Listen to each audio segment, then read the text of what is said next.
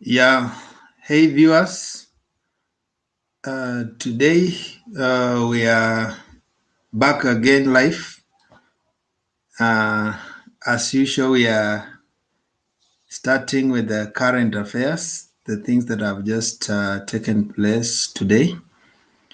And if you have been keen, you realize that all roads were leading to Mombasa. There are many events that happened in Mombasa. One of the key things that happened is Uhuru had a meeting with the former NASA principals. I'm using the word former because they disbanded the NASA thing. And also, there were issues to do with the replacement of Governor Kingi, as the ODM chair in Kilifi County. And so these are issues that are current, and we need to understand what's going on. And as patriots, we have to discuss these things and see their political implication. Is Kingi warming up to go to the other side of the political divide? We want to know. We also want to know, is Uhuru careful to unite the opposition until they pick one of them to replace him or to succeed him? These events are the ones that have taken place today. And you are welcome to give your opinion. In this studio, we value each and every person's opinion. We welcome views from different sides, only that we don't entertain insults. Let's debate soberly. You're free to take your side. You're free to take your side. You're free to support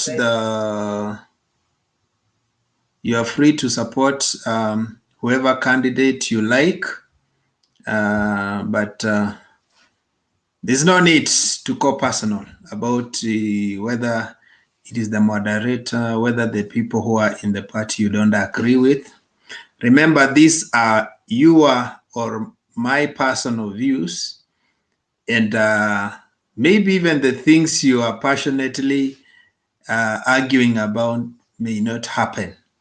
So it should not be an issue to make you be an enemy to your fellow citizen. Just take your time, share your opinion, the way you see the events unfolding, whether they are of importance to this country or they are just there to pass time. So, Franco, you're welcome. Okay, you're welcome. Yeah. Are you Thank you, hearing me, Mr. guys? Wekesa. Are you hearing me? Yes, loud and clear. Okay, thank you. You're welcome. I'm humbled to be here. Today, have you watched news? Shortly, no, I've just come on. I didn't watch news. But at least you are privy of the. Nowadays, people don't watch news on TVs. They get the events real time from social media. And Yeah, when I most say times. you watched news, I mean, are you privy of what has taken place today? In terms of our political environment, are you aware of the things that took place today? I've just come online, and I think I'll chip in if we start. I'll chip in. Okay. But I always follow. I know if you're not updated, today's topic is Uhuru met the opposition leaders in Mombasa statehouse. And after that, we saw them parading themselves. Kindly, when you enter in the studio, you mute. And if you are in a house where there's a background noise, again, you mute. so that there is no echo in the studio. Yeah, so he met the opposition team in Mombasa, and then they came out. They didn't share any statement. They just showed solidarity, and then they left. So we are left to speculate what they discussed. Although on the government page, they say that they were able to discuss issues to do with COVID-19. But as politicians, we have to double click and say that there's more than meets the eye. Yeah, so you're allowed to put forward your hypothesis. It's never wrong to put a hypothesis of what transpired. Yeah. So can I say something? Yeah, you can say something. Okay. Thank you, Mr. Wekesa. And thank you for the background. But from to those, I'm new to the page. I'm Francis Mwebembezi. This is my first time to join the studio. And You're I welcome. feel privileged to be here. I've always followed this program. Now, going to today's issue, that meeting tells a lot. You know, with politics, mostly, I think like such happenings, that's why we get this phrase of politics is dirty. Because there is no genuine leader who says, or because if he's meeting the opposition, why the opposition before he meets his party members? And it is dangerous for a stepmother to love the child of another wife more than the mother of the child. So for today's meeting, though they didn't say whatever they discussed, there is a lot they're hiding from the Kenyan population, which I think is not right. Because if it was something about COVID, then they would have said what they discussed about COVID. You can't just say COVID. We have been in COVID since last year.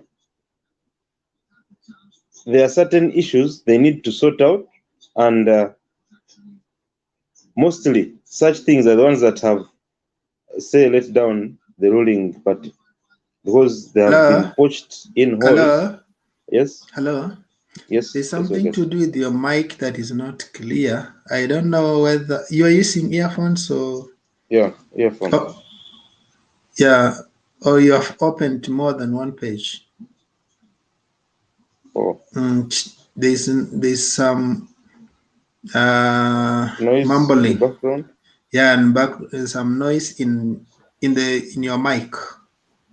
Hapana, hiyo ni wewe. Ni mimi? Mic yake iko poa. Ni kwako, mic yake iko poa sana. You can continue, Franco. Yeah, so what I was saying is, let those people sit down and tell people the truth. Because if they keep on dilly-dallying and talking of things that are not happening, they are creating more chaos. I think that meeting was up to something, though they are hiding under the COVID issue. That's all I can say for now. And then Wekesa, kuna dema nataka kuingia hapa anaitwa Princess Kate. Princess Kate, you have never connected your mic. Every time anaingianga anakaa hapo nje mpaka anatoka. Ukimwambia connect mic, she doesn't connect. There is no way we can anda kama haja connect mic.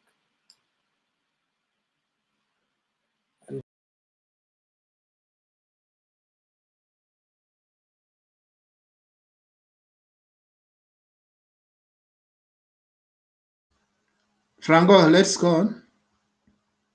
Yeah, Mr. I guess I said all I could have presented for that topic about that meeting in Mombasa was the president is hiding something from the Kenyans. And it is high time he came out boldly because the meeting aside, You remember from the word go, when they talked of him 10 and the other one 10, but midway, things changed. Now, that changing is the one that has brought almost all this up and down in politics that side. So, you'd make me, I would allow you, let me submit that for now, and then I can come in after other people have said something. Okay, let me just ask you one question. Yes, Mr. So according to you, the government policies are less important than the political promises. That he promised somebody 10 years in a political rally should supersede his policy of, because when they began the 2017, he said his agenda is to unite the nation. Yes. And uniting the nation to us speaks to the whole nation. So according to you, should the political promise supersede the policy of uniting a nation? Now, Mr. Wekesa, if you can't keep your word, how will you do other promises? Because for me to trust you, there are certain things we look at first. And no one is saying you should not fulfill the policies of government.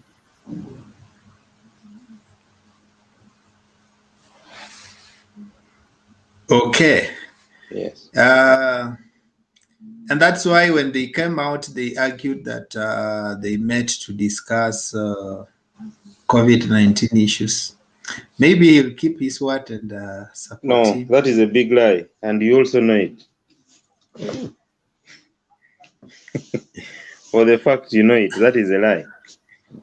Do you remember that time when the president said that we were just going on well? I think this was in Bomas. That clip, it was somewhere.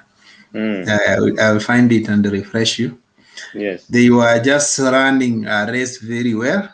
And Uhuru knew that he's going to hand over the baton to his deputy. Yes. But when they began the second term, instead of running towards the person who has the baton to get the baton, he started running backwards and going in a different direction. No, you see, that backward, the running backward comes in whereby, let me say, if we have had an agreement between me and you, Mr. Wekesa, to do something. Now, midway, before we do that something, you bring in some other person to accomplish what we had agreed. How would I react? And now that reaction is the one that has caused all this, because he feels betrayed.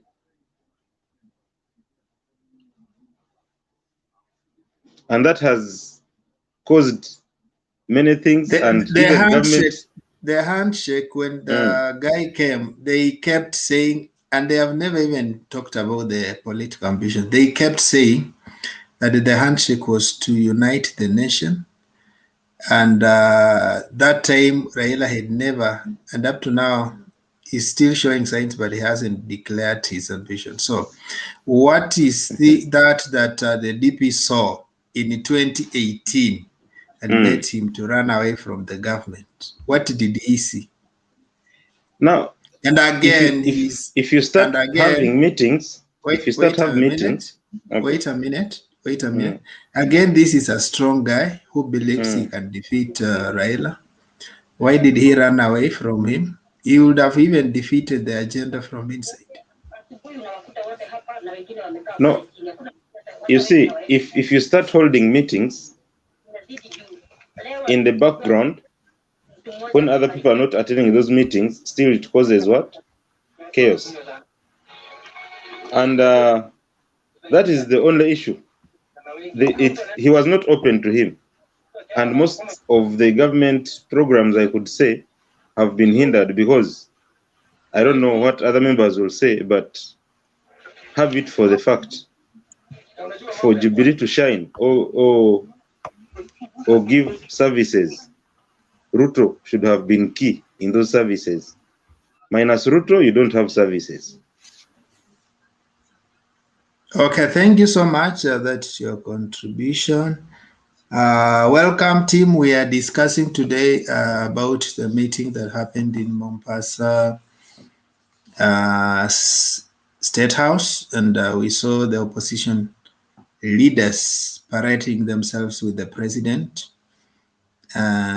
So there is a show of something happening. So what is your take? Has the president fully abandoned his deputy and he's keen on having one of the opposition people or leaders occupy or succeed him? What is your take? Let me go to let me have this guy is called Jonathan. Yeah, Jonathan. Then we have Donald. We can go in that range in Rupia and Rome in that order. Jonathan, are you? Yes, you can make your submission. Yeah, for me, I think like someone is lying somewhere because like when the other NASA leader they go to, let's say, public, they say, I don't want to work with so and so, I don't want to be with so and so, next year I'm running alone. Then in the night or later they are meeting. That's what I don't understand, and that's what I it doesn't get me. Something is fishy. I don't understand. But concerning like if Uhuru has abandoned Ruto, I think Uhuru is not a bad person. Uhuru is just maybe wanasemanga kila shetani na mbuyu wake. So it means maybe Uhuru saw something that our dearest deputy president is doing or what he is up to. Then Uhuru just decided to say like, I will just decide not to support this guy. Maybe there's something wrong, you know. Maybe if we ask Uhuru, if someone asks Uhuru, Uhuru will tell us maybe one day or one time when the time comes, he will tell us like maybe Ruto did this and that. That's why I'm not like much close to him nowadays, or that's why we are not that close. But I don't think it's not that bad. Like maybe Uhuru don't want to be with the Ruto. Maybe it's just something wrong with the. You know, every coin has two sides. You know, you don't know what is wrong with them, the both of them, or maybe. But for me, I'm sure Uhuru is a very nice person. He has been a very good president. I think he just saw something is not right with the Ruto, because even Ruto started campaigning very early, since 2018 when the handshake just unveiled. Then he started campaigning. He started going around campaigning like my 2022. He started piling up guys and started abusing him. Then he is silent, but we don't know what's the reason behind the curtain. But with the other guys, I don't know. Daylight, they are insulting each other. I will never ever support so and so. Even with rain and sunshine, I cannot support any person. But I don't know. I don't understand why they are always meeting, and I don't know what they are discussing. That's my take.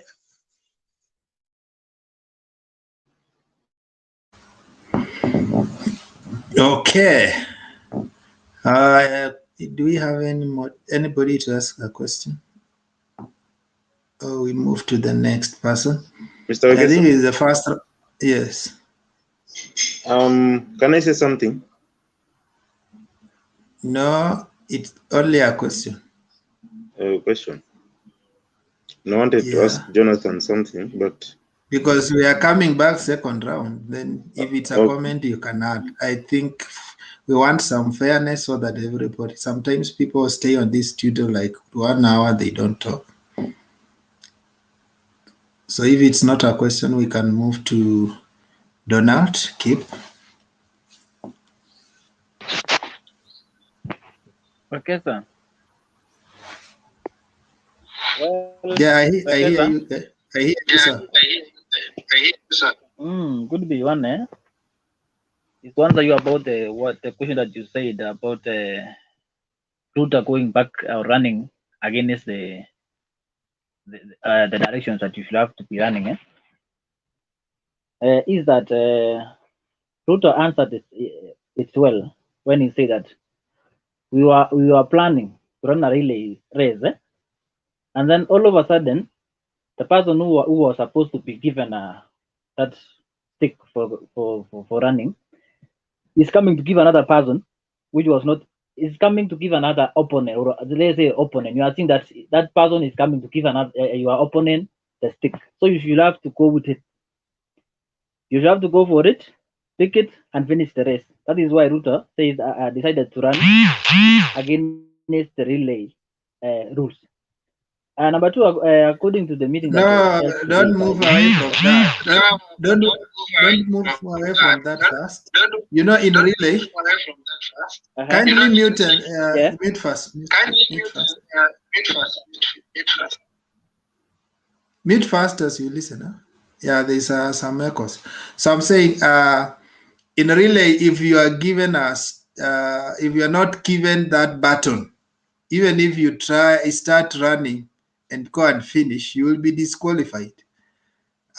So you have to wait for the button first. Even if the person who was supposed to give you a button falls down, you don't just start the race. In fact, you have to run towards him. You pick the stick and then start running. But if you just do it, then you may win, but be disqualified. And maybe that is what is happening.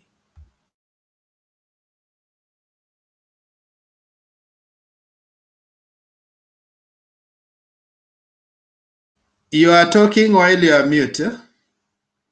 You are talking while you are mute. Unmute it and then talk. Okay. I was saying, Uhuru was almost giving the Ruto the stick, and then let's take for example that now he falls, or he saw this thing that Uhuru is coming to give another person or the opponent these sticks. That is why Ruto has decided to go for the stick first of all before this Uhuru handed the stick to the opponent. That is why now he goes for the stick. Then he's now running almost to finish the relay. That is not the topic. Let us put aside this one. When Kesa, you say that these people was planning development to us, let's say to Kenyans, for example. But is that the real thing that they are planning?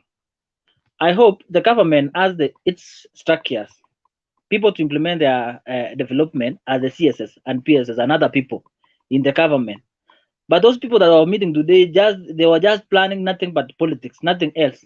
And all of them, if you can rank all of them, they are all greedy for power. That is the reality. Because when you see Davadi, he is planning to fight for the president. Kalonzo Musyoka the same, planning to fight for the president. Gideon Moi, a person whom he cannot even convince a single KALONZO to vote for him. It's only in Baringo whereby Gideon Moi is known. He's greedy for power. Talk about all those people.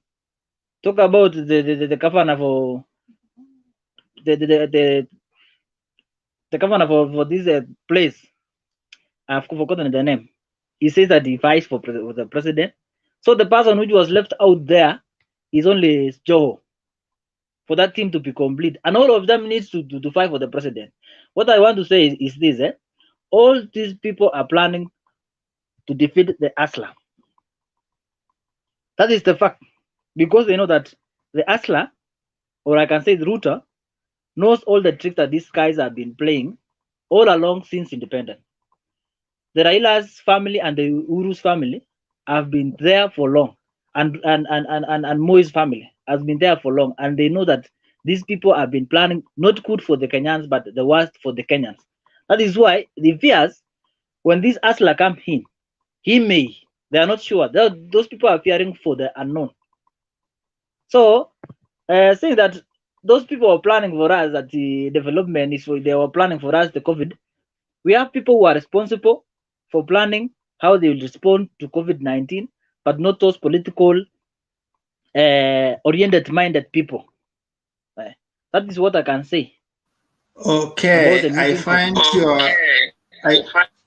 Mute, kindly mute, kindly mute. Okay, so I find your. Okay, I find your your assertions not true. When you say these guys are greedy for power, these are opposition leaders, and for the last 4 years they toned down political ambitions and allowed the government to work. And there's this person who is in government, yet he has campaigned for 4 years. Who is greedy for power? From 2018, you start campaigning for 2022. So out of the list that you see people looking for presidency, who is greedy for power? Comment in 1 minute, then we go to the next person. Do you have a question, Franco? No, you had asked something of who is greedy for power. Let him answer first. If he's defeated, you can support him.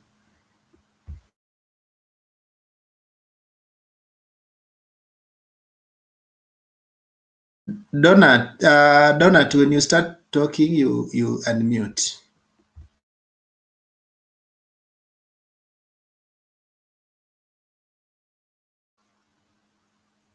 Okay, I think Franco answer in 1 minute, then we go to Rupia. Okay, now I'll be brief. People who are angry for power, to me, I would believe it is those the known people that have not changed face on the political scene. And when you say they were quiet, they were busy eating on promises that they would be next. But now things have changed. They see they're bringing someone else. Now they are making more noise to get on the issue of the bargain. They're not there for the Kenyans. They're just increasing on the bargain for their share.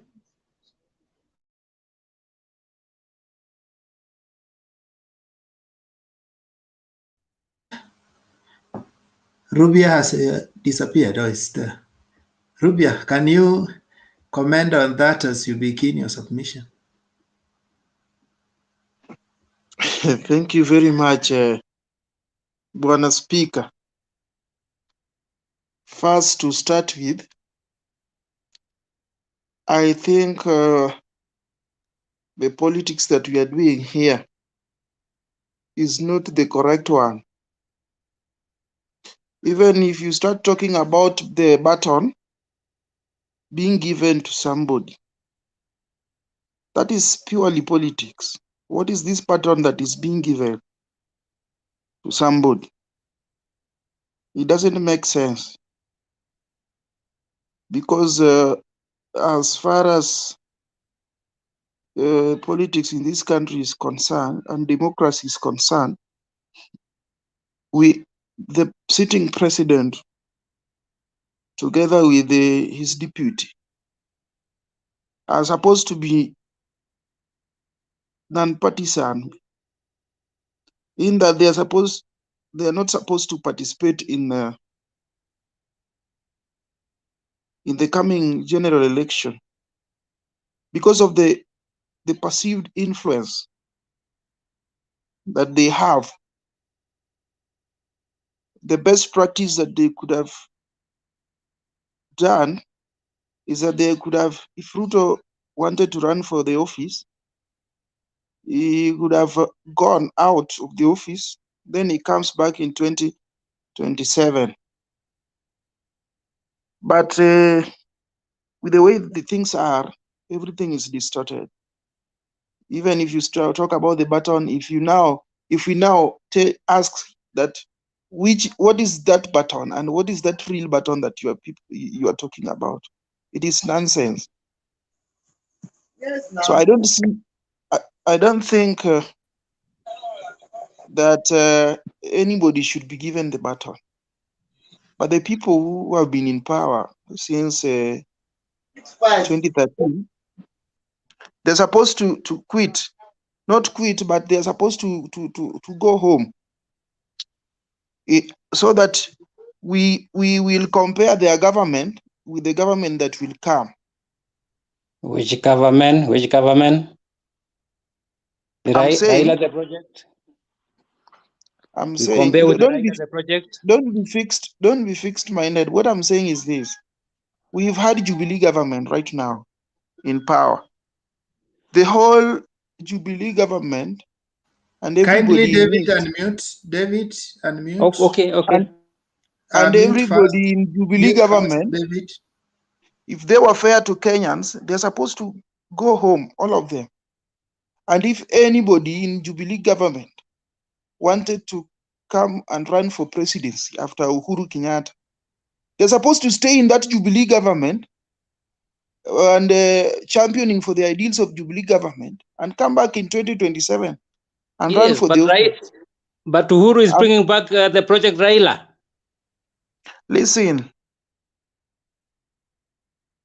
what I mean is that we should not have any element of Jubilee after ruling this country for 10 years. We should now be talking about the scorecard of Jubilee. Yes, where they but did RAILA well. is That is not a question, David. David, kindly let's be ordered. There is an echo, so that's why I'm saying mute first. Allow somebody to contribute, and then the question should not allow somebody to finish the point, then ask the question. Kindly.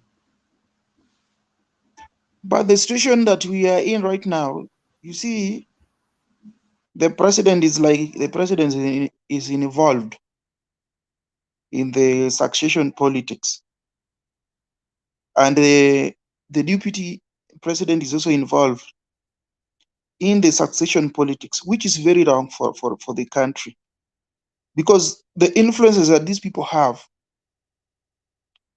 might not actually make a Kenyan vote count. But what the election is about is that each and every vote should count. Kenyans express themselves through voting. So the government that is in power right now ought to have gone home, all of them, and come back in 2027 if they want to run for other offices. After which Kenyans will say, we've now had this new government, and we don't know which government it will be. And comparatively, with the government that was there in 2017, 2022, we could say that maybe the Jubilee government was better than the government we have right now. But that is not going to be there. We are going to have interfered with elections. We are going to have rigged elections in 2022. And we are still going to have a polarized country after 2022, just because of the practices that are being carried out in Kenya. Let me go now to State House Mombasa. Purely, and it is out that the president was trying to convince the gentlemen to sit together and move as a team towards the elections of 2022. But against the seemingly, hustler. David, what is the matter? Something is burning in you. It's What is burning it? in me. Yeah. David, kindly wait. You will be given chance to make your submission. Yeah, we want to have an orderly discussion. If you want to contribute, then lift up your hand so that we do it in an orderly way. We don't want it a shouting match. Proceed. Okay, just tell David that shouting will come after this because people will shout here. But right now we are giving our we are giving our submissions. After that, people will be reacting, and that is we are when just people beginning the show. Yes. I always like the first, even the first submission. People should not ask a lot of questions, so that we build up the discussion. In fact, what you should do is that we should just submit all round. Then the round one is submission. Then people will note down the questions that they have or the reactions or they have. So they will come in with that after we all submit. Then what people will come with what they have, maybe reactions and whatever they have. So what I was saying about the meeting at the State House in Mombasa,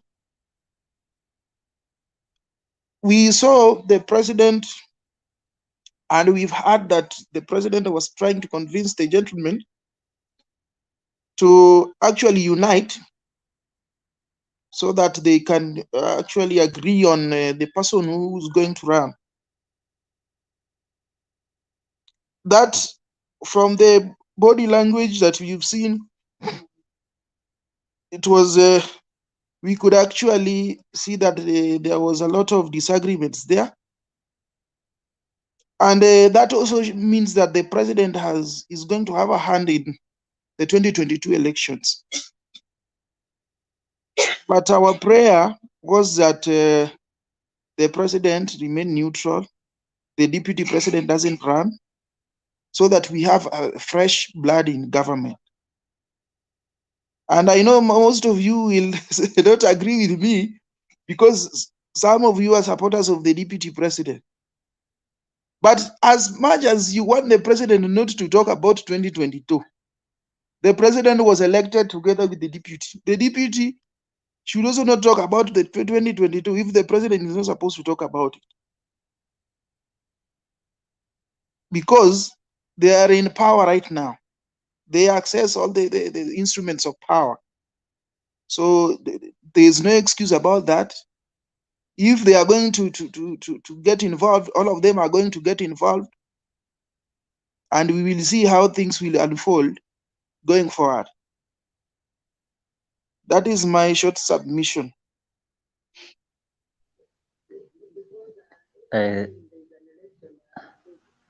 Thank you. Thank you. It's my turn now. Who is saying? It's Arome, me. yeah. Arome, yes, it's my turn. Yeah, it's Arome. Yeah, it's Arome. Can you pick up from there? Yeah, there's something that Rubia said, and it's in order. Sometimes when you react to just statements, you realize even you didn't make a substantive contribution. But if you write down a question and you think through it, sometimes when you contribute, you make a substantive contribution. Sometimes people just react for the sake of reacting, but not necessarily that they are making a substantive contribution. Thank you. So, Arome. Okay, first I'm proud that today we are soon receiving another member in the Hustler Nation. Kilifi Governor Amason Kingi has officially moved out from ODM, so I'm proud of that. The region is changing. Okay, going to the topic of today.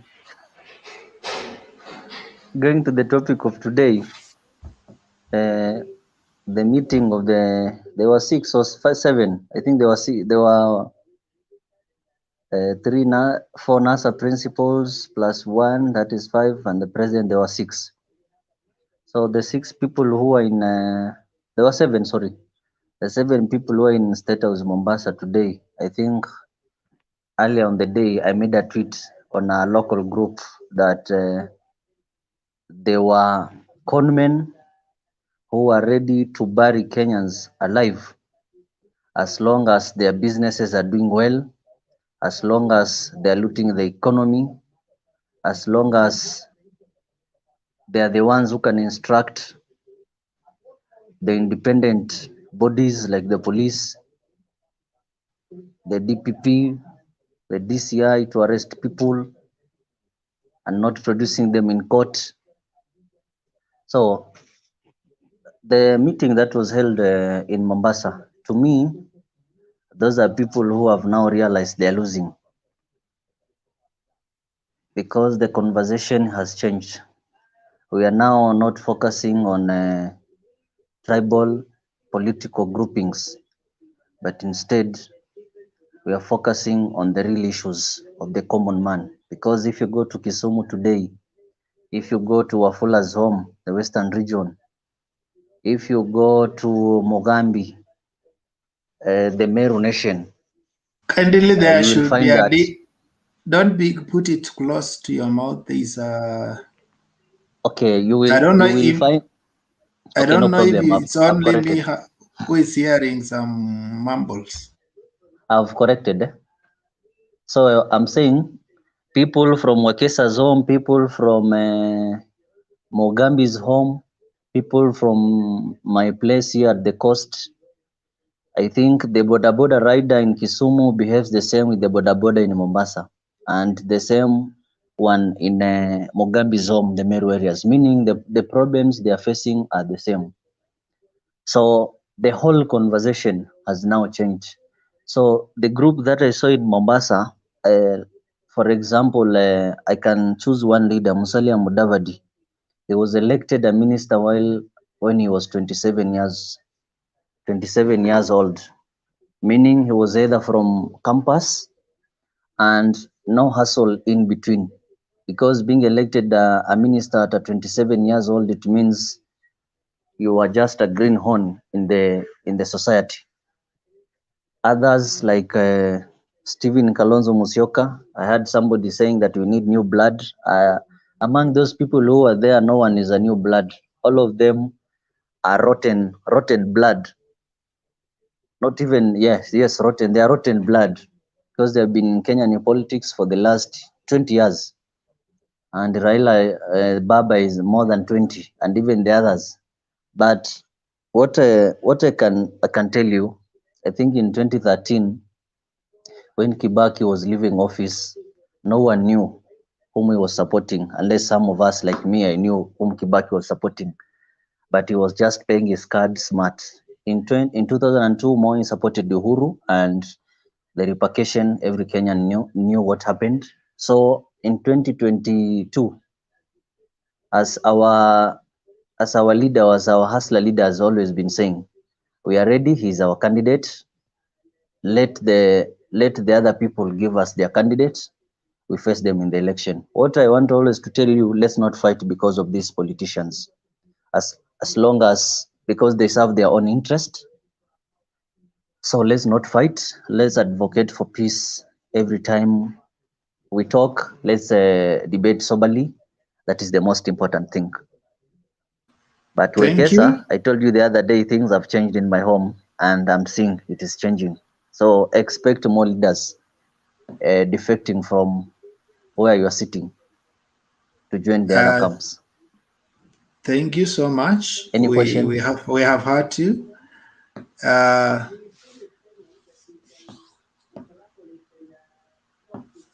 I Any don't want question? to ask right now a question. Let's go to the next person. We will open up for questions. Ruben, just write down questions, guys. Who wishes Okay, to ask me question? Ruben, can you make your okay, submission? Okay, so unasikia? okay, thank you. One of the question I always ask Unanisikia myself, kweli? Kindly, Arome, mute your mic. Let Ruben make submissions. one of my question I always ask myself, I agree all the NASA readers are readers, and also William Ruto Network is ama? a reader. Are we together? Are we together? Arome, kindly mute your mic. I always agree that the core principles of NASA are readers. Also, William Ruto is a reader, and also Uhuru Kenyatta is a reader. My question, which I always ask myself, what was very hard for Mr. Uhuru Kenyatta or President Uhuru Kenyatta to bring all those readers together on a table, give them work to do, some responsibility to do, build the economy, and also and when he will be exiting from office, leave a peaceful country. what was difficult for him to do that. But if you are aware of the history of Kenya, starting from like 1963, Kenyatta took, Moi took. The will of Moi was was Uhuru Kenyatta, but something happened. Kibaki took, and also now the main agenda of Uhuru Kenyatta is to build Gideon Moi. And that is why, even if you remember around 2017, when Gideon was going against Uhuru and saying about Moi, about Ulaira, when Uhuru went to see Moi, the following day, Gideon was singing Uhuru Tosha. So here, the matrix was kick out deputy president, confuse Mr. Ondinga by giving him power, police, red carpet, and then try to bring the son of the old father, Mr. Gideon Moi. That was only the matrix. Now I always support Mr. William Ruto because you cannot be assume you are in that relay, you are running. And if the relay is supposed to have to have 4 people, somebody just bring a fifth person between you and him, and that one was not the rule. So you will just be confused. What is the importance of this this person who have been added? And also you cannot relax and they see some confusion. You will just prepare. You will start preparing yourself. Maybe that 5th person who have been added is just to jump you and give the next person ahead of you. So I always support Mr. William Ruto. He was right. Ruben, Yes. I don't want to Yes. ask you a question, but I want you to be consistent in your submission. Yes. Because you started saying that what was the problem, what was so hard for president to bring all the people together. Then you are ending up by saying that by bringing his, he was pushing this out. I don't know. Okay, you make your submission, but remember Okay. what you started with when you go to the next step. Huh? Yeah, and that is why I said instead of bringing them together,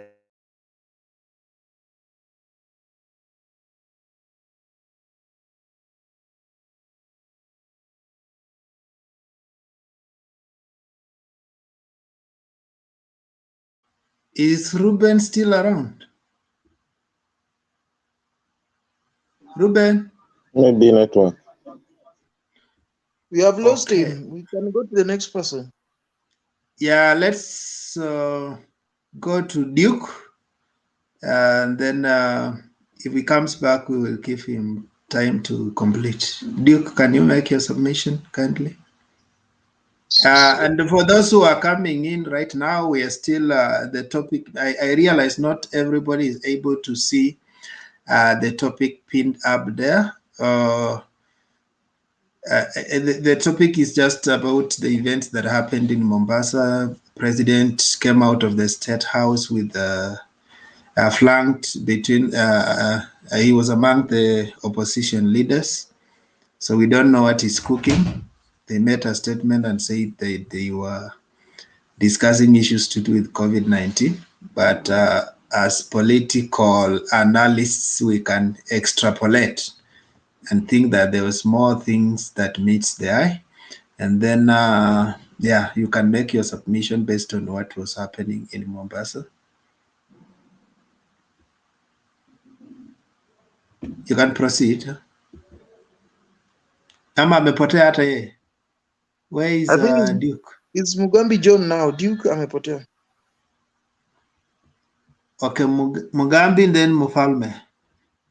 I don't know where Duke has gone. No, Duke. Duke, what has happened? Duke, Mugambi, can you you can unmute? proceed. Can you unmute? Yes, I'm here. Somebody put me in backstage, but I'm back now. So, regarding what was happening in the meeting which took place in the statehouse Mombasa, what I can say is this. They gave what they discussed. They said they were discussing about COVID and peaceful coexistence of Kenya.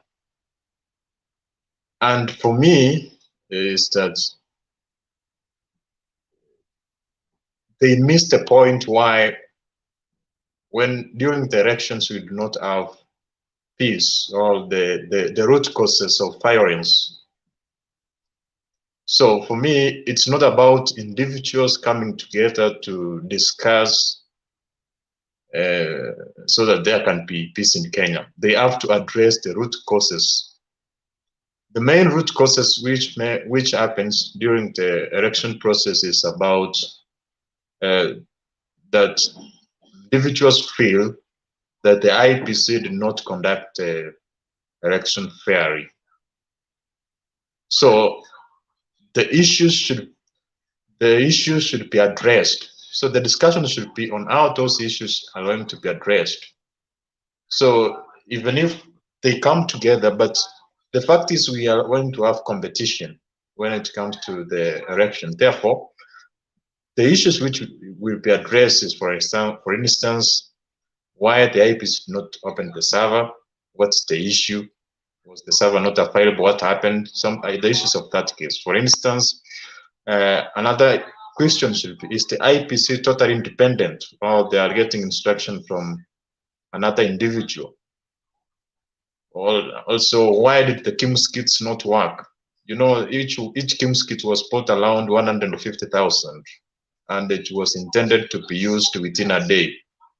And like almost 99 of them did not work. Whereas we have mobile phones of 10,000, which works for 5 years and beyond. So were those devices failed by design? Who failed them? Are they going to fail again? So those are the key issues which should be discussed, so that when the election day comes, the process will be so transparent and so open, to the extent that if a person is defeated, they will have no excuse. So that's what can solve the conflict which arises every 5 years, and not about individuals coming together. So that's actually my brief presentation today. Well, because just for information, I think preliminarily we've gotten the information on what was discussed, because I've just watched news now and they're saying that the president actually urged the gentlemen to unite because time was not on their side. So the stage is set that the president is supporting one of the guys.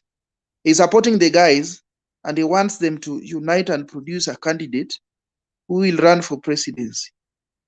So I don't think it's Nani. You can if people go to meet, they have their own agenda, but you cannot set for them an agenda to go and discuss. So that is what was discussed. I think that is we can talk about that. Oh, can we say hello? Hello? Wekesa, you are mute. Okay, sorry, I'm on mute. Hello? So I'm saying thank you for the info, and Duke, had you finish your submission?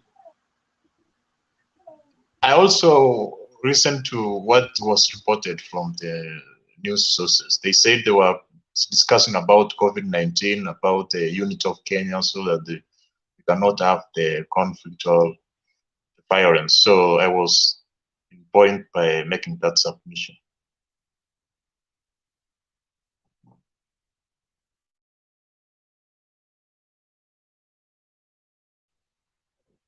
Wekesa, you are mute again. Wekesa, you are mute. Sorry, let's have Mugambi, then Mufalme. Okay, thank you so much, gentlemen, for this moment, this evening.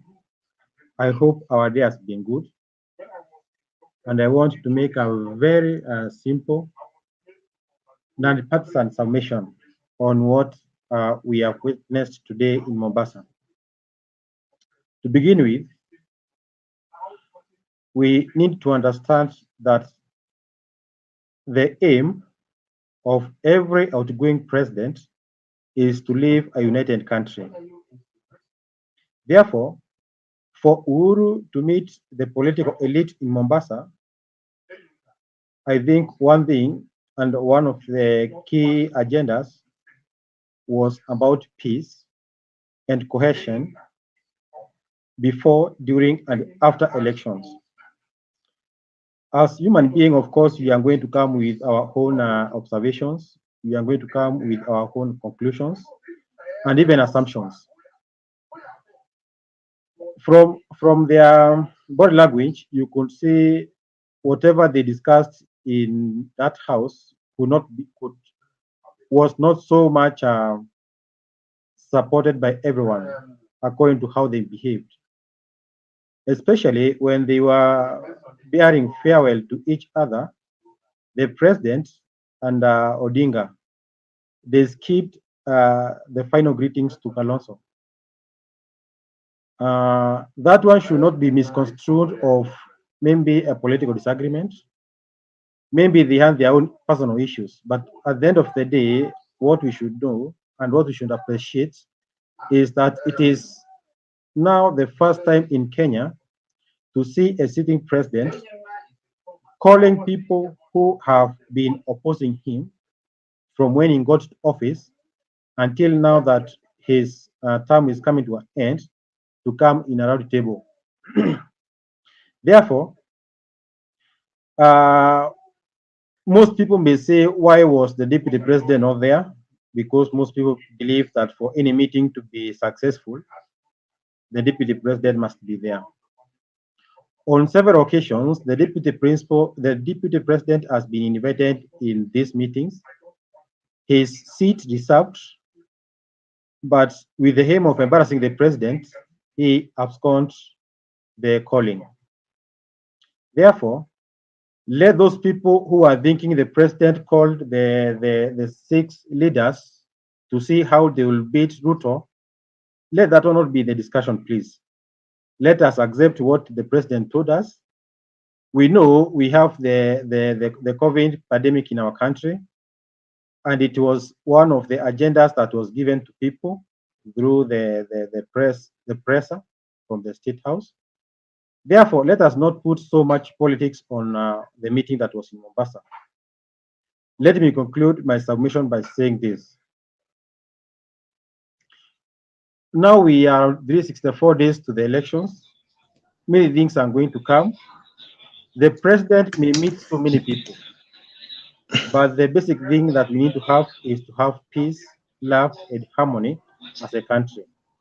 And as analysts and supporters, let us always guard our tongue on the ones that we are using. For example, I expect all of us here, we are respected in our whole setup. But when I sit down and call a sitting president who has the power to lead our country and the people that he calls rotten people, old blunt, I don't think there's anyone who has a young blunt. Blunt is blunt, not old, not young. That is why a man as old as me can be called to give a blunt to the youngest person, to maybe a 1-year kid, meaning my blood is not old. So let us watch on the ones that we are using. And the president is championing for the peace of our country. Let us focus on that. When we engage on active politics, then from there we can use whichever propaganda we want, but let us not politicize what president has done today. Many people, why are they not saying the president met the prime minister from Somalia? There are so many things that have happened in Mombasa, but when you hear some of us here discussing, they want to whitewash the president to mean that he was political. No, I think that is what I can say now. I know we have other sessions. I will come to contribute. Now, from my hard point of political standing, thank you. Thank you. I think you were being brief and being briefed and someone is on. Someone is on. John. Okay. Okay, Wekeza. I want just to ask Okay. The next person, Mfalme. Do you hear me? Unanisikia? Do you hear me? Yeah, I can hear you. That mic I think Donald's mic has a problem.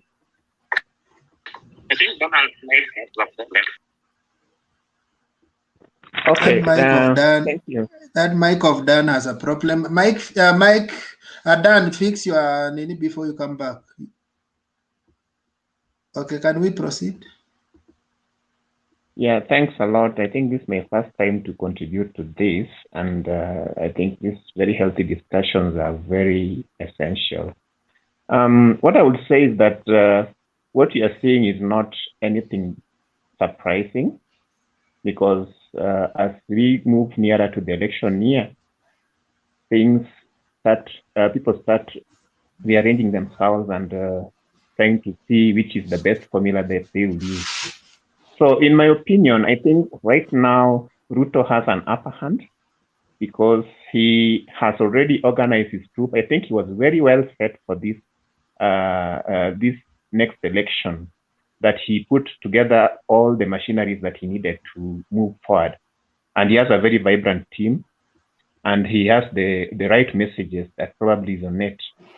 I'm not his supporter, but I'm just looking at it maybe objectively. On the other hand, I would want to say that for Uhuru, I don't know what Uhuru has at the back of his mind. But from what we saw today in Mombasa, it seems like the devil is in the details on what was there in the handshake.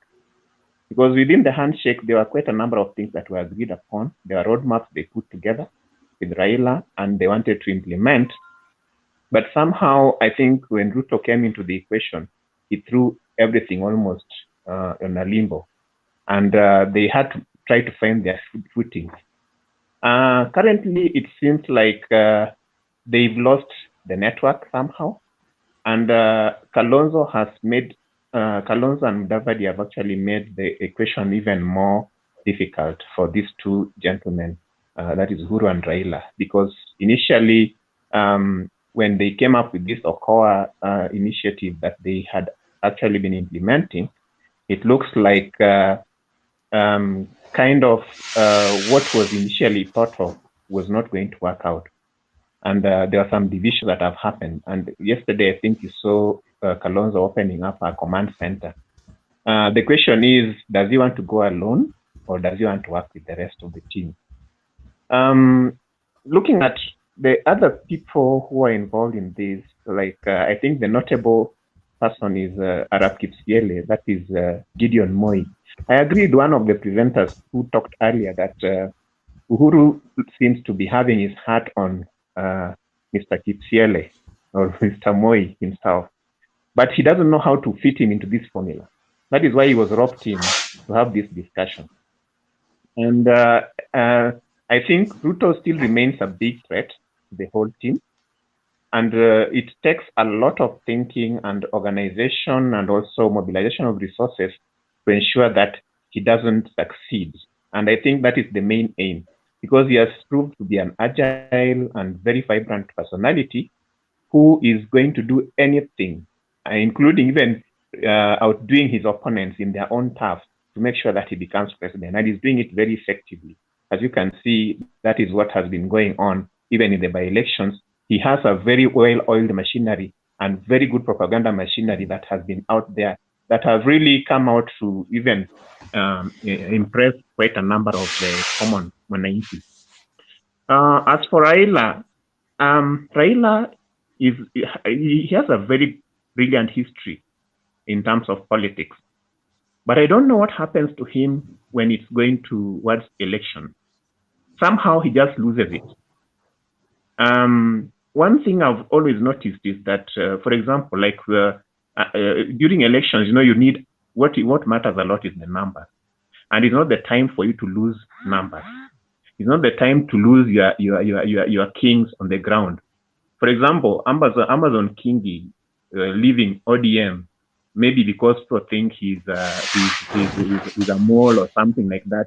I think that is one mistake because it has a significant impact on the turf, on his home turf. There are people who believed in him, and when he leaves with a huge chunk of individuals, and this is not the right time for people to leave. Yeah.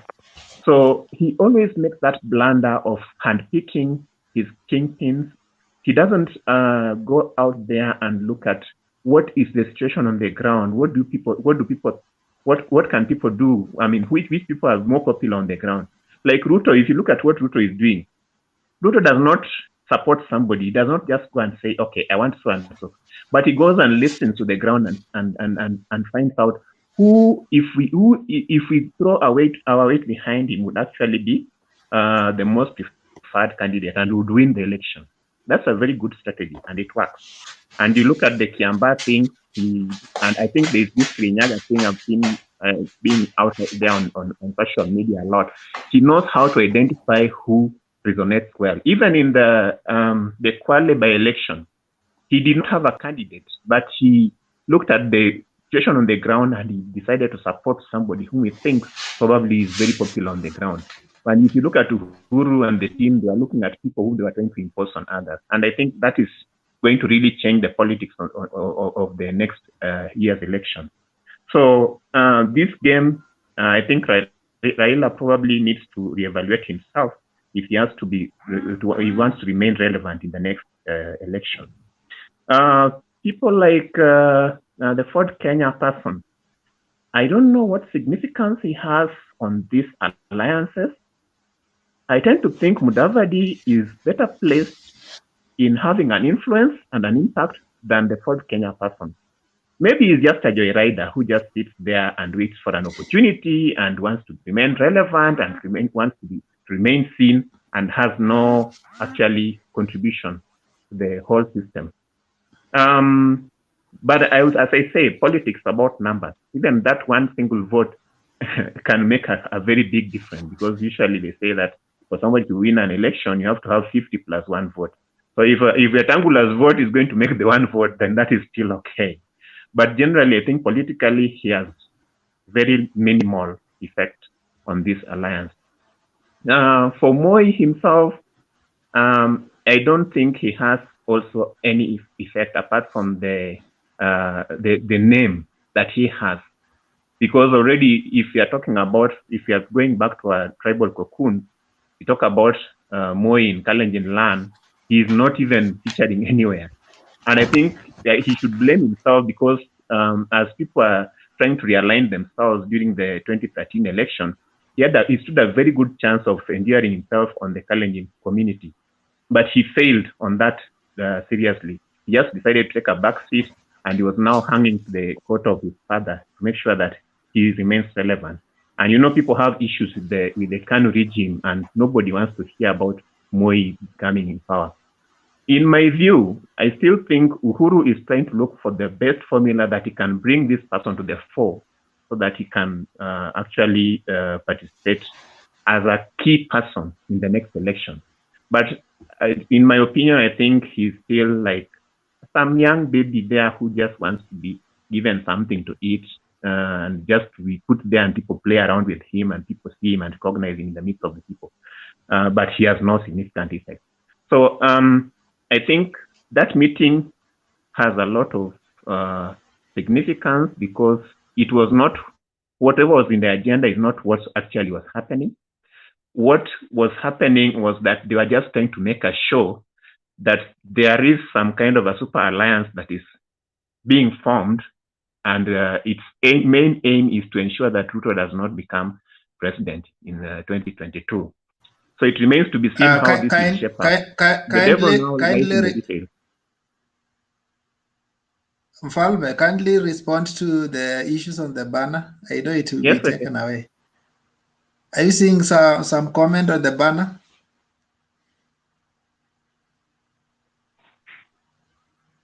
Or the issue of looting? Someone Yes, is saying saying that you are Ruto trying is to not fool fresh. Kenyans in your discussion. You can't tell us that William Ruto is fresh blood. He started looting the country when he was a member of YK92 and has milked Kenya dry by stealing everything around him. He is the current vice president and has not done anything substantial to anybody to think about voting for him, while Raila has made Kenya to be what it is today. I think Kenya doesn't need the narrative of fake hustlers and wheelbarrows. Well, those are Magufuli's opinions, and I really respect it.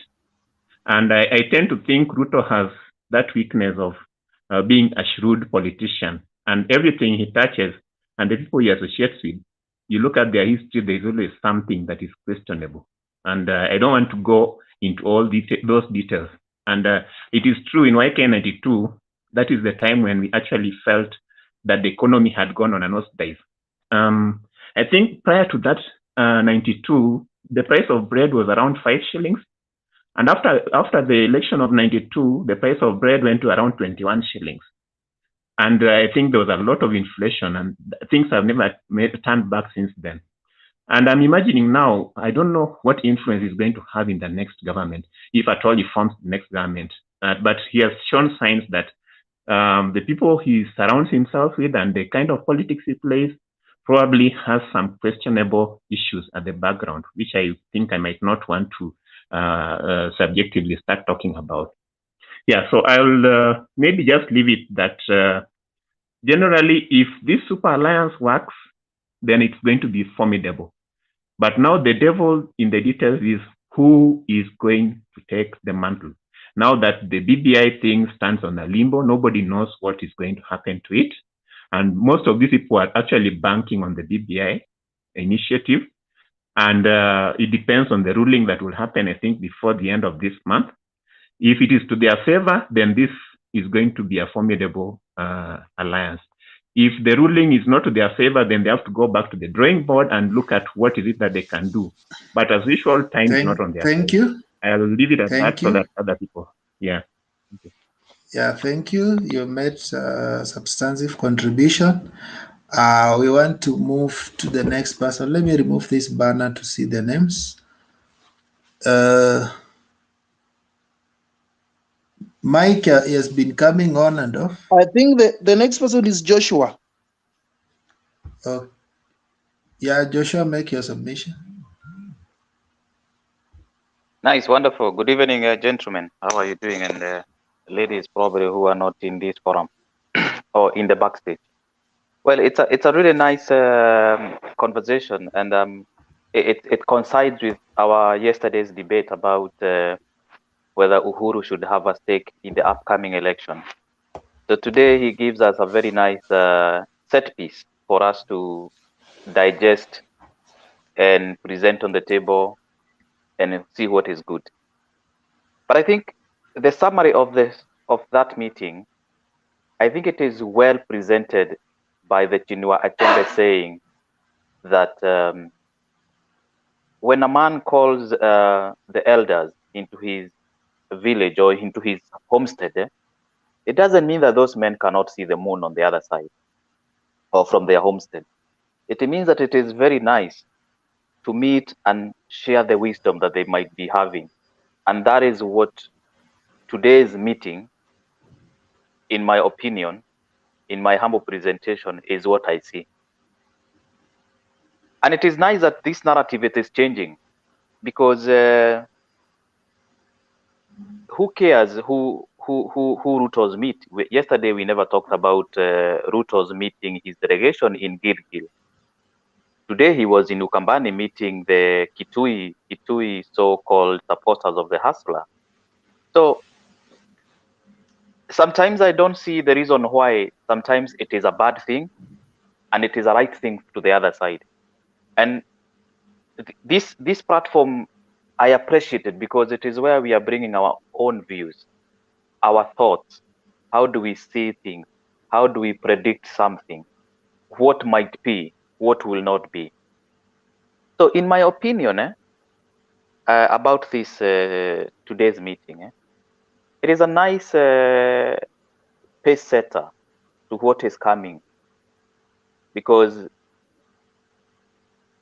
I think reading to the member who are present there, the Luya community seems to be over represented when you look at Oparanya, you look at Mudavadi, you look at Wetangula, which is a good thing. And I think Mfalme has made a very nice submission on who has the potential and who does not have the potential. And I think this is a dilemma that will come if this Okoa alliance will come to pass.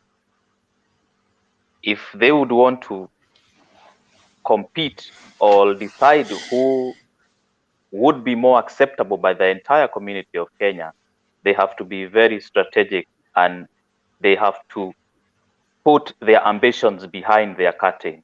I don't know who will do that. I think, again, I would also want to quote the man called Obi Okonkwo. I think Obi Okonkwo was this man who was presented by Chinua Achembe as a man who was facing a lot of pressure of the world. The world was changing so abruptly. And this is what we are seeing in Kenya. The dynamic change, that every day there is a change in the politics that is happening. So who will be brought down by that pressure? Who will be able to withstand that pressure? I think it is that person who will be able to show from the history and from the future that he can be able to recover all. He can be able to propel Kenya to another direction. I have followed and I've heard someone talking about using those, and I don't want to demean them, but trying to say that, oh yeah, these people are selfish, these people are not selfish. In politics, everyone has their own interest and everyone wants to present their case in a better way. So the narrative of saying that this is hustle or this is dynasty, it should end. And it is time for us to sit down and discuss ideologically. And that ideologies or these ideologies must be able to sustain by the wave of the time. Because if we were to go on the other side of the Hasura nation, they are not, it is not that they are good. Because what do we see? What we see in those small meetings, we are seeing the former member of parliament, the former leader members, who in the real sense, they are not hustlers. They are not hustlers. So the whole question about who will become and who will not become, it should not worry us so much in the conversation. The question is, how do we bring the spirit of making sure that there is that cohesionness, and not just about the cohesionness in terms of the peace, but also in terms of the prosperity of the economic being for the people of Kenya, whereby the most essential things will be affordable to every person, from the lowest level of citizen from Kenya to the toppest level or to the middle class. I'll tend to speak up to the middle class because the wealthy class, they don't care about they don't probably feel the pinch. They only feel the pinch when they make losses in their company. So for me, today's meeting, it is a good sign that readers can sit together and talk and deliberate something that is important for the nation. That is my humble submission for now. Thank you so much, Joshua, for the substantive contribution. We want to move to hii bana imekuwa kubwa.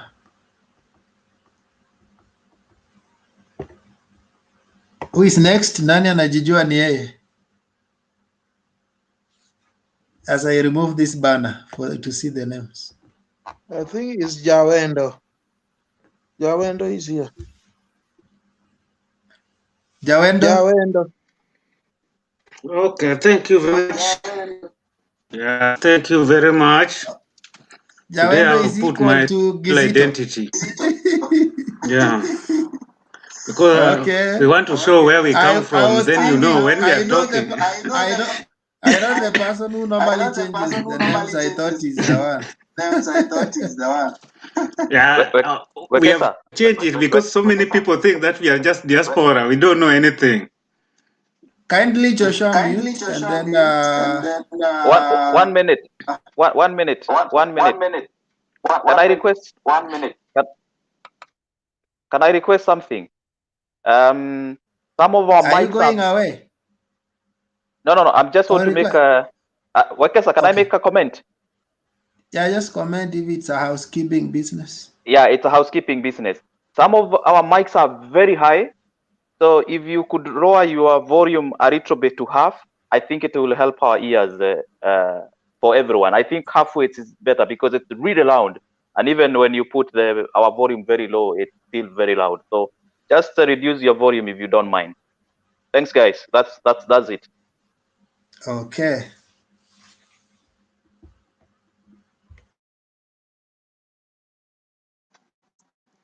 Okay, now it's okay. The volume okay. Yeah, now you're okay. Joshua, my volume is okay to you? Okay, thank you very much.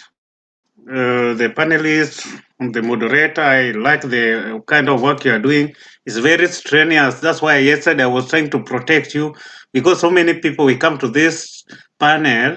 Some of us, we sleep, we wake up, we find that this thing is going on, then we start complaining, we want to come in. But they don't know that you start this thing maybe from 8 or 6 up to midnight. You also want to sleep. That's why Mtembe used to change. Please, to the people who always come late, or let us give moderators also easy time. There are only 3 or 4.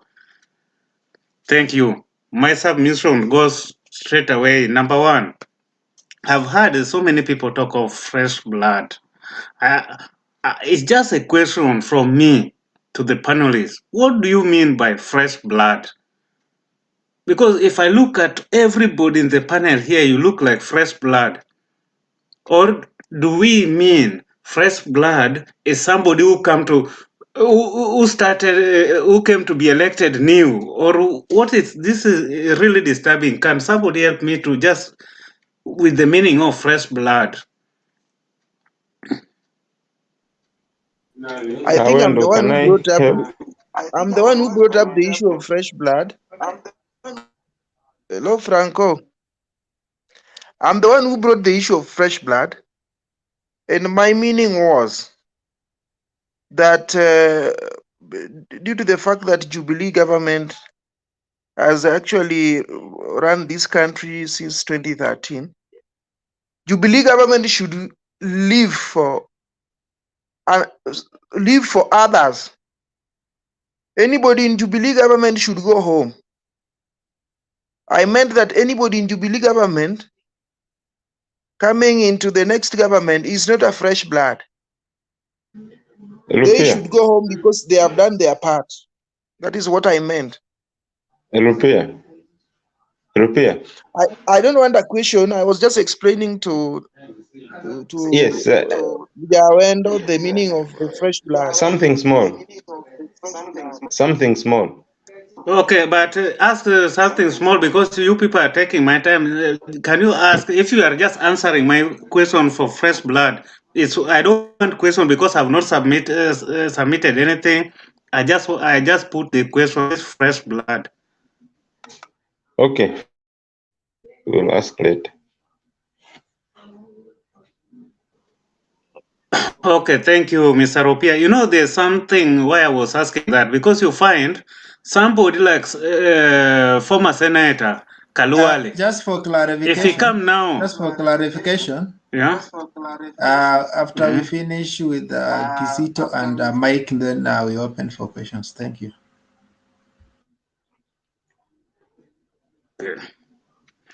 I was asking that question because you find some people coming.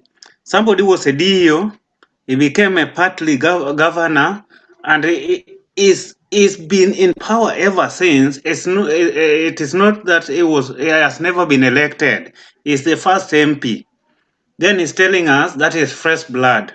You find somebody sorry to mention the people's name, but I just want you people to get the fact.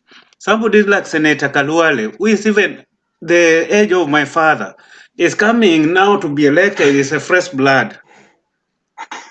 My good friend Alfred Mutua is young because he has policy himself. It's a fresh blood. You know, there are so many things that when we do politics, that's why if you get somebody like Raila, the way he is, maybe he's also fresh blood when he becomes the next president. He will be fresh. He has never become the president. I just wanted to clear this issue of fresh blood because these people, they are just going home, they rejuvenate, then they come back again. When they come, they put on new shoes, new things, they come as fresh blood. Thank you. That Awendo, issue of fresh blood is what I wanted to differ with because they have Awendo. lied to us for long about it. About us selecting leaders or people to vie. There was one guy here called Aromes, I don't know the exact name, Arome, something like that, from Mombasa. He has been talking, or my good friend Mfalme also touched it a little bit. He tried to explain it, but I would like to expand just a little for only 1 minute. You know, not all these leaders, even you who is in the panel, if I ask you between all these people you are seeing, who can be our president here? Each and every one of you will end up choosing one person. Why? Because you've just met here, you've seen this person, he has got the ability, the capability, everything that we need.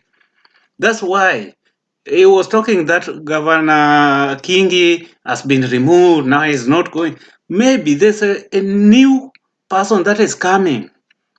And these people, they are talking, they are leaders, they are talking, they are saying, look, I have my party, I don't want to disappoint you people. Can you look for somebody? Because, you know, when you have this small chairman, things like this, they also gain from it.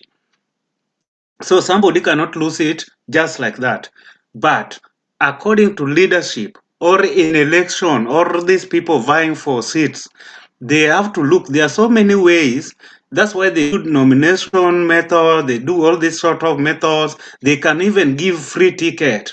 Why do they resort to giving you free ticket? Because, hey, I've got ears, just like the same way Ruto can. Somebody was trying to say that Ruto knows how to select. Even them, they know. Even that Ruto, the way is listening is how these people are also listening. So it will, even them, for them to remove Kingi, there's a point they have reached until they say now, okay, it is enough is enough, we cannot. If you are the chairman, they will say it with their neck people. They look, this man, we selected Bernard to be our chairman. How is he? How is his track? Has he done anything? Is he relating well with the people? You will see. When we find he cannot, we will choose Rupia. That's how these things end up giving free nomination tickets, these things. And they always try. But as a human being, you can choose Rupia, but you end up Rupia not winning.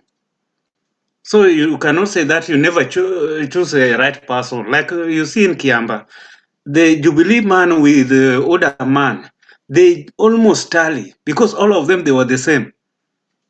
Except only this one person who maneuvered and come and voted, he defeated just with one vote. It can happen anywhere.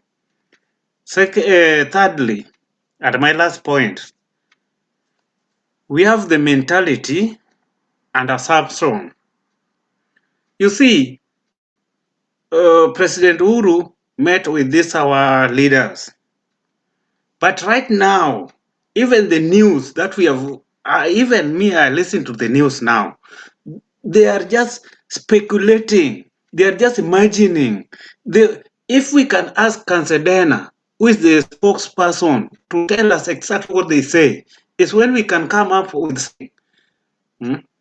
But normally, right now, me as Kizito, when I go and stand with Ruto today, it will be in the newspaper.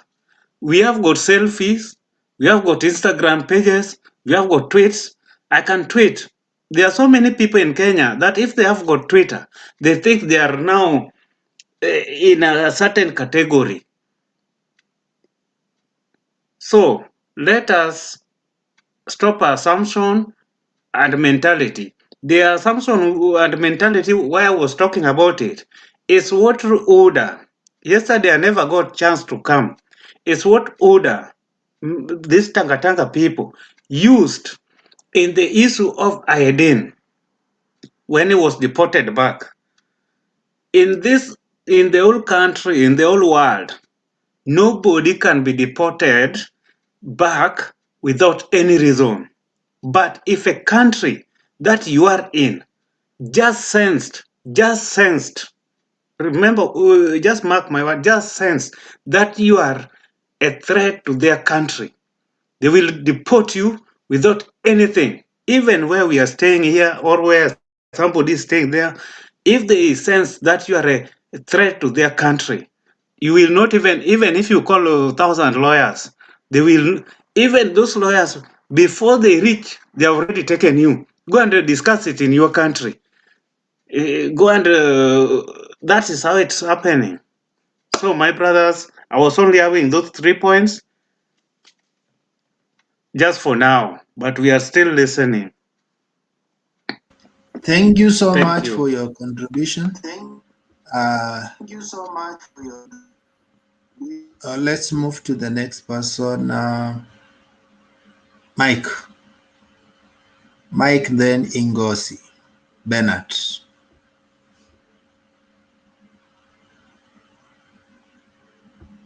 Is Mike on?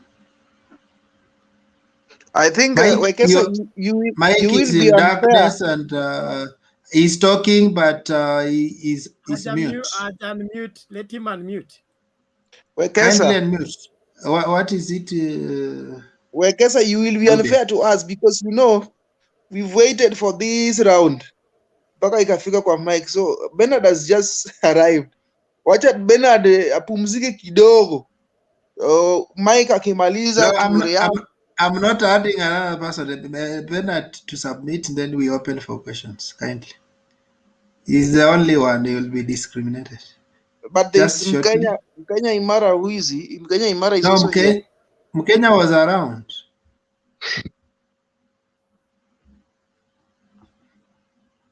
Okay.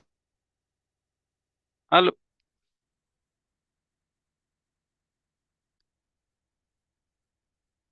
Mike, Hello, are you getting what's me? wrong with your mic? Yes, can you speak louder now? Hello, Mr. and the panel. We are hearing you. Can you Hello, proceed? Mr. Wekes and the panel. Yes, proceed. Yeah. Just about the meeting from what the president meet other leaders in Mombasa. And I think that it's a good show that all leaders can meet when they like and to make the country better. And as per now, Mike, kindly for example, when check on your mic, then come back. Bernard, can you proceed? Okay. Thank you. Good evening, everyone. I'm happy to meet you again on this great platform. And the conversation is building up well. I'm happy to make my little contribution. The president meeting other Kenyan leaders, it's not supposed to be news in the first place. Although Kenyans, we are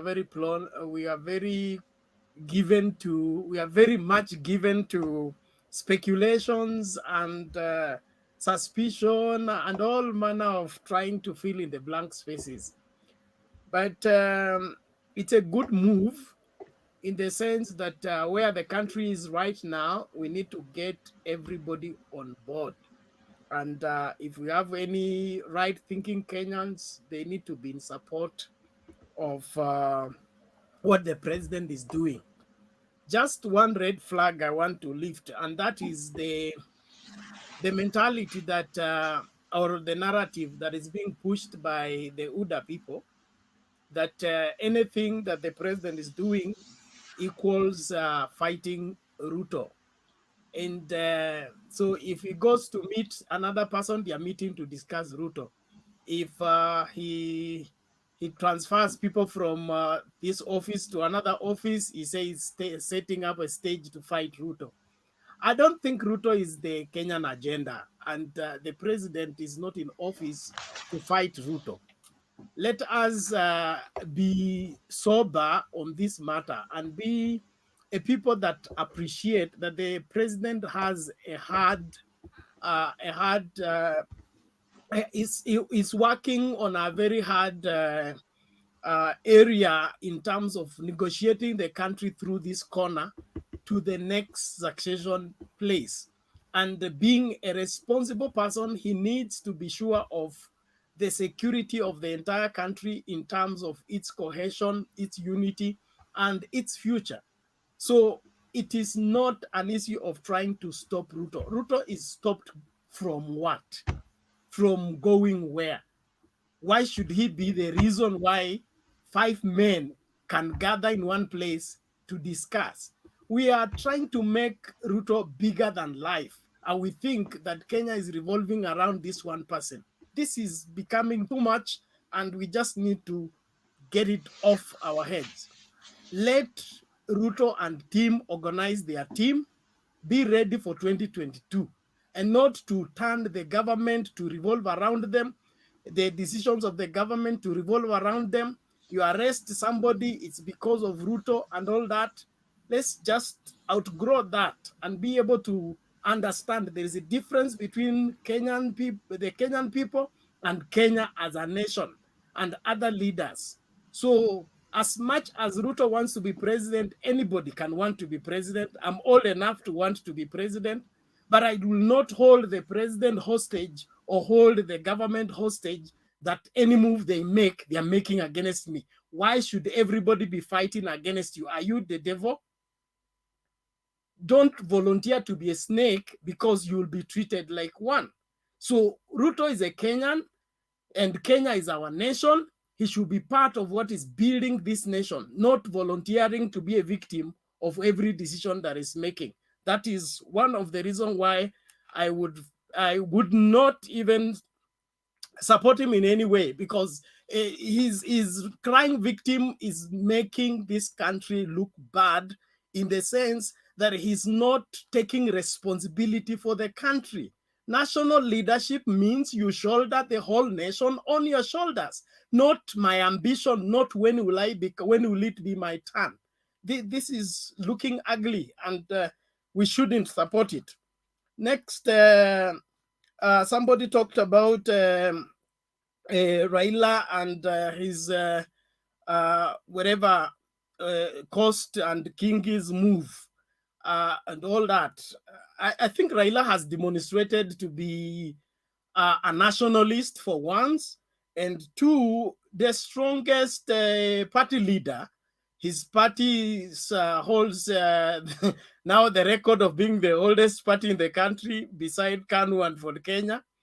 And I wouldn't buy into the idea that he is losing by Kingi walking away. One of the hardest thing to do as a leader is try to hold on people who want to go.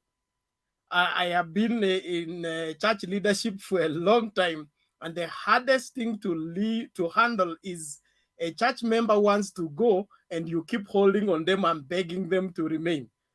Eventually they will become the ministry, they will become the party, they will become everything. So if somebody wants to go, they should be let go.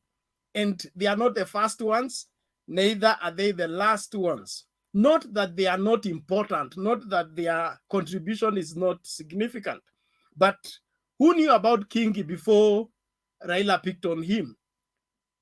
And the rest of that. So he doesn't have whatever a place to challenge the party structure and the party leadership because he has become too strong. So everybody should beg him. That is not how parties become strong. In fact, it was a mistake for ODM party to allow governors to be chairmen of party in their counties. That is the wrong move. The party positions are supposed to be held by civilians, not people who are holding public office. And so if him trying to move away and no more buying into the ODM ideology, I don't think it's going to have any much effect. Baba has a history of picking on the least person and make them greatest. So if he has picked on another person to make him the Kilifi governor, it's going to work out. Secondly, ODM has a very strong intelligence. So if you are in any way eating with our opposition and then coming to dance with us, there is a how we get that information. And the moment that information reaches the desk and it's verified that it is true, we move you away from the kitchen because we don't want our kitchen poisoned in terms of you gathering our news and broadcasting it in wrong places. And any party should react in the same. That is how to manage the party. You will not have all moles around you and succeed in retaining your strength as a party. This nation is suffering from what we call opportunist versus nationalist. And I have a statement here. I say opportunist pick the best, while a nationalist make the best. Any person that wants to be a proper leader for a nation, he should not just believe in looking and picking for the picking the best. He should be willing to shoulder the responsibility of building somebody up until that somebody become the best.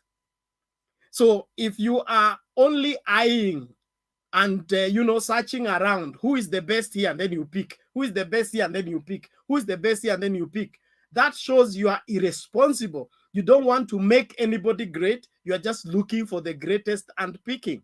That makes you, that signals that given the nation, you will, you won't make anything be built. You will not build the economy. You will not build the society. You will be looking for which side of the society is good. And then you move people there or move your businesses there. It is time for each and everyone aspiring to take a national office or public office shoulder the responsibility that comes with that. And that is pick people, raise them up, raise your successors, raise people. Let us have a track record. You picked this one, you brought him in the limelight and you made him somebody. But don't be a person that goes in one constituency. You're looking for who is the most popular. Make them popular if they are not popular. The greatest challenge is in getting the list, quoting from the Bible, taking the list and doing the greatest, the lowest and raising them to the highest. Don't be a person that looks for people who have already made. So if you are already made, then what are you looking for in leadership? Leadership is about looking for what are not those who are not made, then make them. And I think that is an important aspect. And so the president is doing well talking to the leaders, the Kenyan leaders, and the nation requires that. We should support it. And let us not interpret it to mean that he's fighting the deputy president. In my opinion, the deputy president is fighting himself more than anybody is fighting him. Of all observation, and since 2018, he's more of an enemy to himself than anybody who is purporting that he's fighting him. He's fighting his own shadows, his own scarecrows, and he needs to stop it. Man up and prove yourself a man by doing what you're required to do. Thank you. Thank you so much for submission, everybody. Now we will allow an open discussion where now we respond to issues that have been rising in our debate. This time we allowed people to make submissions without much questions so that everybody gets a chance to say what he wants to say without interruption. And that is in order. So we are going forward and allowing questions. There's somebody who's Kindly, I don't know what is wrong with Donald's mic. It keeps, anytime he puts it on, it brings issues. Mike, are you logged both on Facebook and YouTube? Yeah, his mic has echoes. And sometimes to finish the echoes, you just switch off your phone, then you switch it on. It will close all the files that were open. You just switch it off, then you switch it on. Okay, thank you.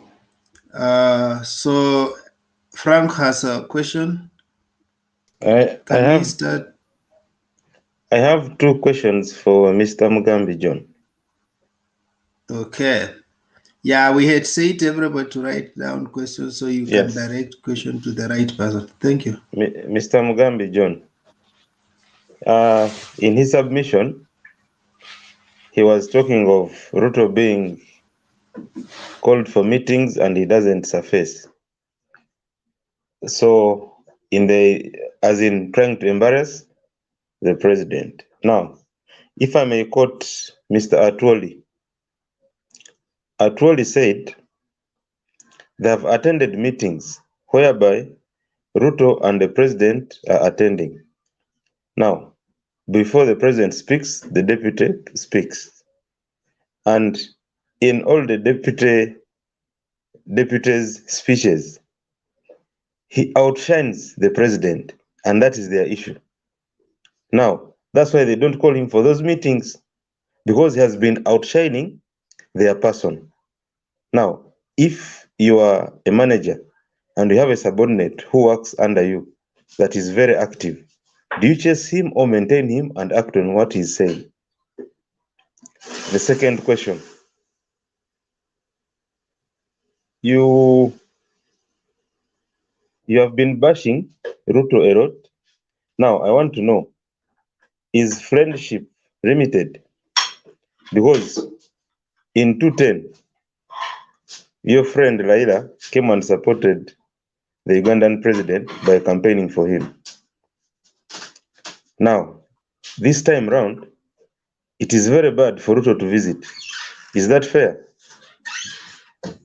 Can I answer you? Well, okay, let me go ahead to answer these questions. I'll handle your questions appropriately and very brief. Yesterday, I put up my opinion that it is the high time that we give presidents powers to appoint and fire the deputy president when they go wrong. Because a deputy president who is elected with the president may sabotage the president's agenda so that the Mwananchi can see him as a performer. That said, on what Atwoli said, on several occasions, especially in the first term, we have seen scenarios where the deputy presidents have been going and commissioning the projects that president ought to commission as the end of the government. Therefore, any leader that feels as outshined by his deputy, they normally look for a way to contain them. And now, in the second term, Uhuru has decided to contain Ruto. But Ruto, on the other hand, has incited the country and presented himself as a person who have been tormented and frustrated by the president. For example, wait, just wait, please, a minute. For example, when you go to the United States, Obama had the deputy president, but at no given time that you had Biden outshine Obama, either in a public rally or in commissioning of their programs. The second question about the friendship of Museveni and Ruto. Let me make this clear. My problem with Ruto's visit to Uganda came after his lieutenants, Sudi and Ididi Nyoro, saying they had gone to Uganda to look for mentorship, to look for specialists to advise them on how Museveni has been able to run NRM from 1976 to date.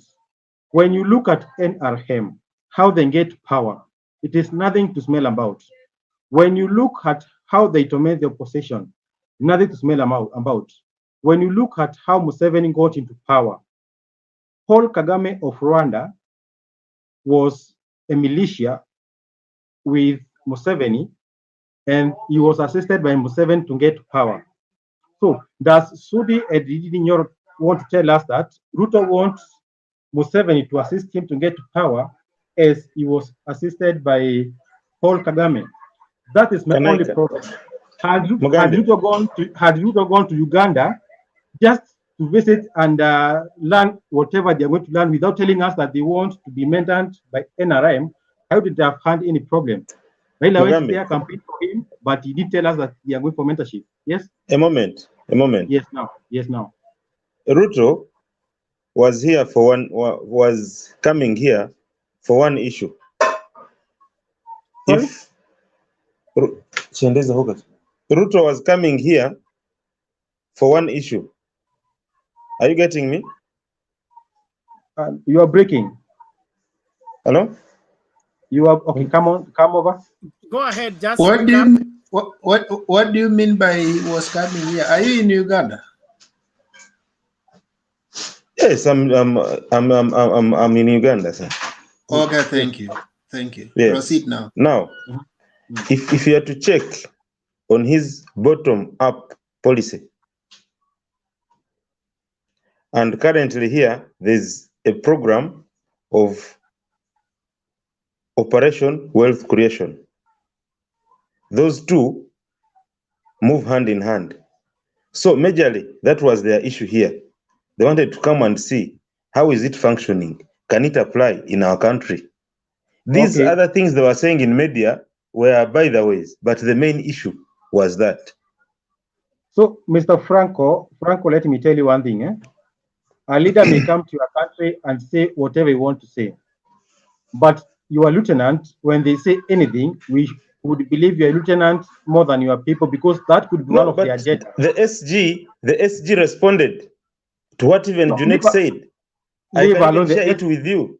Oh, I know. I can share it with you. SG was responding to Junet, but we got information from Sudi Edinyoro, and that is my only problem with their visit. Nothing else, because we can't risk Kenya to be where Uganda is today. Matters politics and democracy. We can't allow that. We can't. Now, we can't. Mugambe, let me ask you, Mugambe. Every after election, you get electoral petitions. Do all those candidates first come to Uganda? Okay, in Uganda, when we have electoral petitions, does the opposition get the justice? The answer is no, and that is what we were coming to learn. Define justice. I think now it's not taking the right shape, because no, it should not be that. It should not be essential motion. Kindly ask the question. If you are answered, then we move. But what I wanted to comment, one, kindly somebody mute your mic. Somebody Franco, mute your mic. Okay, sir. I just let me comment one thing, then I give you a chance, Bernard. You know, eating is right, isn't it? But Bernard will tell you that overeating is a sin. So there's nothing. There's even sexual activities that are allowed to be okay, and there are sexual activities that becomes sinful or bad to the community. So everybody has ever worked with them. Who is that? Franco, kindly, Franco. Sorry. Let me sort out this first. Yeah, let me sort out. So there are activities that are accepted in the society, and there are those that borders extreme. So we are not condemning anybody visiting Uganda. Uganda is our neighbor, and there are many things that are in Uganda. And me, I like Rusinga Island, and there are many things we like in Uganda. Even Museveni has been a good neighbor. But when it comes to two personal relationship that may affect the integrity of our governance, that is when questionable issues arise. So it is the last visit that had a problem.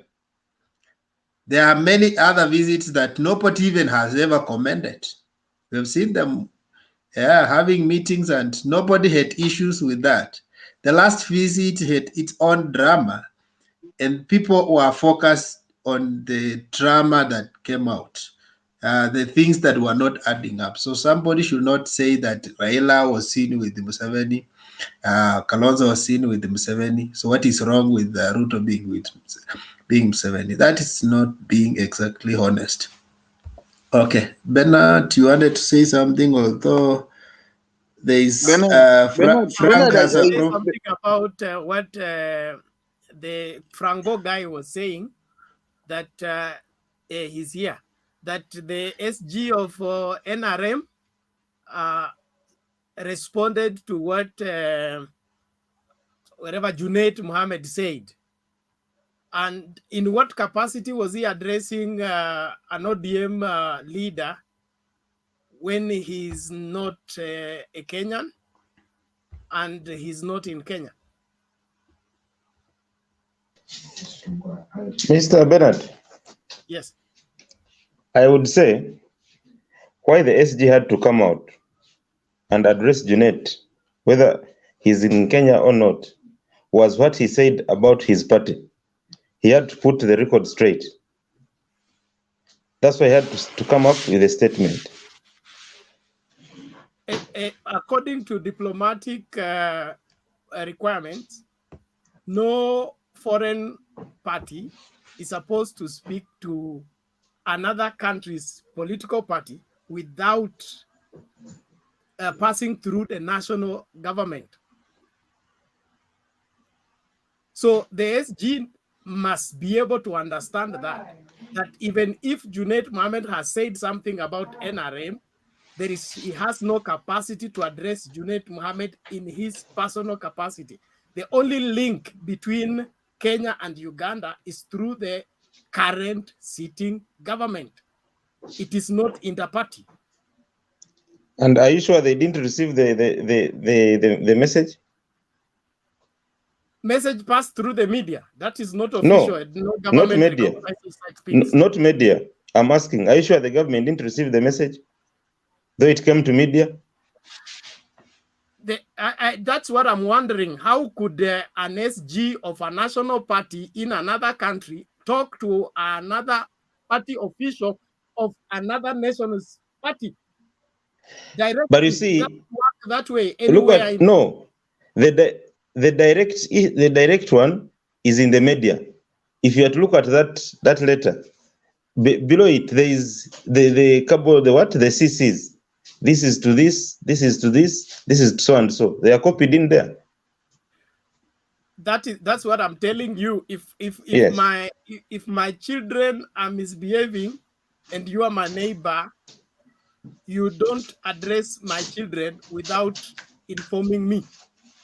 If you do that, you have breached the contract of you are interfering with my family domestic affairs, and that invites me not to respect you, number one, and number two, that is disrespect to me as the head of that family. And so your party seems to be interfering with internal affairs of this country, and that is what we are preventing to happen. No, you see, now that one has spoiled families. ATS was better. A child is for the community, not yours alone. There is a reason why there's a boundary between Kenya and Uganda.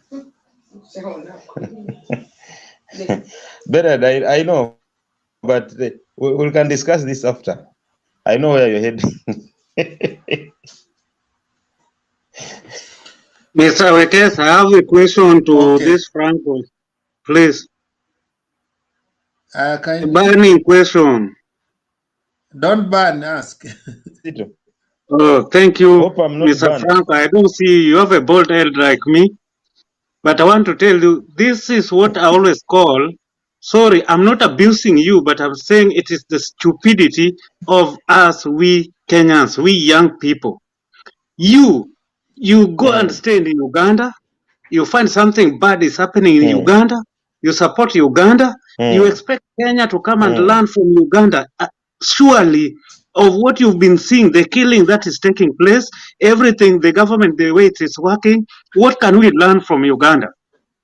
Me, my grandfather is Nyaboro.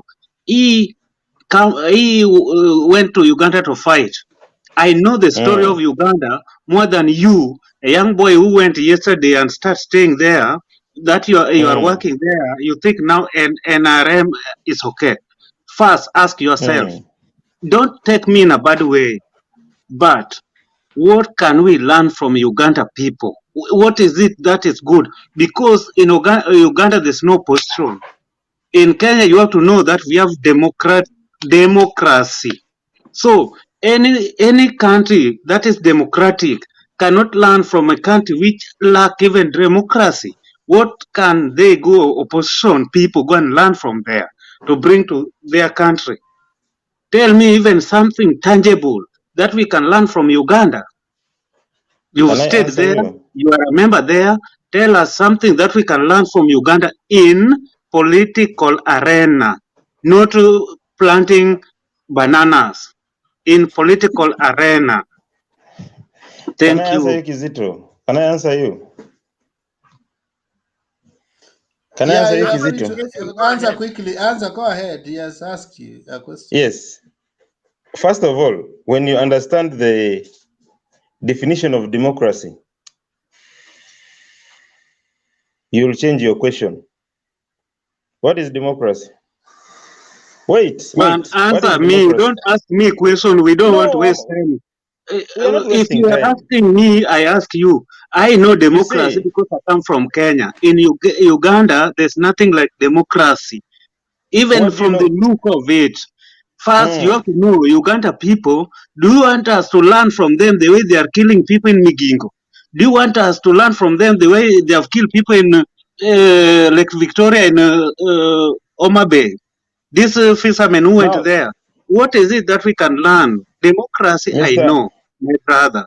It's not that you ask me a question, I ask you. The way you are exchanging, me, I don't exchange. If you answer me, I will accept and leave it. That is your opinion. I don't know what is the challenge with Franco because he's asked question and he asked other questions. Kindly be brief and answer the questions. We go to the next person. We don't have a luxury of time. Okay. But not ask me the meaning of the democracy, the meaning of Bernard, the meaning of those meanings. You know them. Talk about them. Yeah. Wait. Not to ask me. Okay. Now, the issue is simple. Every country runs their democracy differently. Do you believe that? In Uganda, there's no democracy. There's nothing, even a pinch in Uganda. Because any country that they don't have opposition leader, they have opposition leader just with the name, but not opposition leader that like RAILA can be opposition leader in Kenya. And go and sit with Kibaki. They have an opposition leader and he has no name. Franco. Yes. If democracy meant different in different places, then it ceases to be democracy. We shouldn't use it. No, but every 5 years, people wait. You're telling me that red in Uganda can mean blue. No. Yes, what is that? What I'm saying, what I know, right? Every 5 years, people move down to the ballot boxes and vote their favorite candidate. So that one is what you mean with democracy. No, I think what he's trying to say, let me put it in a different language. Democracies in different countries are at different levels. There are those which we call grown democracies. Yes. There are those which are just still mushrooming. So they are still at their infantile stage. and there are Yes. those which are fully grown democracies. So we may not be at the same level. Is that what you're trying to tell us? Because you can't compare my democracy with a country that has been democratic for the last 200 years. We learn by Thank you, my brother. Thank you. we learn Wekesa, by God will mistakes. bless you. God We will learn bless by you mistakes. for defining that word. So you, as You see? Franco, which category of democracy is in Uganda? Because with us, we have got this for 5 years, and Uganda started it just yesterday. So what can the country that has democracy for 200 years go and learn from a country who have democracy for 1 year? That was only my question to you. But what I know is in this democracy, we are all in a learning process. You can't say because you are 200 years, everything you're saying is right. I can be 10 years and I challenge you at 200. So not that you're right, even if you are at that stage. Man, if you take a country like USA, a developed country, can you tell USA people to go and learn how to govern With or their to use democracy, and they killing people, and they killing blacks with their democracy? Yeah? And they killing people with their, and they killing blacks with their democracy? Should They we are go and not learn killing that? black. Anybody who is being killed in America, in that US, are those people who violate the rules. Yeah. So don't talk of hearsay. When you come to the panel, please just put your words. Don't fix us that we have to accept that they came to learn democracy. No. In the people suffering Okay. from Okay. democracy. What we know, Frank, let's be Frank. Let's be objective. What we know, Yes. our democracies are at different levels. And for example, even something happened recently in Uganda, where people doubted that 7 had passed on, and we hear the response was very harsh. In Kenya, you can talk anything about the president and anything, and nothing happens. But even at your time when you are doing elections, even the internet had issues. It was about to be shut or it was shut. So we are at different levels of democracy and we need to accept that. And what Kizito is emphasizing is it were better if Uganda learns democracy from Kenya, but not Kenya to benchmark from Uganda. Oh, It will be it will be a reverse order. Mr. Wekesa, there are certain issues, because it was not Kenya, it was not the whole of Kenya coming. This was an individual who came to visit someone. And I think also when it comes to economic issues, Uganda's economy is, I think,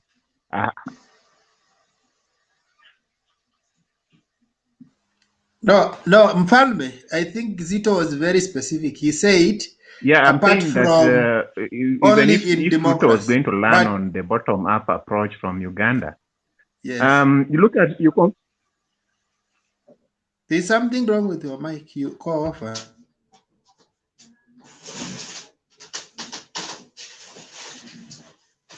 Muted yourself. You have muted yourself. Yeah, speak. Yeah, I think it takes a little bit of time to get. Yeah, no, it is breaking. Yeah, what I was saying is that Check your audio first just as before you Kizito is saying, call me. even Your if it audio were has that an we are going to learn something about.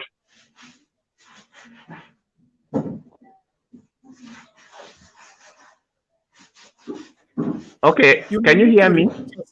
You may need to reboot your system, Palme. Can you hear me? You are breaking after every one word. You can't get your sentences fully. Okay, Wekesa.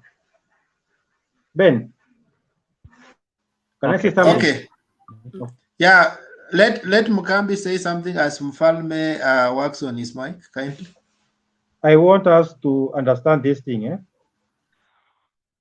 What Ruto was doing by telling us he was going to learn about the wealth creation, he was just trying to do damage control. Because these two gentlemen said that they had gone there to get mentorship for the party formation, but after a day or two, Ruto came out and said that we were going to learn the wealth creation, meaning he was just doing the damage control, because the right thing had come out of the mouth of his lieutenants. So no one should fool us that that was the main agenda. Thank you.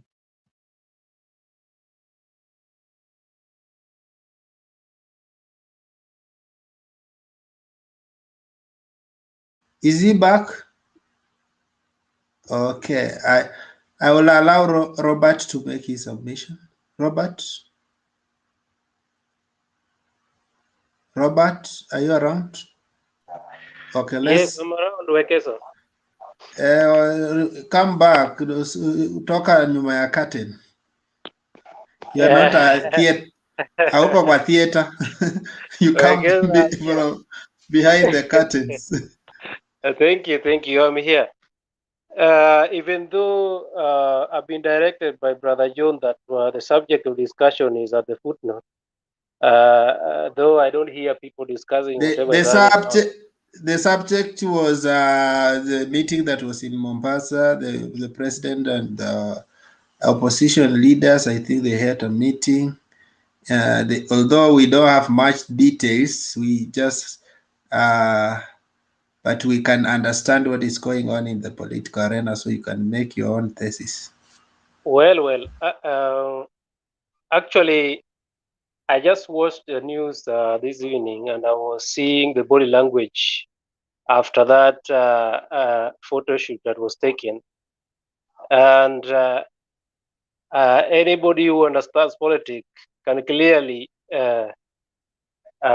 see the reactions in the faces of those individuals.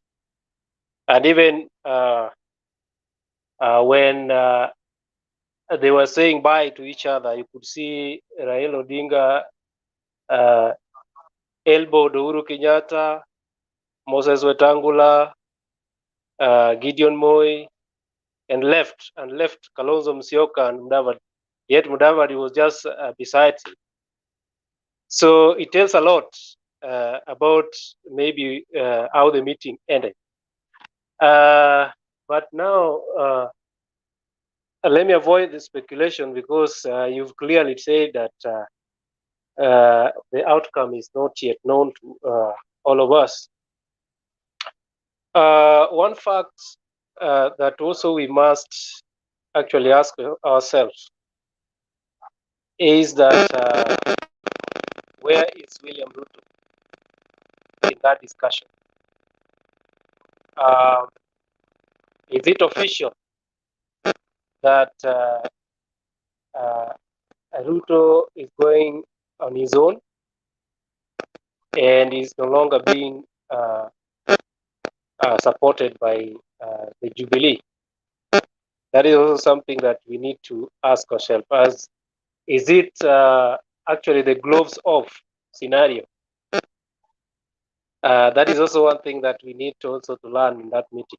And again, maybe just to go out of the topic a little bit, maybe discuss the deputy president a little bit, because I've seen people mentioning it in this discussion. Whatever is happening between Uhuru Kenyatta and William Ruto is what Robert Greene described in his book of 48 Laws of Power, that in any occasion, you should never outsmart or outwit your boss. And in number of occasions, we've seen the deputy president, even if he's given a chance to speak before the president, he indicates all the government projects and mention all of them and articulate point by point, which seems not to be auguring well with the president, because he leaves the president with nothing to actually share with the people. And maybe you find that maybe the president, for example, is a guest speaker. So that in any leadership, even in the cattle beef chairmanship back at home, You can never outshine whoever is there as your boss. You can only set pace so that it comes in with the goodies. But you cannot go ahead and state each and everything and leave your boss with nothing to say and you expect no reaction. Coming to the recent fiasco that we've seen of being denied an opportunity to go to Uganda. Also, I understand there are so many people who have got different reservations and perspective about what happened between the president, the deputy president, and the internal security ministry. And one thing that we need also to understand is that irrespective of the happenings, irrespective of the differences that the deputy president have with his boss, so long as he still occupies that office,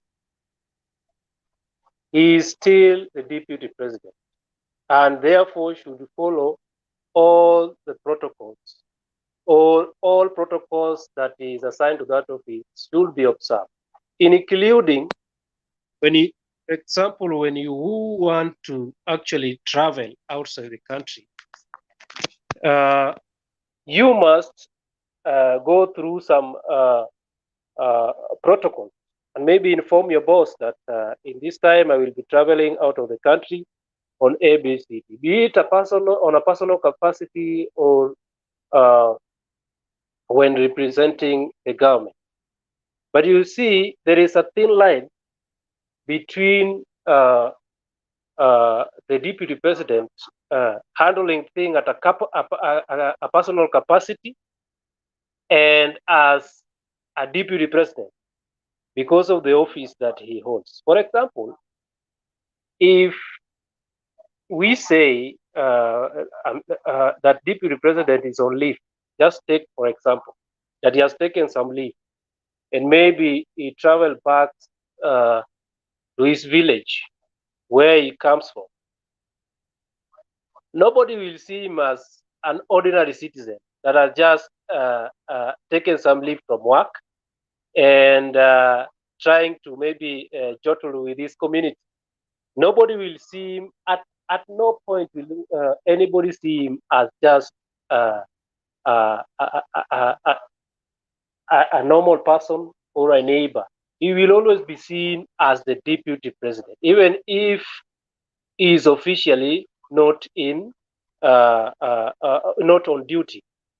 So that now confirms my point that differentiating his duties on a personal capacity and as a deputy president is very thin. And again, we've seen him, I think it was a month ago, when he went to Uganda, and equally said that he went on the same capacity that he was trying to also go this time round.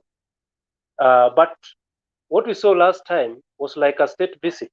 It wasn't like just an ordinary visit or something to do, something that you can maybe frame as a personal capacity.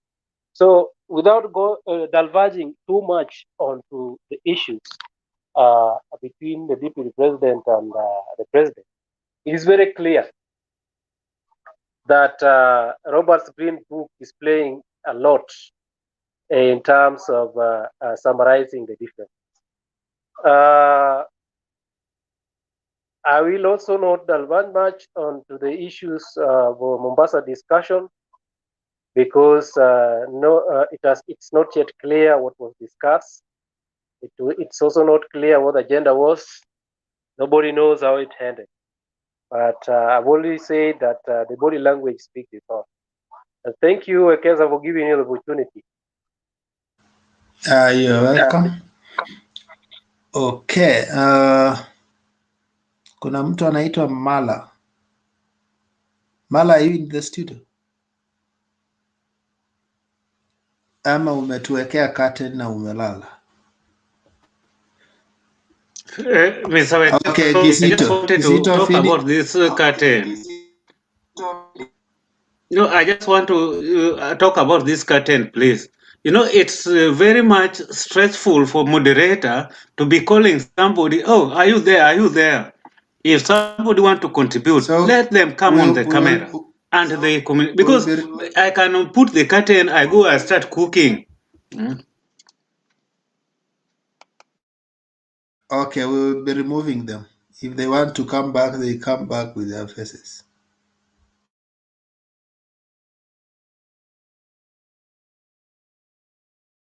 Okay. There is also another thing that unless we still have an issue to do with the State House meeting, there was also another thing that transpired in the same Mombasa. We saw the replacement of Amason Kingi in ODM docket. They gave it to an MP, I don't know his name, but we know that it's a season of shifting allegiance to different vehicles for political affiliation as we align ourselves to 2022. So has ODM lost much as far as Kingi's exit in the leadership is concerned? Or what is going on in the at the cost as far as Orange Party is concerned? So you can make your submission based on what was going on and what the news we received today, the changes that has happened in the Orange Party. Bernard, we can begin with Bernard, then we go to Mugambi, we go to Mfalme Community Gizito. Okay, Kingi, in my observation, he has been sitting on the fence since the time when there was an agitation of starting an coastal party. And Baba was not for the idea. He said there's no need of starting a regional party when you already have a national face and there is already a national party where you have a space to express yourself. So when they differed with Baba on that, he went quiet. But if you have been observant and following ODM politics as early as the time when Aisha Juma was going to join Tangatanga, they were to move together with Kingi at that particular time. But something happened that Kingi cleverly came back and let Aisha Juma go alone. But initially it was an exodus that had been arranged so that they begin to cut Baba to size by trying to carry the cost and deliver it to Tangatanga. And so if he has stepped out from leadership where he's been stopped from being the chairman of ODM in Kilifi, I think is just a manifestation of what has been working on for a period of time. His exodus, will it have a negative impact as far as Baba support and ODM support is in Kilifi? I don't think so. Because there is the reason why the cost of people stick by Baba, and they have done that for a very long time. And if you remember the drama for 2013, 2017, there was a very strong concerted effort by Jubilee to try to get a sizable vote block in the coastal region, and it was impossible. And we had people like Mungaro and these other people who crossed over to Jubilee. All of them were rejected, and so it is not easy just to go and undo what ODM has done in the coast by fishing in individuals, because it did not work in 2013, it did not work in 2017, and I am sure history is about to repeat itself. the exiting of Kingi may not dent the party as much. And from the inside information I have is that Baba is grooming Mungaro to succeed Kingi. And then Aisha Juma has ambition for the same. And so probably Kingi has been asked to come and support Aisha Juma to battle it out with Mungaro. But at the end of the day, I still believe that ODM will be stronger with the exit of Kingi, as much as he had a very strong, in fact, he's the one governor that delivered everything to ODM. And so he's been a strong chairman of ODM in Kilifi. But ODM, naturally, it doesn't have that one individual controlling everything in terms of determining where they vote.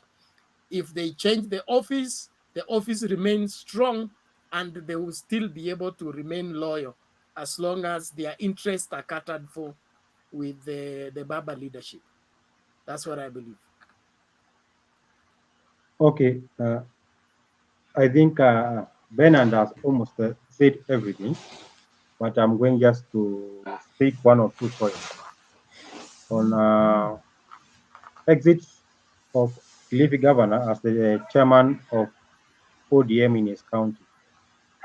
First of all, we need to know that even Kilifi County is in a transition mode, meaning Kingi can never be the governor of Kilifi for the remaining years that he has on hand. Therefore, it is so good for the party to prepare itself. And how does the party prepare itself?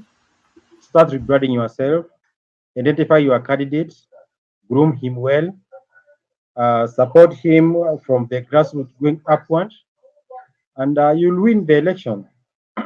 That said, I think again another thing that ODM has observed in Kingi, he has been so lukewarm on their allegiance to the party. I don't know, maybe after he delivered all the seats to the party, maybe he grew bold in his heart and mind and thought that maybe ODM can never survive without myself.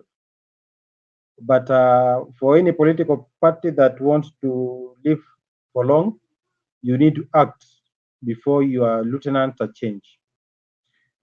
If Kingi was allowed to be the chairman of ODM until next year, and we have nominations in that county, I'm very sure there could be a lot of issues about his influence and monopoly on how the nominations were to be carried. Therefore, it is good for him to exit as the chairman, but remain the ODM governor until when he feels he is good to leave the party. I have seen someone asking about Joho. I think Joho, he has been so loyal to the party. He is the deputy party leader. They have been having meetings and meetings with the party leader. And we have not seen anywhere where Joho has become rude to the party. Therefore, as Joho ends for maybe bigger offices or bigger appointments, I think it will reach a time even for him to exit the influential position in the party in his Mombasa County, so that to avoid the retaliations from the aspirants who would like to eye for ODM ticket, because ODM is the dominant party in the coast. Thank you.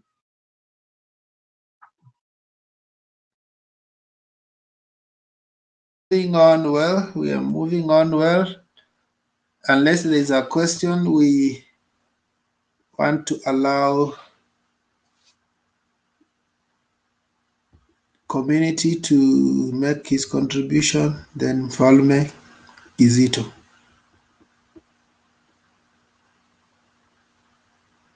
Yes. I'm here now.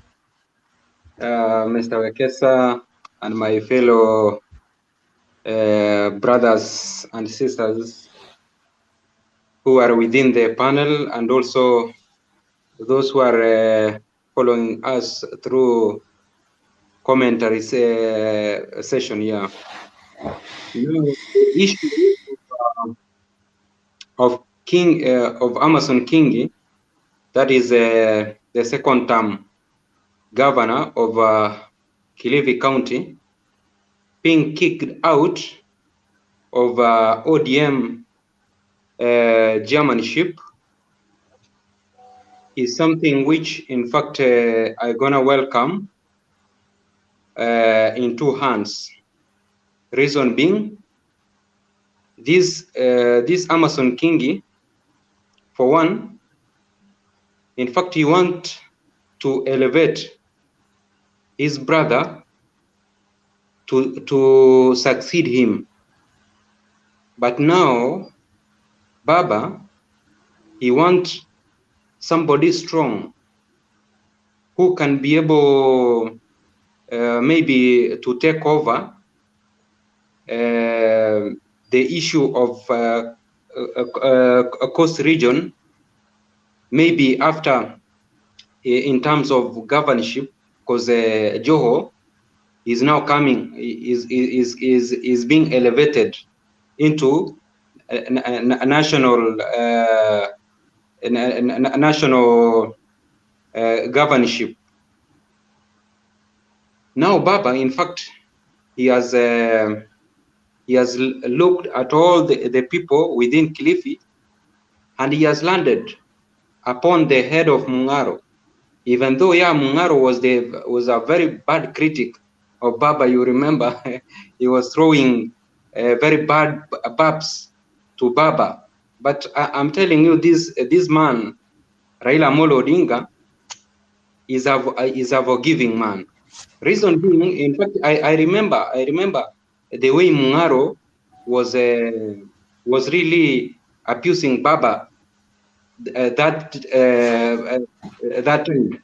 But now Baba, he has said, you are my son, come home. So Baba, in fact, he is doing all he can to ensure that Mungaro succeed Kingi. But Kingi, he doesn't want that. At the same time, the intelligence bureau of Baba is telling him that Kingi, who is advocating for Coast Region to have its own party, in order for it to be able to be able to advocate for the issues of Coast Region people. Maybe Baba has seen that the ODM office is going to be turned into the office of Amason Kingi's new party. So he has seen it is good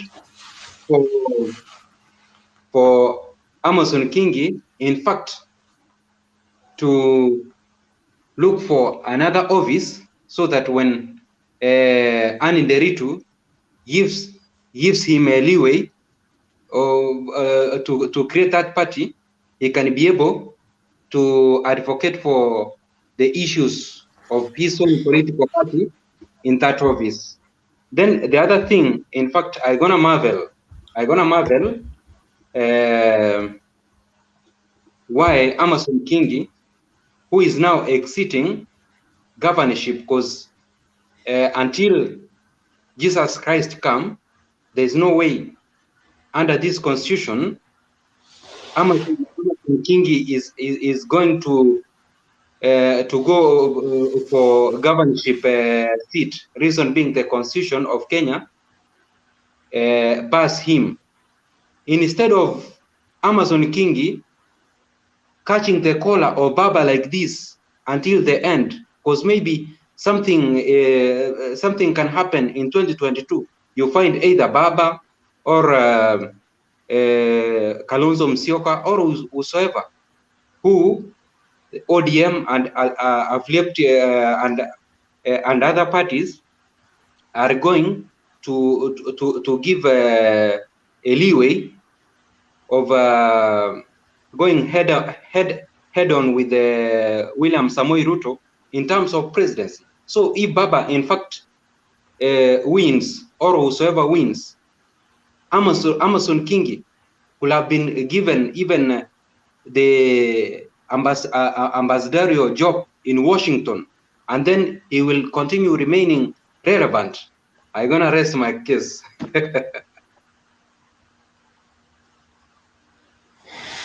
Okay. Mfalme? Yeah, very interesting discussion. What I would say about the Kingi saga is that it is not, it depends on how the cards will be played from now moving forward to the 2022 election. And one thing I would still say is that Baba should not underrate or underestimate Ruto. The reason being, Ruto he knows exactly how to attract crowds. And I think he flashes out money so that people can always go and attend his rallies. And you'll realize that most of the people who attend his rallies are those who probably go to out of curiosity or an expectation. And then on the other hand, he also has a group of individuals who are also aggressive in the coast, who might upset certain regions within the coast to Ruto's favor. So it is not something that I would say is a walk in the park for him.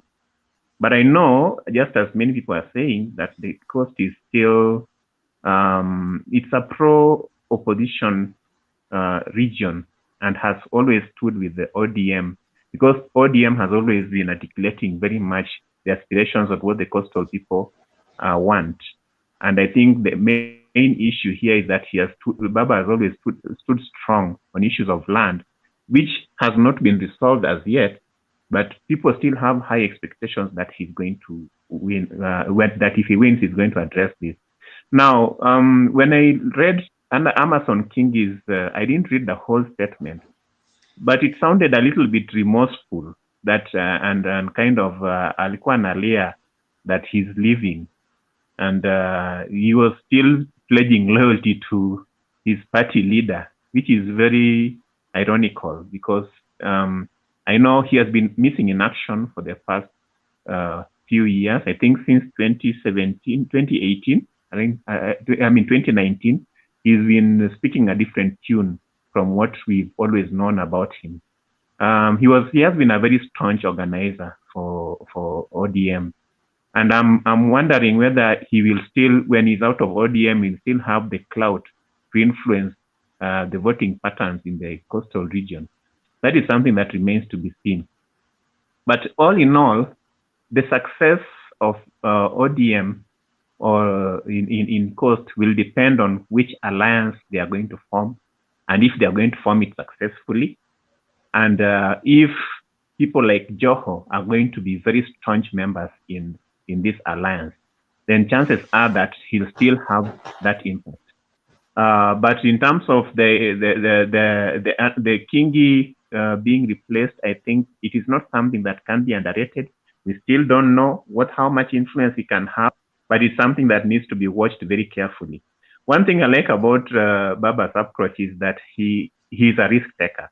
He takes the risk, he goes in there and he just changes the tables. I read somewhere that some politicians have good strategies, but there are some who are very tactful. So there's a difference between strategic moves and being tactful.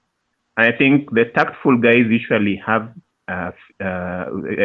usually win at the end of the day compared to those who are strategic. And I think somebody like Ruto is very strategic, but he lacks the tact. And Uhuru and RAILA seems to be very good in tactful politics. I think because they are seasoned politicians and they have interacted with these key presidents and they know so much about power and politics. So in short, what I would say that it depends on how Baba is going to play in the field with Ruto. That will determine whether Kingi's resignation is going to have an impact or not. Thank you.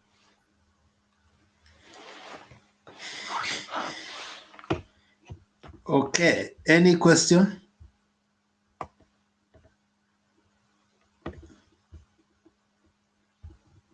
Any question? Kizito, what is your view? What is your view? According to this, King is okay. King was, I think my English is coming out well. King was an ODM supporter. He did a tremendous job. He was a good person, but he changed the tactic that Mfalme is saying is what he changed. But we have one policy in ODM, not other parties in ODM. First, you have to be loyal to your party. Second, you have to be Baba is the Baba. But when you start to fight with Baba, you are in ODM. What we have to know, ODM, there's no way. If to say ODM was the one that was in power, like Jubilee, Tanga could not have existed even for one day. Because in ODM, we believe in loyalty. So, do you know how many times Baba himself went to Kilifi? Even there was a time they were in Kwale. They went to Kilifi. Kingi was not there. Joe was there. Baba stood on the podium and told Kingi, look at you, it's me who made even I took you from nothing, gave you all the things, I end up making you even the governor. He never understood, but that one we can't deny because Baba tried up to that level, but your father is your father. He cannot force you that I'm telling you go and get married or stay here in this piece of land. If you rebel, he will say, okay, I have so many children. I cannot only pressurize only one person. I pamper too much. That's why. But even King himself, he knows, just the way Mfalme said, he is even now is when he's realizing that he was a chairman, and if Baba can remove a chairman, with him in his thinking, he was trying to play like Tanga Tanga. I'm here, I'm starting this party, I'm not here, I'm with the ODM. That one, Baba put it clear for him today that Mbwarire has been ever, there is not Tanga Tangering. We don't want Tanga Tangering, we want to move forward. ODM, mbele pamoja. There's nothing like you are here, tomorrow you speak. When people go, when they are in the meeting, they have to speak one voice. If it's to go forward, they have to go forward together. That's why I think even Baba, the way I really applaud Mfalme. Baba really respected him. He uplifted him, and he has refused.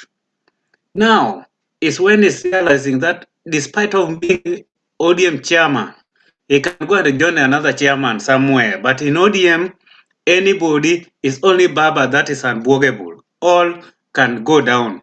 And if they leave you, if they leave you, you will tanga until you will not get any place to enter. That is a lesson that King has learned. To me, Baba has shown ODM party that nobody is untouchable in this party. It is a good show that anybody within the party, if you try to go your way, just go for good. Don't come. The only thing that I appreciate for Baba is so he welcomes you as a lost son. That's why when these things are happening, he knows they will come back. He will just welcome them. Kingi could have got something. Look at Joe, for example.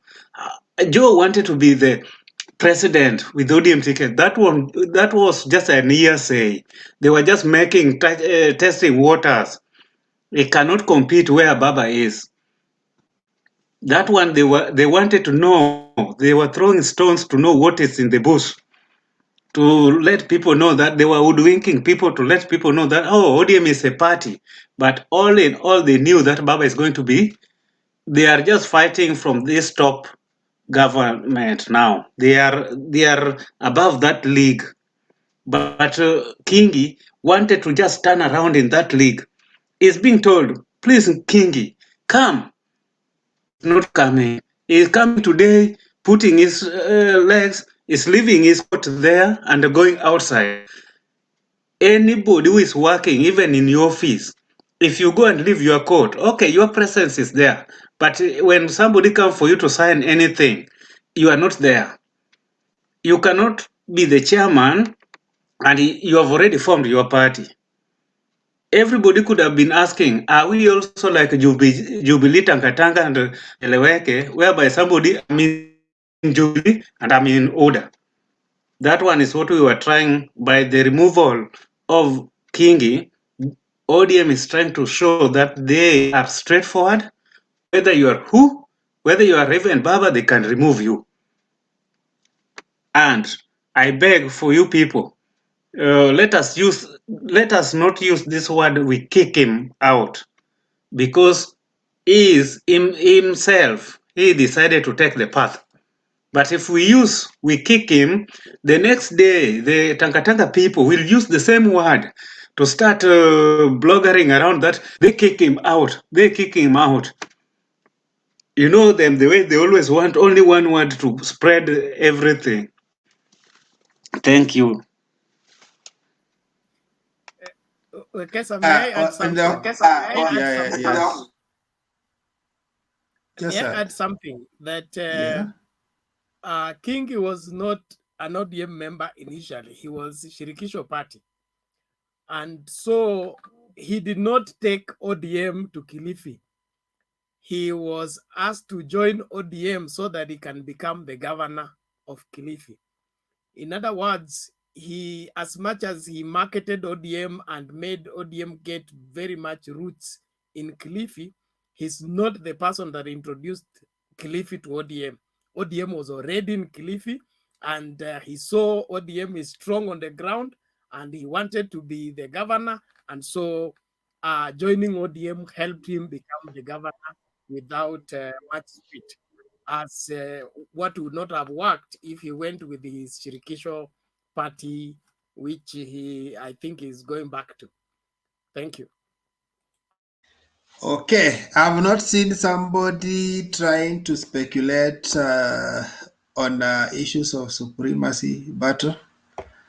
But do you think there is a supremacy battle between Kingi and Joe, who someone trying to control the cost, and maybe they think being in the same party, and one of them is a deputy party leader, so maybe he needs to be outside. Now that he has finished his 2 terms, the next thing he wants is to do maybe the control of the cost, and he thinks he can only do it best when he's outside.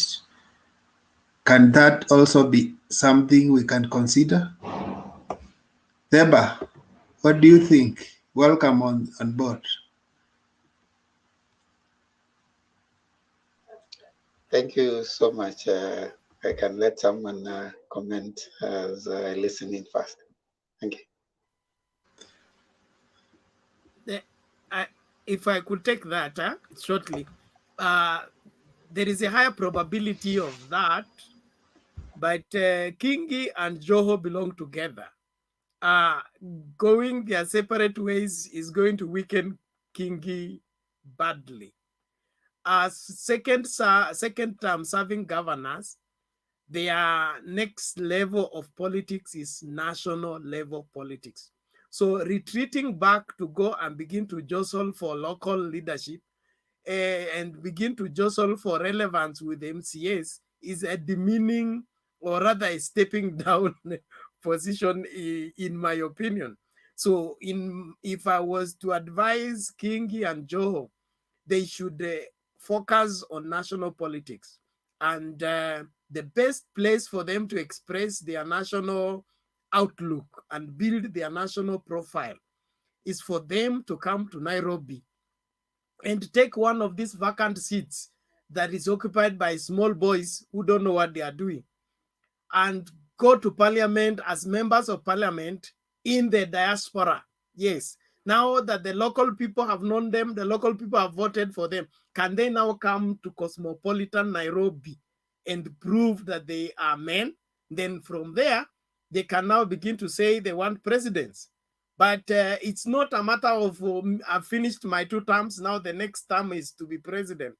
You can move to a different locality. It was easy for Baba to go and inherit the Bondo seat from the father, but he refused. He said he doesn't want to be jogoo wa shambani, atakuja awe jogoo wa mjini. And that is why one of the greatest strengths of Baba is that he has a national outlook because he works from the capital. That is where his base is. It is not the backyard. So if they are really good students of Baba, they should follow suit.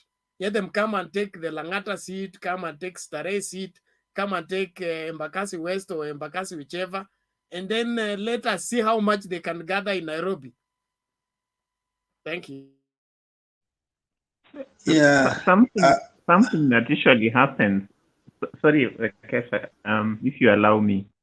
Just something that usually I think is happening in the coast is there's that power vacuum in the coast in terms of who is the kingpin of Mombasa, and not Mombasa, but the coastal region.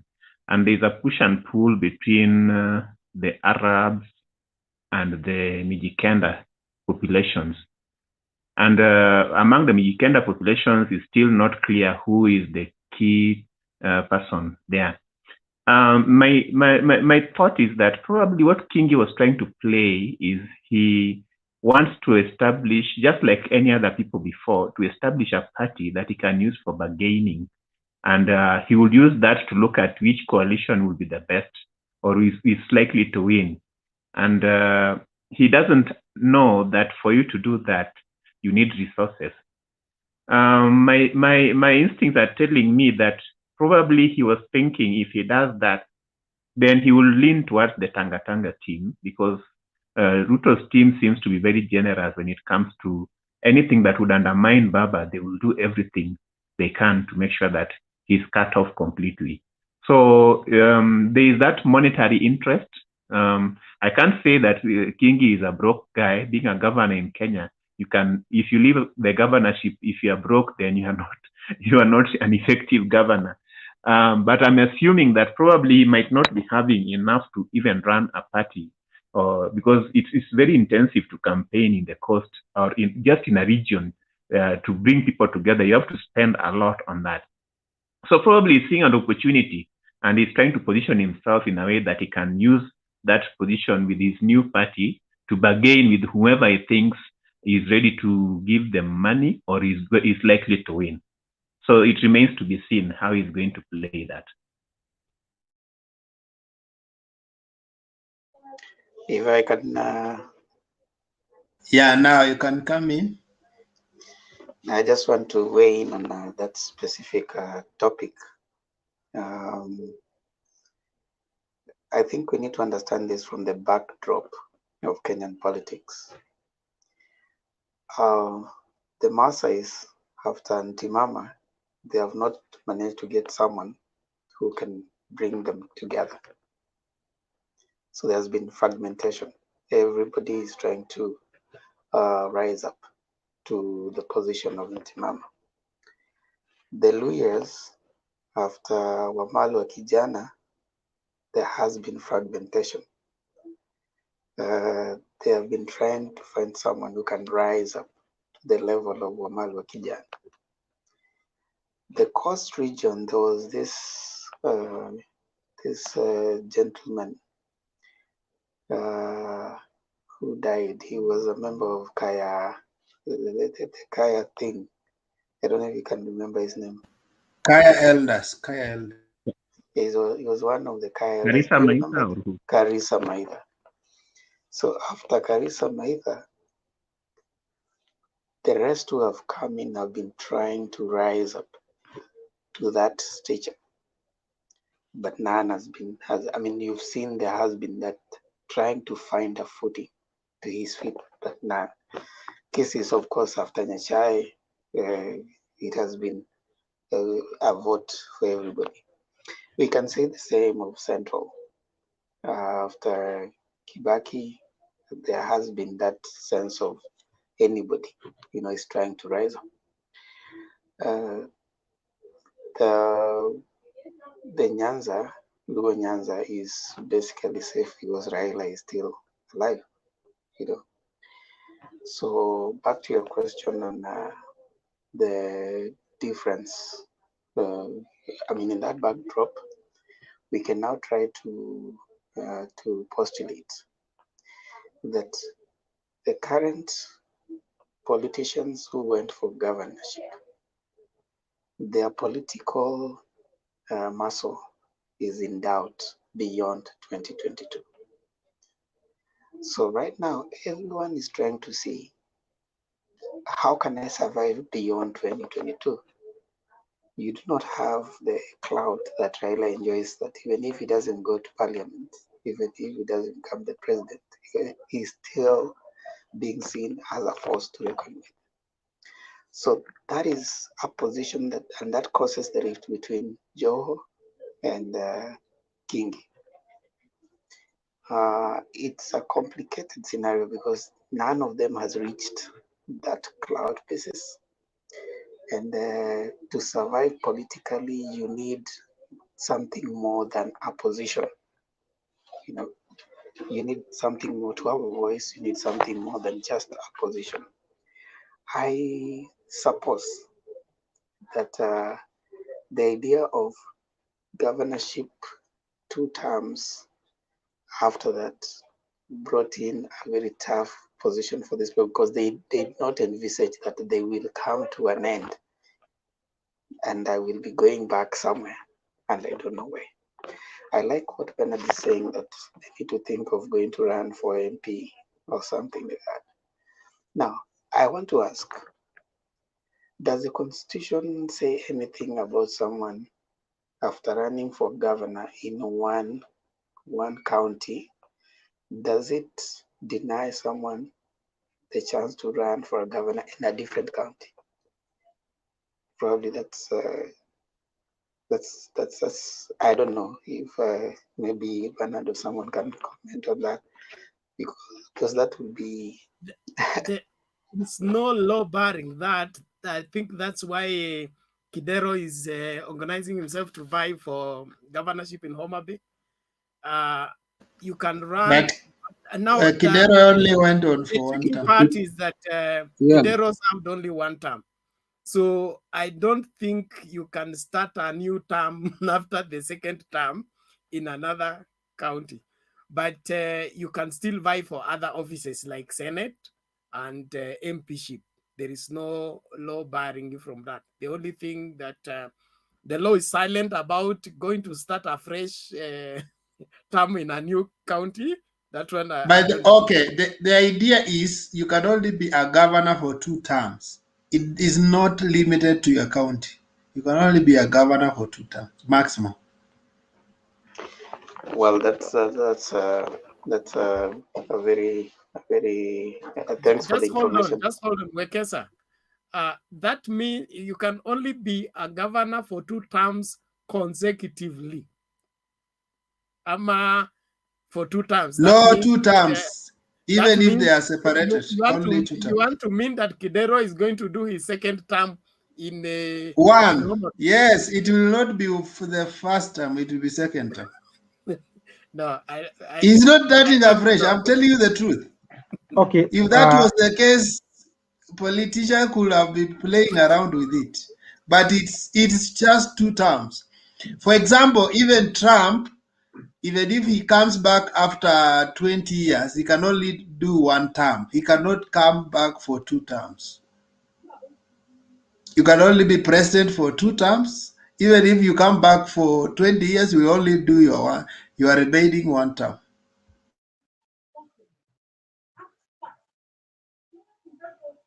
Actually, the Constitution calls them the county governor. You can't be a county governor for more than 2 terms. Not a specific governor, but a county governor, irrespective of whichever county you are. You may be in Nairobi for 5 terms. You may be in Nairobi for 4 terms, for 4 years, 1st term. go to Kiambu for 4 years, second term, and that's all. So thanks for that clarification, Wekesa, Bernard, and Mugambi. I was just putting it out there, and I think that's good information. So I'm thinking beyond 2022, in lack of when they're lacking now the clout, it becomes now a fodder for the disagreement we are seeing right now. Now, political supremacy, a desire to survive beyond 2022, it's going to play a lot in whether Kingi and because now you see, for politicians to agree, there should be what interest is there in me uniting with you. In a case where Joho and Kingi are both looking for political clout beyond 2022, for someone to negotiate with them seriously, they have to prove that they got the clout. So in a situation like that, it creates a very toxic environment for even them to agree on anything. So it's a scenario that I would want to see how it plays out as we head to 2022. And as King is talking about forming a Shirikisho party of the coast, there's quite a bit of division down there. So I would want to see how it plays out as we move to 2022. Thanks.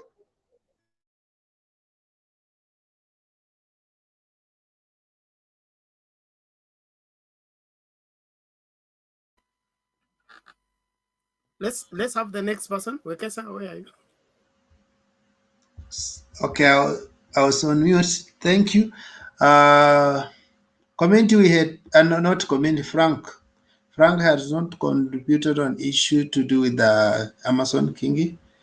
I think he contributed on the first topic. So can you take the floor kindly? Mr. Wakesa, I request to, I will not participate in this session.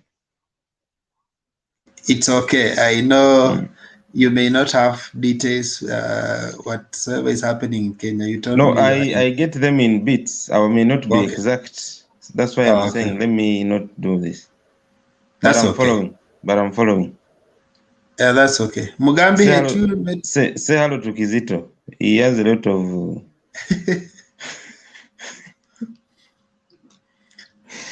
Okay. What were you saying, Wekesa? Kizito, you're being greeted by Franco. Even my name, he knows that I have a relationship with Uganda. You remember the name Kizito from Acholi.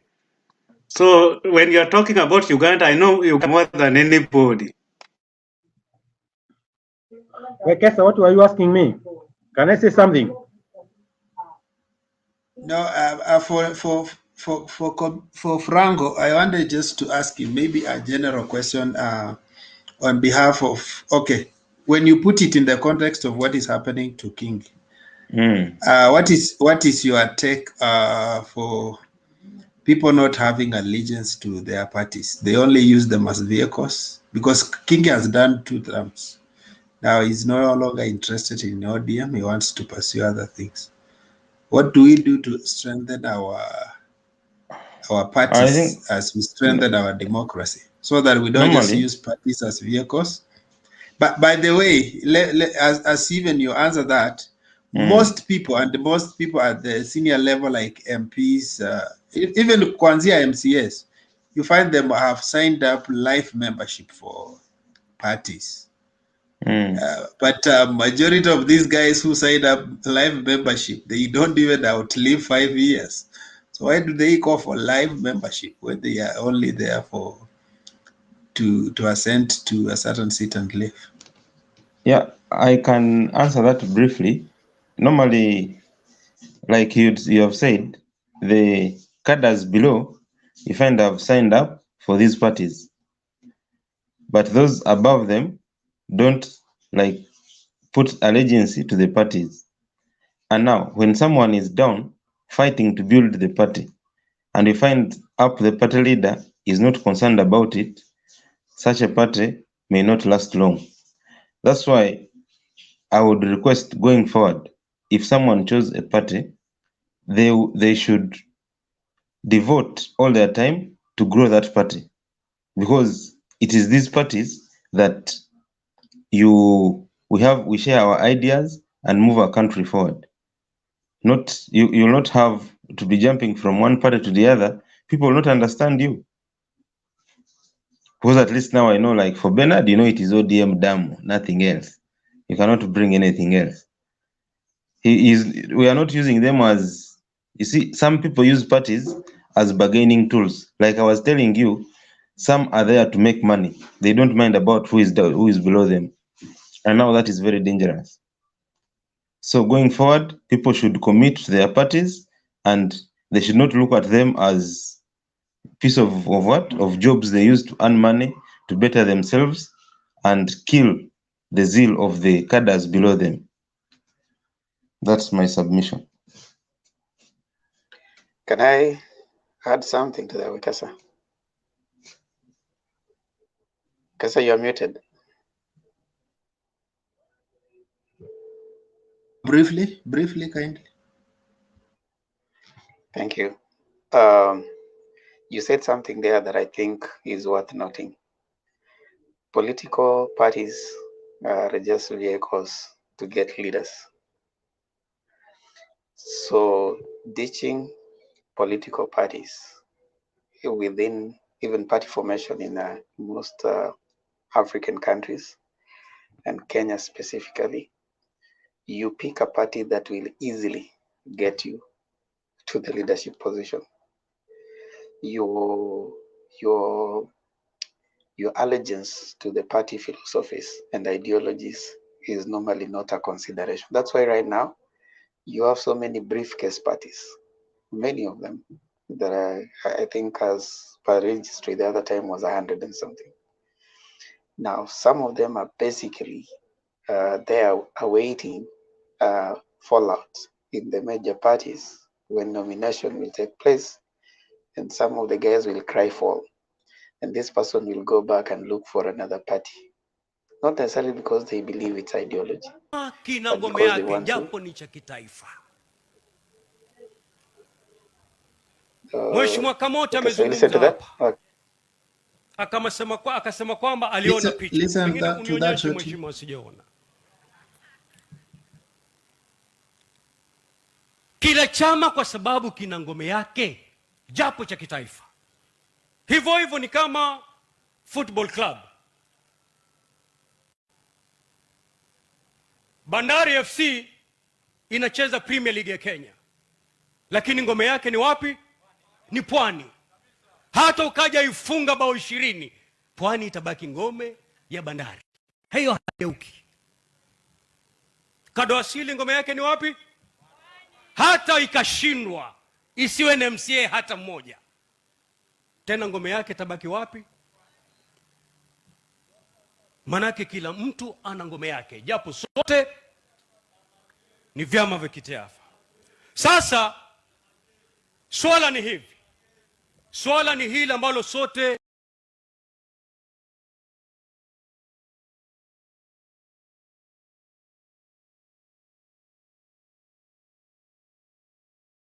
Okay, you can proceed now.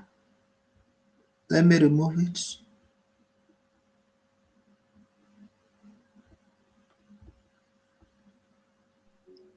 So I proceed. Yeah, proceed. I'm removing. Okay. As I was saying, political parties are basically vehicles.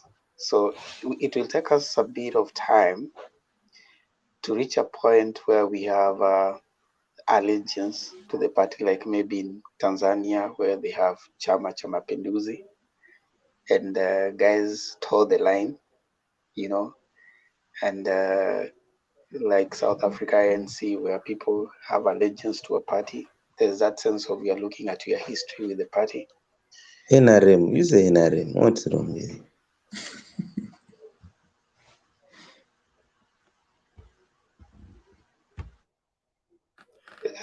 Someone was saying Franco, something? just a minute, Franco. There are Franco, no what other is the issue? political parties in Uganda? Pardon? There are no other political parties in Uganda. It's only NRM. No, we are just say mentioning parties. They can mention them. Me, I say it's NRA. Okay. Okay, sorry, I said Uganda with Chama cha Mapinduzi. That is dissent. Yeah, I meant CCM in TZ. I'm sorry about that. My bad. So those parties have a sense of formation that is historical, which is absent in our parties right now. So we are likely, like Wekesa, in your question in terms of picking a party for political expediency, I mean, for you, not necessarily for what you're going to give your people. That's a trend that we are likely to see because political parties are just vehicles as they are. Once you get there, your allegiance changes. And as it is with our parliament, I had what was his name? Suna East MP saying that when parliamentarians get to parliament, they don't necessarily pick party positions. They pick parliament positions, right? So that tells you that it's possible that when someone gets in there, they are likely to the party indiscipline that is witnessed is basically a stem from that because there's nowhere that they are obliged, to remain in a certain way. Now, until such a time, Wekesa, in my view, this is not my view, when parties will release themselves from the individuals that formed them. For example, right now, the party, UDA party, give me one person from the, anybody in the Rift Valley. Majority of them are now going towards Ruto. None of them, they're saying that this is a national, we are national, we are moving, hustler movement, but none of them is saying that, okay, I'll go and vie with ODM or whatever, you see. So as long as we are still having our parties revolving around the tribal kingpins, we are likely still to use parties as a political vehicles, not necessarily based on our allegiance to the principles and manifestos of the party. Thanks. Before we leave the parties, a minute. Yeah, just say what you wanted to say in a minute. Yeah, from what he said, something came to my mind, like going forward, for those that have parties now, like I know a party like ODM has some time in Kenya, and going forward, if most parties would look to a direction of we need to be at a certain point, how do we get to this point? And can we see ourselves living up to 70 or 100 years? How do we do that? Now that will maintain the party, not how do we get to state house, because you can serve the country even if you're not in state house. You can send people in objective positions, but through your party. Now, if we first set targets and know we have to be a major party. Now, how do we maintain that peak? Then those questions will help us develop our parties. Thank you.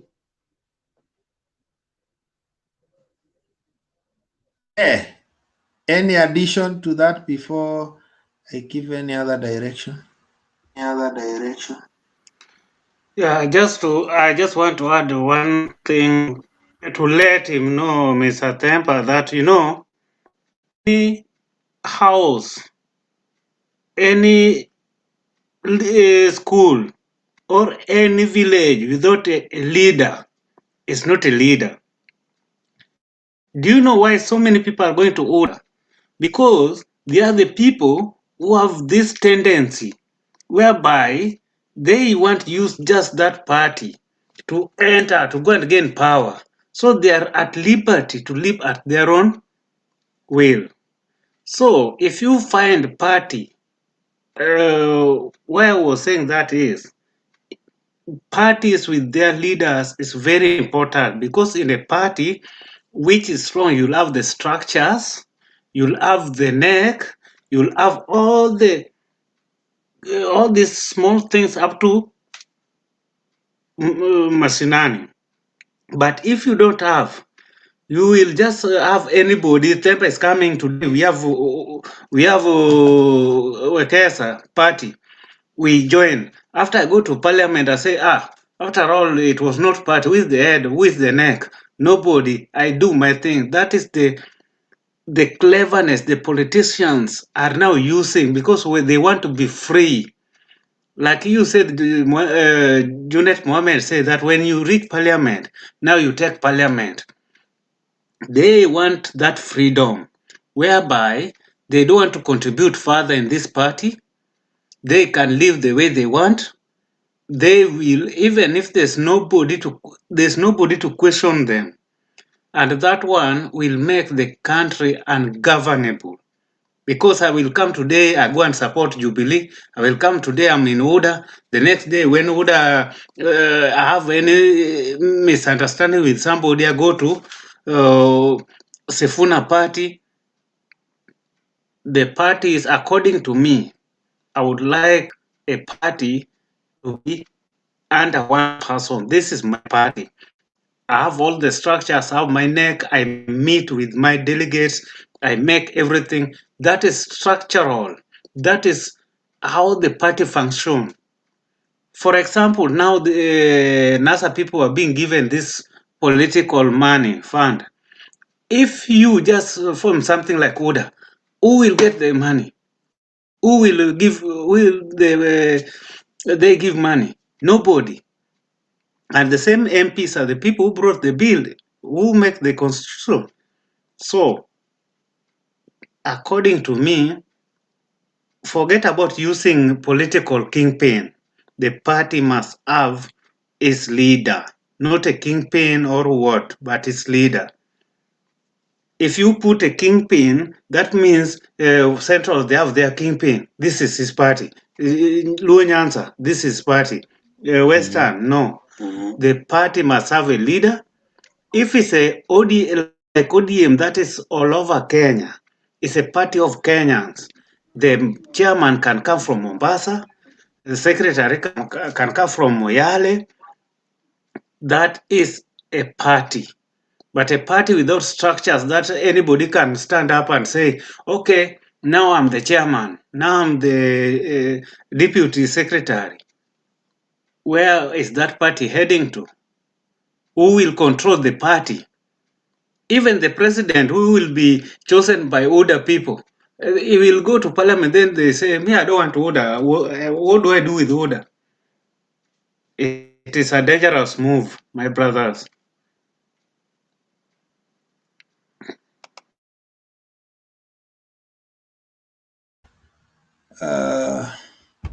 Thank you so much. I want us to take the last bit, and then today we will not call up to the morning. We want to call in a few minutes, and then we relax. Some days we can go a full day, a full night. Some days we call shortly.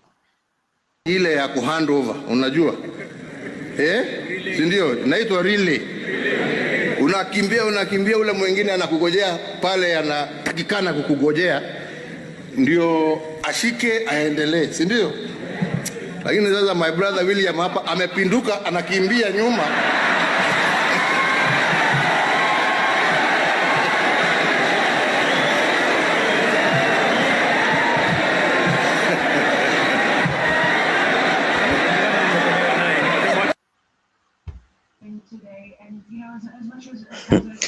Bernard.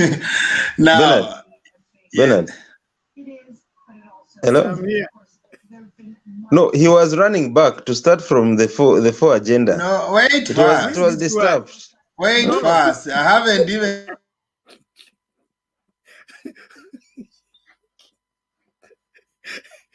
Wait for the question. Wait for the question. Stop preempting. I want to ask a question. Between Uhuru and Ruto, who betrayed the other one? Let me give a Bible story of Esau and Jacob, isn't it? There's this mama called Rebecca, and then there's Esau, there's Jacob, and then there's Isaac. Isaac gave the blessing of Esau to Jacob, but after Jacob had tricked him in union with the mother. So it's a story of betrayal in the house. One person missed the birthright. When you look at the story, it's like he donated the birthright because he wanted something. They say he was interested in a morsel of food. And when you look at it, the father gave the birthright because he was duped. He didn't see, he was blind and something like that. He only used the feelers to know who is the right person. But the mother, maybe she loved Jacob and conspired with Jacob to get the blessing handed over to Jacob. So in light of that story, I don't know exactly who betrayed Ruto. Is it his appetite for the morsel that betrayed him? That he went in the government and he saw there were fat morsels that he could put his hand in and satisfy his appetite? Is it Uhuru who saw that this guy should not succeed him and betrayed him? Is it the deep state that conspired and changed Uhuru's mind? Or what really happened? I think you can give your views on what is happening, because political betrayal is not something new in Kenya. It's not, Ruto is not the first person to be betrayed. Many people have been betrayed, but I think we are focusing just on them for tonight. We can do that in 1 hour and then we go to sleep. Thank you. Who do I start with?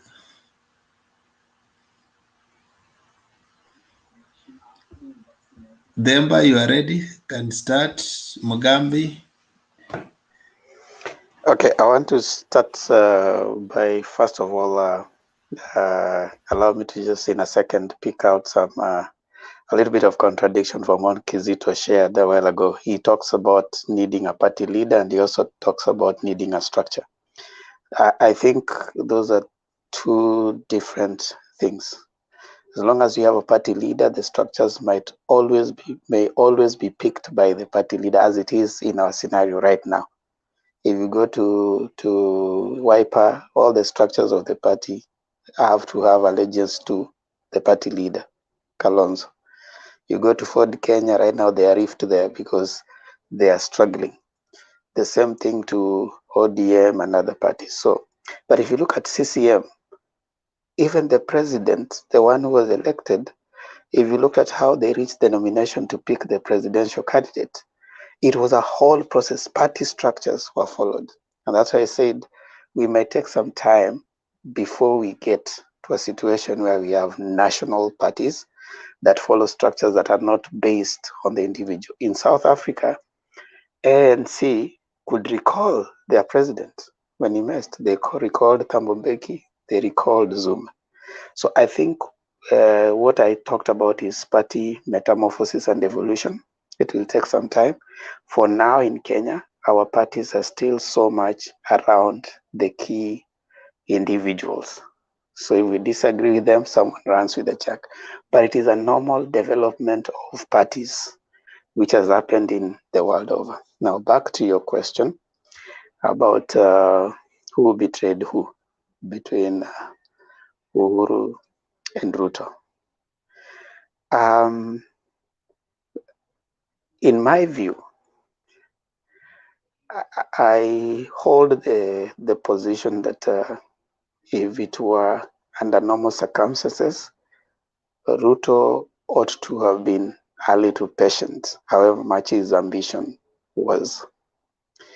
Either real or perceived, he ought not to have indicated so loudly that there's something he's seeing amiss, just like MOI did, just like Biden. There's an echo.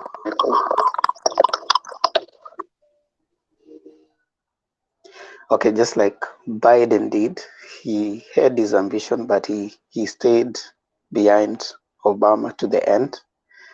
I think the ambitions that Ruto had, and there's this sense of hubris that he felt like he can do it without even his boss. And Uhuru said that he was there when they formed even the committee that came with the handshake, and then later he started attacking it. I think whichever the case, it demanded him to remain humble to the end. So at this point, because either way, Uhuru's term is coming to an end, and he will need to support somebody. And even at right now, other than what is perceived, I don't think he has come out so strongly to say he's not gonna support the other side. Yeah. And okay. Okay. I don't think he has said he is not going to support Ruto to date. There's no press conference other than what has been implied by people around him. He has not come out straight and said that I'm not going to support Ruto. All right. So I think, in my view, Ruto ought to have been a little bit more patient. So in this case, to your question, who betrayed who? Ruto betrayed the president. Thank you. Okay, that's well done. Any takes on that? Anybody who has issue with that? I support the same, and following that analogy by the relay, what the president was referring to is that the journey they began in Nakuru of uniting the nation, and they were agreed that this nation will not fight again because of election. That is what he was saying. They agreed. So the president was taking it a notch higher by incorporating now seeking peace with the opposition leaders. But when that came into effect, the DP jumped Kindly, ship. the rest, let's mute our mics. Kindly. The DP jumped ship and went back far away from the distance they had covered. They were just about to score by bringing the entire nation on the same table. And now the DP runs away. That is, I read from the president's illustration about the relay, and not the other propaganda being, twisted around by saying that Franco said this, he was running to go back to the Big Four. And what happened? How did the Big Four turn into UDA? Or was it UDA the Big Four? Can I come in? Can I come in? Can I come in at that point? Yes, Yeah, you yes, have been mentioned. Kindly respond. Now, Mr. Bernard, what I meant from that the video, you see, really has normally it is run 4 people. You start, give to the second one, to the third one, and to the final one. Now the cameraman didn't show Ruto at the 4th waiting to finish.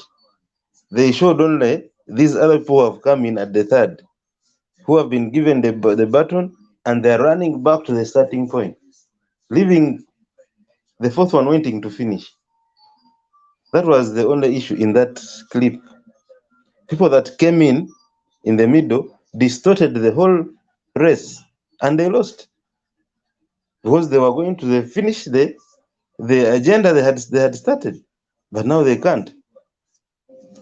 What was the agenda? He said the agenda was to unite the country, which yes, that's they had the big 4. They had the big 4 issues. Let me refer to them in political party form, where Yes. the president with TNA came together and united with URP. Yes. That is the central, the mountain joining with the valley. And Yes. then the lake was out and the other areas of Kenya. And now the president has taken the mountain and the valley to go and meet the lake so that they can unite together. But the valley now runs away after it sees the lake coming. No, actually, Bernard, one thing, normally we have held collective responsibility for a long time, whereby if someone powerful in a certain place doesn't get position, he says, oh, the whole place is what? Is missing. Yet, when given those positions, it doesn't trickle down to the last man. But when they're being chased out of office, they claim, oh, our region is not looked at, and that is the problem.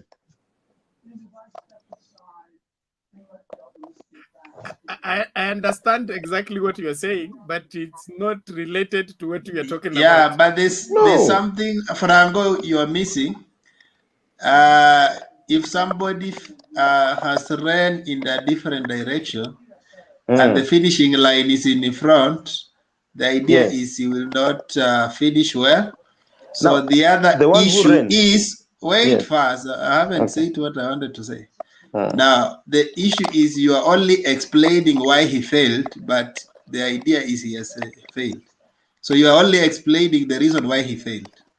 No, what I meant was, the person that ran in the opposite direction is the person who came along the way, not the intended person to finish. So they are trying to see how do they collect that person that came in to distort what would have been a good way forward. That is my issue. So it means you was the wrong person.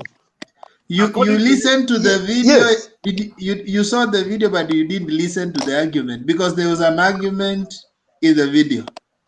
Oh, though I had the argument. Did you hear what President Uhuru said? That was the argument. I heard what he said. Yes, he said na sasa huyu ndugu yangu tulikuwa tumeanza tu na yeye vizuri, tumefika tu hapa vizuri. Yes. Lakini wakati nataka kumpatia kijiti, yeye naye anachukua kijiti na anaanza kukimbia akirudi nyuma. That was a twisted one to fill in in other words, did you understand the metaphor? I did. Okay, let me try to explain. Let me try to explain. The president was saying, wait first. The president was saying that this man has come from very far. He's near the presidency. Yes. And he could just be a little bit patient and they hand him the baton. Now he is moving away from near to presidency, going to the opposition side where people have even left, they have come where I am. So he's going to do what other people have been doing instead of him remaining here, and he knows how to acquire power.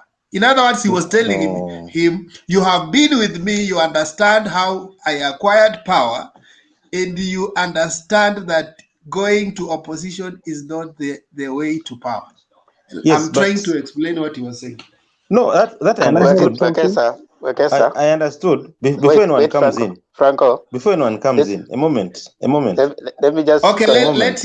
let him comment, then you can A moment, then you come in. Temba. You can. Okay, Can clarify. Franco, briefly. Franco, briefly. Yes, briefly is. Yeah, there is that analogy also of how he was that close, but between you and me, you know, though Bernard may not accept and others, that it was Ruto that made him what he is.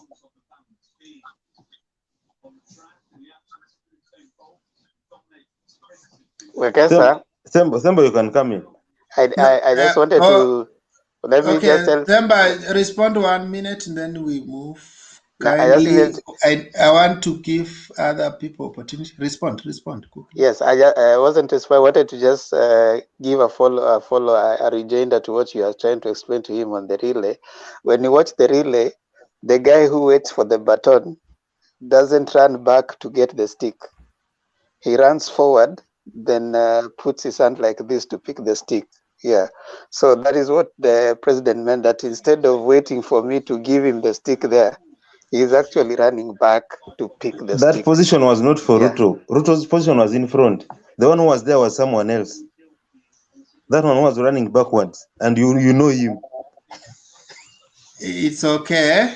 Okay, thank you. Can I help Franco with an answer, please? Who is talking? Jared. Sam. Sam. Yes, Sam. Yes. Okay, proceed. Actually, according to what the question that you're asking Franco, when you see from what the president is saying, it looked correct, because when you see and you watch relay, the rules is one. Like if the person who's coming to pass the baton on you, you're supposed to be running, as he meets you on the way going forward, not going backward. But let us not forget that these are politicians, and they can twist anything around to suit their own way, because people are listening, and he has to make it in a way to show that he has not done anything. If you read within the lines about the meeting which was done yesterday, and the report that we saw some people are putting on the social media, not that I'm basing my argument on that so much, you can see the little realignment that we saw yesterday, and the way the president is behaving is as if he really wants to get to stay back in power, because we saw the position which were given yesterday shows that the prime minister wasn't mentioned anywhere yesterday. We saw the flag bearer, the deputy president, the two deputy prime ministers, and the speaker who was given to WETANGULA. And now from that we see that president knew that he really wants to get back to power. And these people, politicians, they can turn anything, like I said. That's my reservation. I'm not saying it's real or whatever, but I would say it might be that there must be a possibility that president saw that he really wanted to stay in power. But for us, it is between Ruto and Uhuru to actually tell, because if I'm a friend to Bernard, and little by little, we don't there is something I start showing Bernard which doesn't resemble our friendship. It might sound from it either between me and Bernard, and from a distance, Bernard might start, saying like, now Sam has started, showing me signs of betrayal. And I would say this for one reason, that after the election, we interact with the people, and say, oh, now, the election has been good. And then a question came when we were having just a chat with my friend, and I was saying, so now, meaning the next election is going to be Ruto. And then this guy said, nah, wait, watch and wait, that these people, they actually help us, and walitufukisha mahali. And there's no way this guy is going to give it back to Ruto. And it was an argument. Nikasema, no, this one I don't think, because I'm saying the guy told me, mark my words from today and watch the way it goes. From there, we started seeing things unveiling slowly, you know, this guy, this office and all everything. So it all started way back. If you are my friend, you promise me something, and I can read between the lines and see that something has changed, then I would say he might have did a bad of the choice of the of the decision he did, maybe trying to do as the way president saying he went back and beat the baton. But I would say a man is to error, like anybody does error. We all stand to be corrected, you know, and like I would say, but the thing is, the Okay, real thing. Sam, let's have As I a finish, conversation. as I finish, the whole thing that I would say is, for the whole case scenario, we would say the whole thing started with the president, because nobody's a mad to start. But last, Kenyan politics we've seen before. Even Uhuru himself started campaigning when Kibaki was still in power, you know? So there's nothing unusual here. Kenyan politics, people who are potential president to come, start campaigning before time. Thank you. Okay, Sam, let me ask you some. If you say that Uhuru wanted to stay in power, now which was the easiest way? Had he asked his deputy, what if they decided to stay in power as a pair? Because why do you think it was easier to go and convince the opposition to help him stay on power than to convince his deputy to just say, let's prolong our term? In fact, even RAILA is almost retiring. If we prolong our term, then the guy will exit and then I leave it for you. So why do you think it's easier for you to analyze? Because I know it's just a narrative, it's not truth. So why do you think it's easier for you to prosecute it that way, that president wanted to extend his term, and you think the deputy has no interest in president extending his term, but the opposition, so it's a good idea for the president to extend his term? Okay, correct, Bernard. As you said, there's an echo somewhere. Okay, yeah, the reason as to why the president did that. Number one, we've had like there's a lot of narrative going around at the moment saying, if the president, okay, like I would say the person who was in president cards, according to me, I'm not saying according to anybody, because everybody has got their own way of thinking. I would say according to the person who was in the card of president was Gideon Moi. And when the muscles, Gideon Moi had no muscles to show up like he can really make that man, then the person who can beat now the real opponent, who is at the moment at the stake, who is Ruto, was RAILA.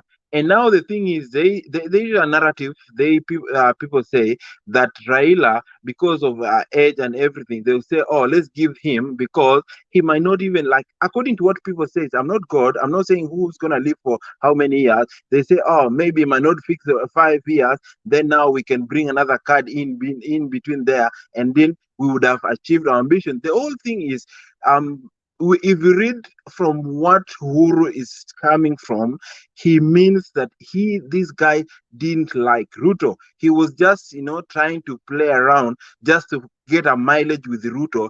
But bottom in his heart, he didn't like Ruto's presidency. Now he came out to be clear to everyone that he never liked Ruto.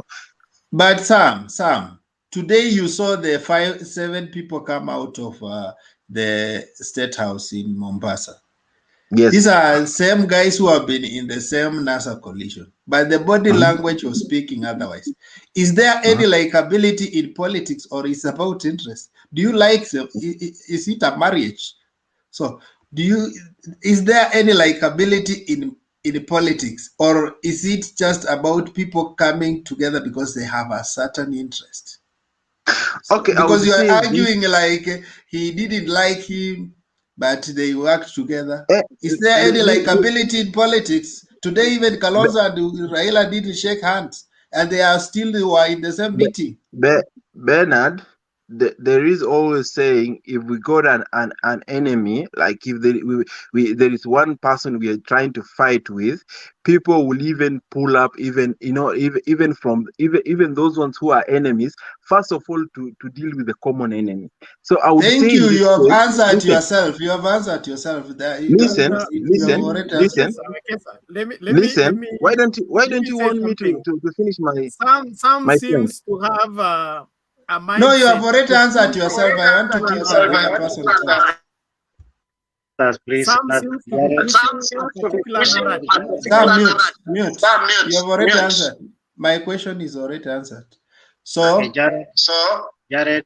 Let me give Jared an opportunity. Okay, thank you. I'm a new member. I'm from Mombasa. I want to answer a certain question you asked: who betrayed who? I think we are in Kenya. You know what happened. It started. These guys came together when they formed the government. They formed it was like a coalition government. They pretended, but it was like a coalition government. There was an agreement. Have certain cabinets roles, have yours. So it was a coalition government. Ruto contributed a lot compared to Uhuru. So Ruto became powerful than Uhuru. He has many members in the cabinet. He brought more votes. So Uhuru has no hopes on. He had to leave with Ruto, but he was so bitter, but he had no hopes on. So he decided to keep quiet, to wait for a second term. He used him, then he dumped him. That's exactly what happened. And what's happening in Mombasa, when these guys are coming together, you know, Uhuru wants to protect his interests. Do you think Uhuru wants good for Kenyans? As you know, Uhuru owns almost half of this country. All GK vehicles are supplied by Bamangina family. Therefore, Uhuru, almost half of this country. So he feels threatened. So he wants to use this man so that he can protect his interests. That's what I can say. Thank you. Question to you, Jared. Do you think it's now? Just mute first. I talk. I see the echoes. Mute first. I talk, and then you can respond. So, do you think it's only Uhuru who wants to protect his interest? Do you think the hustler has no interest to protect? Because I know when the pair came in, people told us that actually they were not voting for them. They wanted to protect their sons from going to heck. So when you are telling us Uhuru wants to protect his interests, it started 2013. And the interests were given by even Wananchi, and they elaborated it very well. They want to protect these guys from going to ICC. So is there a candidate you think has no interest to protect? Kindly highlight just one. It's very unfortunate. There is none. That's Kenya we have now. It's very unfortunate. Kalonzo, what? Kalonzo wants money. You know, Kalonzo, he has been in power for 35 years. He has nothing. So he feels maybe when he will be back, he may get something. But now he has no interest to protect. No, he has no interest to protect. That's what I was saying. Maybe. If you're looking for financial release, it's still an interest you protect. You are protect yourself against bankruptcy. So you can't tell us there is no interest to protect unless your interpretation of interest is completely limited. Okay, I think I need to give. But you know, Wekesa, you cut my point. You didn't allow me to articulate my point well. Nani, I was the one who asked the question and I was already satisfied. You had already finished your submission. Then I asked, wait, you had finished your submission. Maybe you knew where I was going. Maybe you like it. Have you ever seen? Wekesa, hold on. Wekesa, just give him a chance. Let him finish what he wants to say, because what is being portrayed out there is that we are not allowing them to finish what they want to say. Let them say. Yeah, okay, prosecute it 1 minute because we have to balance time. Me, I already answered. That's why I said, let's proceed. Maybe you can continue and give me my full time to give my full submission. No, Let's your just time make had a finished. Your time was finished. I had that only was asked a question. interjection. He had not given me time to give my submission. That's why I say, allow me that full time. I'll give it through my submission. If you say 1 minute, I don't want to come in, you know. Okay, proceed and finish, kindly. Okay, yeah.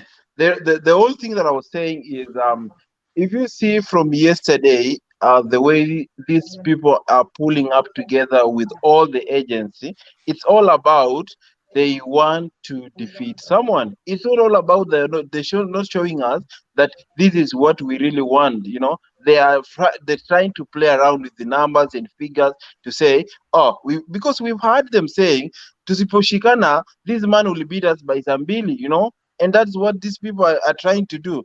And they're trying to do that because they just, you know, they're getting their political mileage. And as voters, we wouldn't mind, you know, having these candidates for them to come and give us their manifesto and say that this is what we want. And now, from what we see, from what has been happening between Ruto and Uhuru, definitely, like I said, it showed everyone what Uhuru had at stake. Because if he didn't like, we wouldn't say like that's fine. Because if he doesn't want Ruto, Ruto can go to the people, and people can decide if they want to vote for him. So the whole thing with our politician is they will only want to unite and play their cards and come with the numbers and try to, you know, stay in power. And it's all about what they want. It's all about the power, you know. And I would say for a fact that for today, I heard like now the ODM side and other people are just coming in and they just, you know, like talking, and the same people the other day were abusing the same president, and now they're coming here with a double standard, you know, like we are trying to build a culture and atmosphere whereby the political environment suits everyone, you know. Because if today I'm telling you, Wekeza, the way you talk and the way I understand your stand, if at some point when the Okoa Kenya team was formed, and then now it shows that it was a mission to kick out Raila, and Raila went and formed a coalition with Ruto at that time when the rumors was going around, I think you will be talking a different narrative, you know.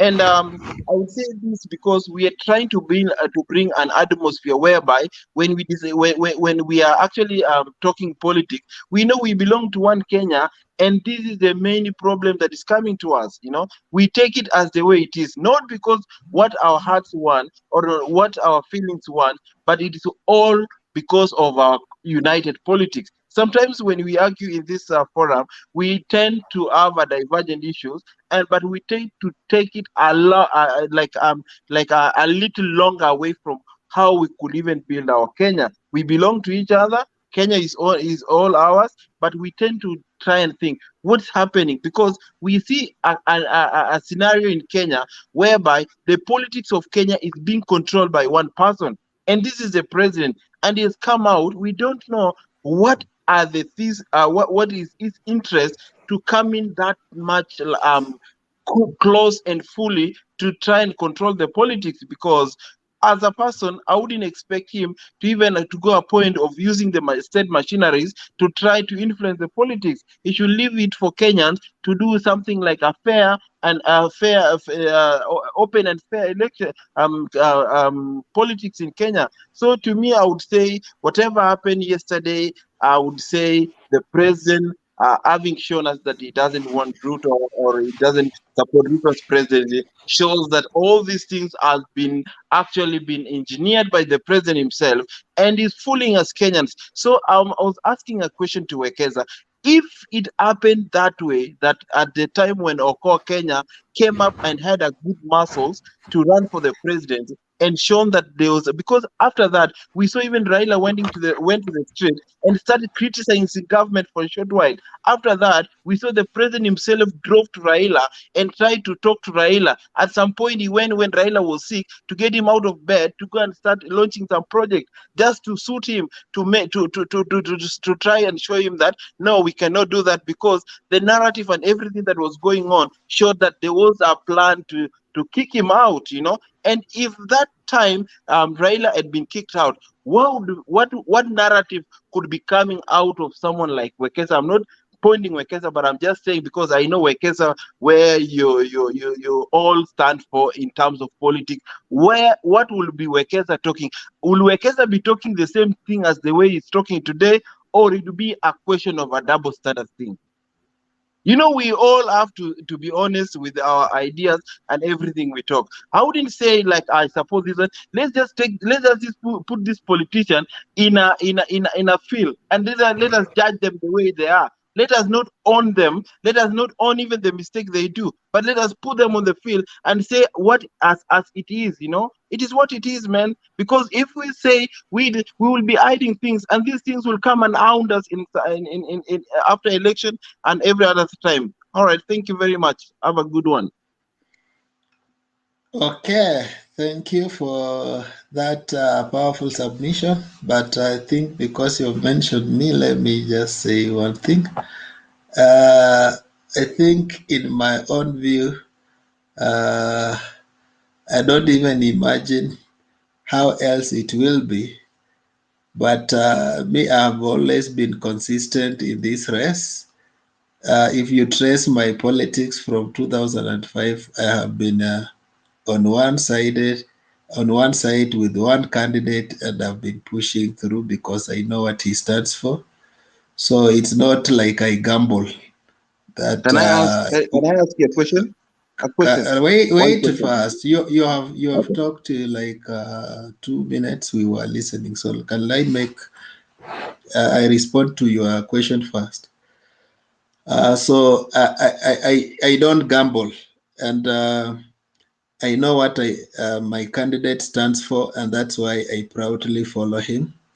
And even if the handshake will not work, we still could have chosen an alternative path to where we are going. Sisi ni watu tulikuwa tunaenda Canaan, na tulijua there is a way we can remove the crocodiles in Jordan, and we cross to the other side. So there are many ways of reaching.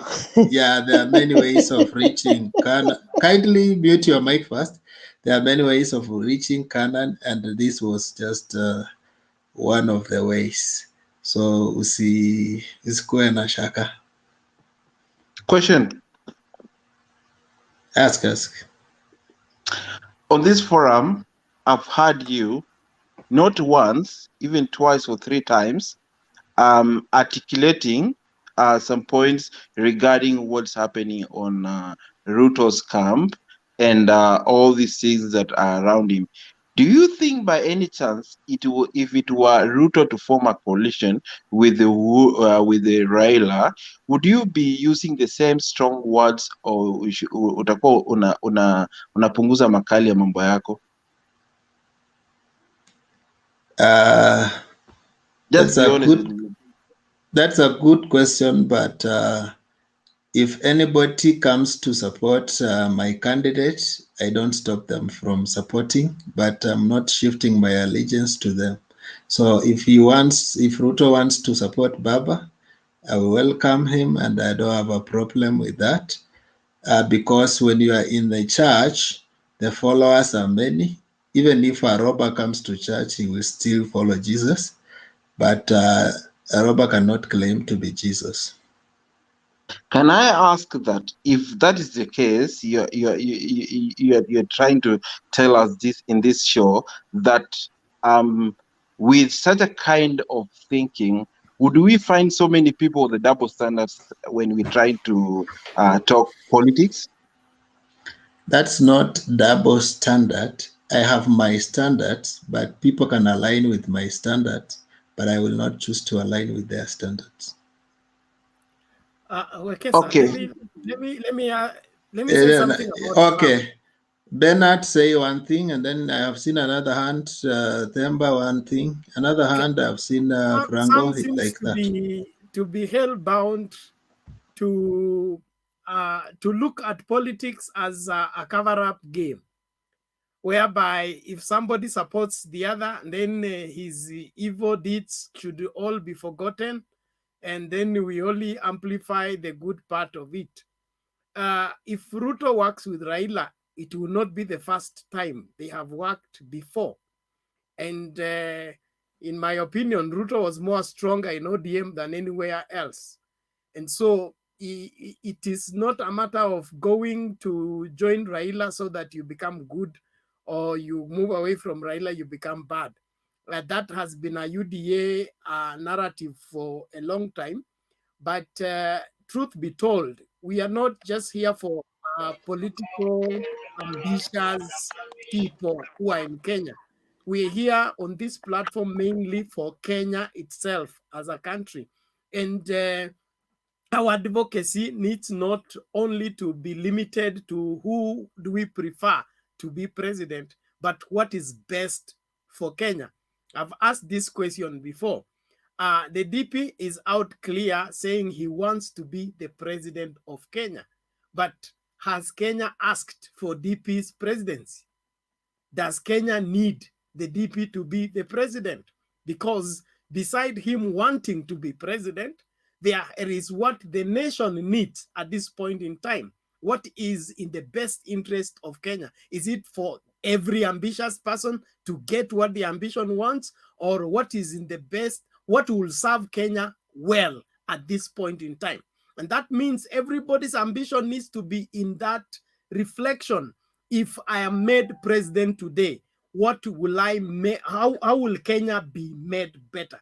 If I want to be president and I don't have an ideology that will help Kenya, then I should be prepared to lose the election, or even to step aside if somebody else comes up with an ideology that is better than mine, because we put the country first, not individuals. Okay, The reason my as to why briefly, Themba. okay, Briefly, and then my Kambi, as we go to the new persons who have come in.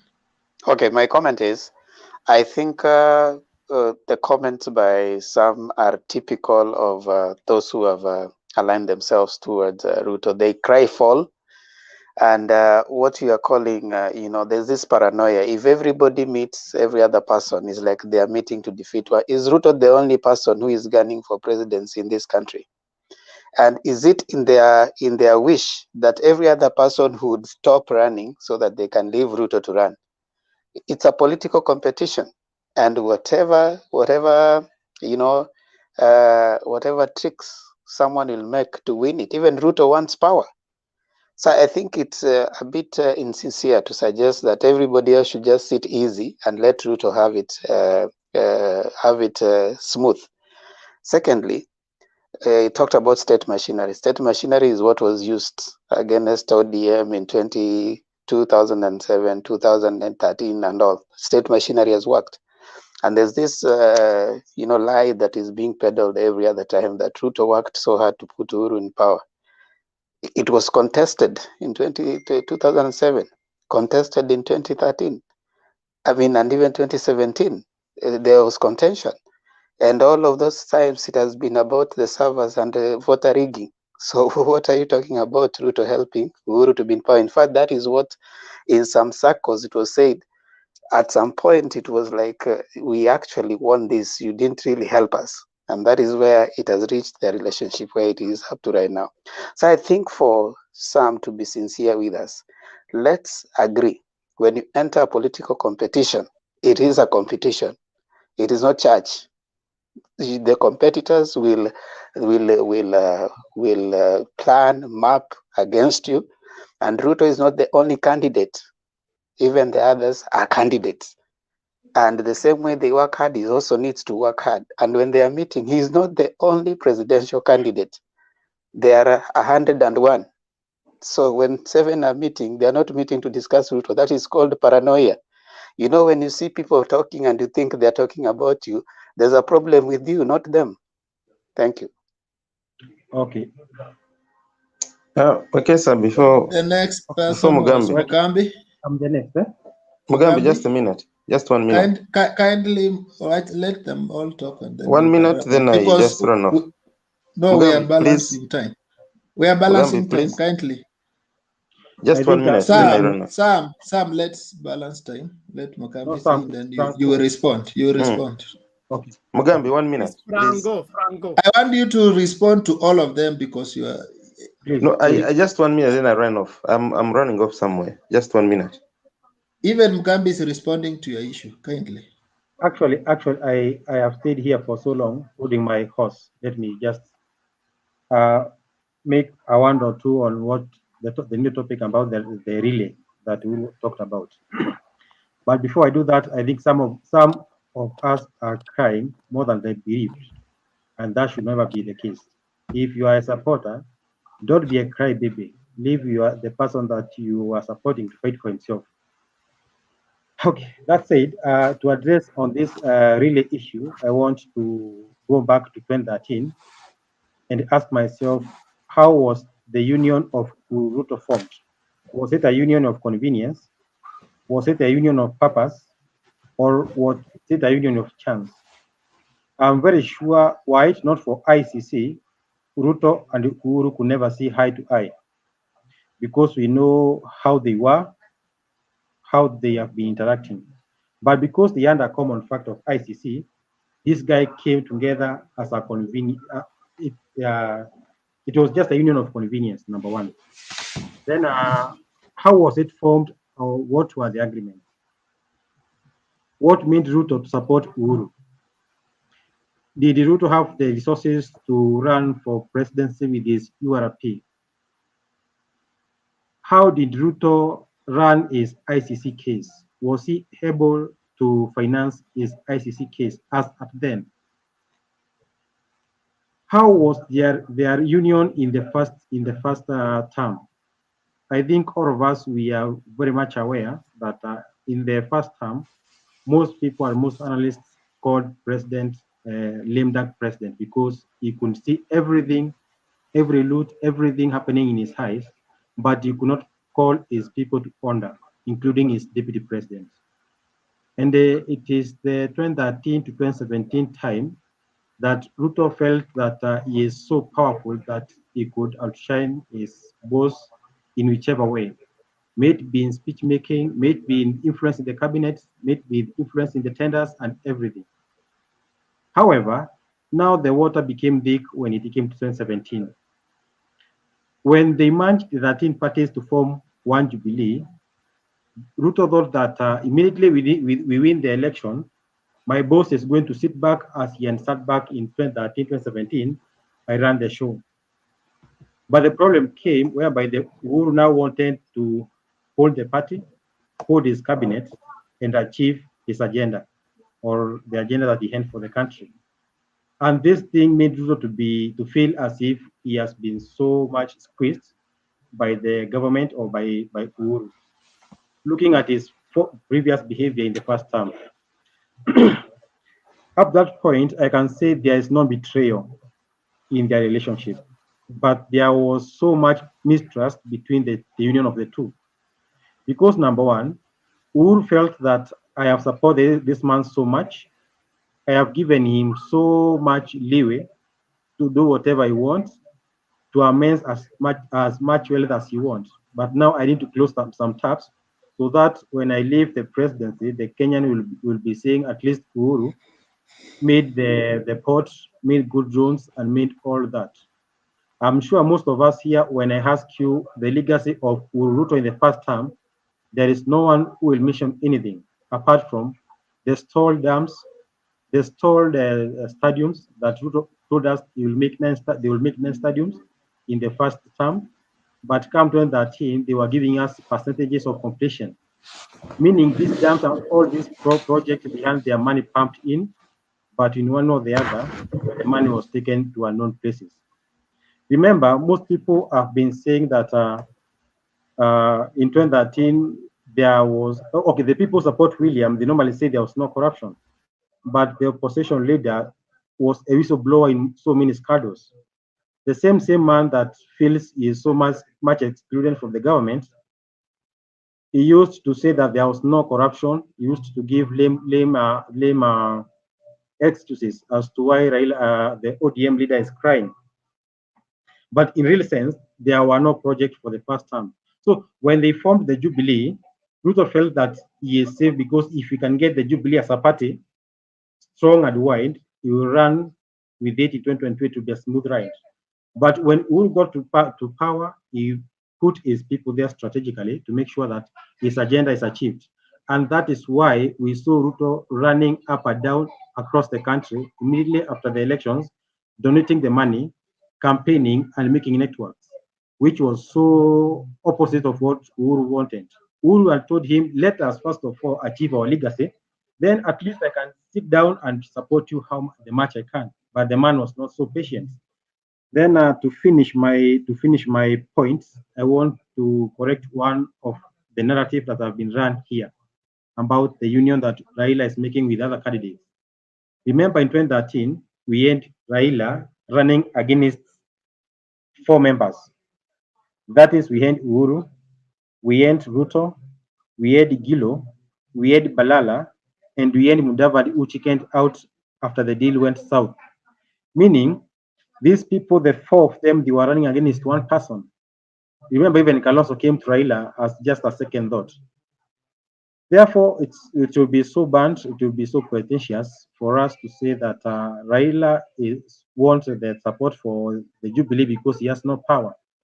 These people, they ganged against him in 2013, and he fought his best fight.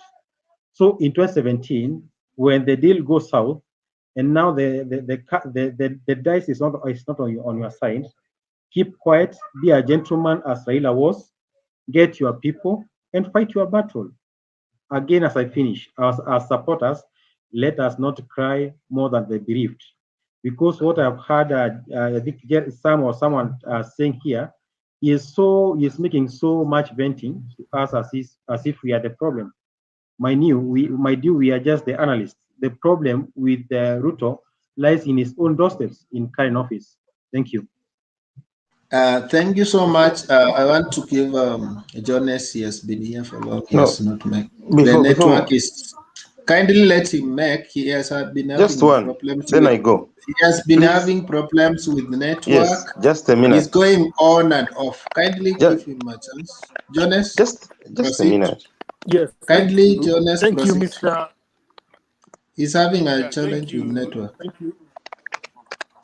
Yeah, thank you, Mr. Wekesa. I've noticed today that a lot of the panelists came today really to make, to read speeches and to make speeches, and instead of really engaging in a debate. But all the same, I think the Ruto supporters, I think, don't understand the meaning of the word deputy. You know, deputy is a word which is synonymous with assistant or subordinate, helper, you know, and that type of thing. So, but they seem to think that the president and the deputy are partners, whereas they're not partners. The president is a president, and Ruto is the deputy of the president. He's the junior of the president. So when we talk about something like who betrayed who, you know, the president cannot surely have betrayed the deputy. You know, it is the deputy's duty to be loyal to the president and to follow the lead that the president has given. So when he refuses to follow that leadership or that guidance which has been given by the president, in my opinion, then I would think that he has basically abdicated his duties. You know, that's not somebody who's performing the duty of a deputy president. I think the second item that was on discussion was the question about the meeting in Mombasa. And I would think that the way things are in Kenya today, winning an election with the 50+1 is probably not enough. I think for somebody to be able to govern the country effectively, they need a super mandate where you need more than 50+1. You basically need a very clear almost a landslide victory like the one that Moi Kibaki had. So for that reason, I think the meeting at State House was warranted to ensure that there's a clear winner. Because really, when you look at the UDA side, they're already preparing. When you hear people talking about there's a I mean, what do they call it? There's a, that there's going to be rigging, that there's going to be a deep state, and all these things. They're almost preparing for that eventuality. When they lose, they then come back and say that the election has been stolen. So to avoid that type of scenario, I think it needs to be a very clear super mandate of the person who wins the election. And I would think that's what the president is trying to do. He's trying to avoid that perpetual post-election, problem that happens in Kenya all the time when it's not clear who the winner is. And the only way to do that is to bring all these people together, have them field one candidate, go face to face with one other candidate, and just have a clear winner outright, as opposed to going through this whole process of reruns and things like that, which really just increase the temperature in the country and affect the economy of the country for almost 2 years. And that's really my submission for at this time. Thank you, Franco. You can respond with a question now. Oh, now I had a question, but now it seems John's through his presentation. You ask for the audience, even if it's not there. I'm saying, I'm saying, I had the question, but now through what John has presented, I was going to ask Mugambi, but now John has sort of answered it. He says Ruto is a deputy, and you can't charge him on any failure of government. So meaning the person to blame is who? The president. For the dams he was talking about, for everything. For Ruto was there to implement what the president has told him. If he hasn't told him to do anything, he can't do it. Then as I sign out, I want to request at least, I don't know. Ruto has sabotaged the president. Can I give you a simple answer? No, before you come in, I had this to say to Bernard. At least him and me are sort of similar. We have party leaders whose chairs are not pointed to. Let not other parties behave like us. Thank you. Okay, before you go, Franco, I want to make you understand this. In Kenya, we normally have the president and deputy president elected under one ballot. Meaning, if there are failures, they should be apportioned to the people who are in the ballot. Because if we don't do that, one may sabotage the other to take advantage of the worst scenario.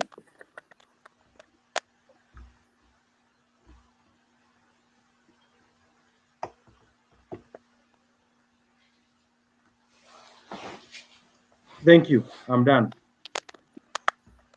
Why are you on mute? I haven't heard you. No, he was audible. I'll say this. Listen, Wekesa. I'll say this. In Kenya, we have the deputy and the president elected at one ballot. In case of failures and successes, they should be apportioned equally, because one may sabotage the other to take advantage of the worst case scenario. Remember, Uhuru cannot fire Ruto. Meaning, if you can't fire someone, it means you should enjoy the fruits and the failures equally, not unless Uhuru has the power to fire him. Does that mean it is only Ruto who sabotages? Uhuru cannot sabotage. Yes, he is trying to run out of the reality that they have failed. He is sharing the success, but apportioning the failures to Uhuru, which is so wrong. Probably we could sum up that this way. Jones, please mute your mic. Is bringing out some feedback. right now we are going for general election in a year's time. And between 2013 and 2022, July, we have had what we call Jubilee government. And we are going, our questions will be on the scorecard of the Jubilee government that was led by the president and his deputy. So if the deputy wants to be free from that, he should have resigned in 2018 to say, I only served 2013 to 2017. If he would have Jubilee, resigned, then he will be justified to say he has no part in the failures of Jubilee. But since he has stayed in office to the last minute, there is no way he's not responsible for the failures of Jubilee. Just like he glories in the success of Jubilee, he must also carry the failures of Jubilee. He cannot say he was not told what to do. Jubilee stroke handshake. Now listen to this, Frank. When we talk about Jubilee failure, it's not even just the big four. Maybe sometimes we limit it. Jubilee is a ruling party. If the ruling party fails to govern, in itself, it has failed. So, because when we talk about our national development, we talk about how we develop our institution. So this institution called Jubilee has collapsed in the process of governing. So, and the people accountable to us are the people who are elected to be the party leader and the deputy party leader. Because if the ruling party succeeds, then the agenda of the party and the government of the day succeeds. But if the ruling party has problems, then the agenda of the day collapses. And that's why when we talk about Big Four, we don't ask Uhuru. We ask, it was a manifesto of Jubilee. So, and the deputy president, in his own confession on Inoro FM, said, not Inoro, I think it was on Inoro TV. No, yes. Yes, he said The that, interview. yes, the interview. He said yes, that everybody that was in Jubilee is moving to UDA. And if you don't move to UDA, then you are doomed. So in other words, you are telling us you are converting the ruling party into another party somewhere. But remember, we at the end of 5 years, we still want you to account. The reason why I'm saying that is because when they go to UDA, they are not articulating any agenda. We have not seen any agenda brought to Parliament in terms of UDA to be implemented. Anything happening is happening either in Jubilee or this other side of the divide. So, and the only reason you guys are giving us is that we have been sidelined. Nobody has sidelined you to earn the salary. So if you are earning the salary, you are accountable to Kenyans. You are not just there to earn salary for nothing. You have a responsibility. Mr. Wekesa. Yes. Mr. Wekesa. Yes, that is, whatever you're saying is right. At the moment, it is Jubilee government serving the Kenyans. Yes. And UDA doesn't have mandate to serve Kenya for now. And that's why we are saying they concentrate on Jubilee first, because even when they know they are legally elected on Jubilee ticket, and nobody has stopped them from being Jubilee. It's only them running away and playing victim that we are being chased away. Nobody has chased them away from Jubilee. Then that is wrong. If you are not doing the purpose of the party that brought you to power, then start blaming it of chasing you away, then you are not doing this nation justice.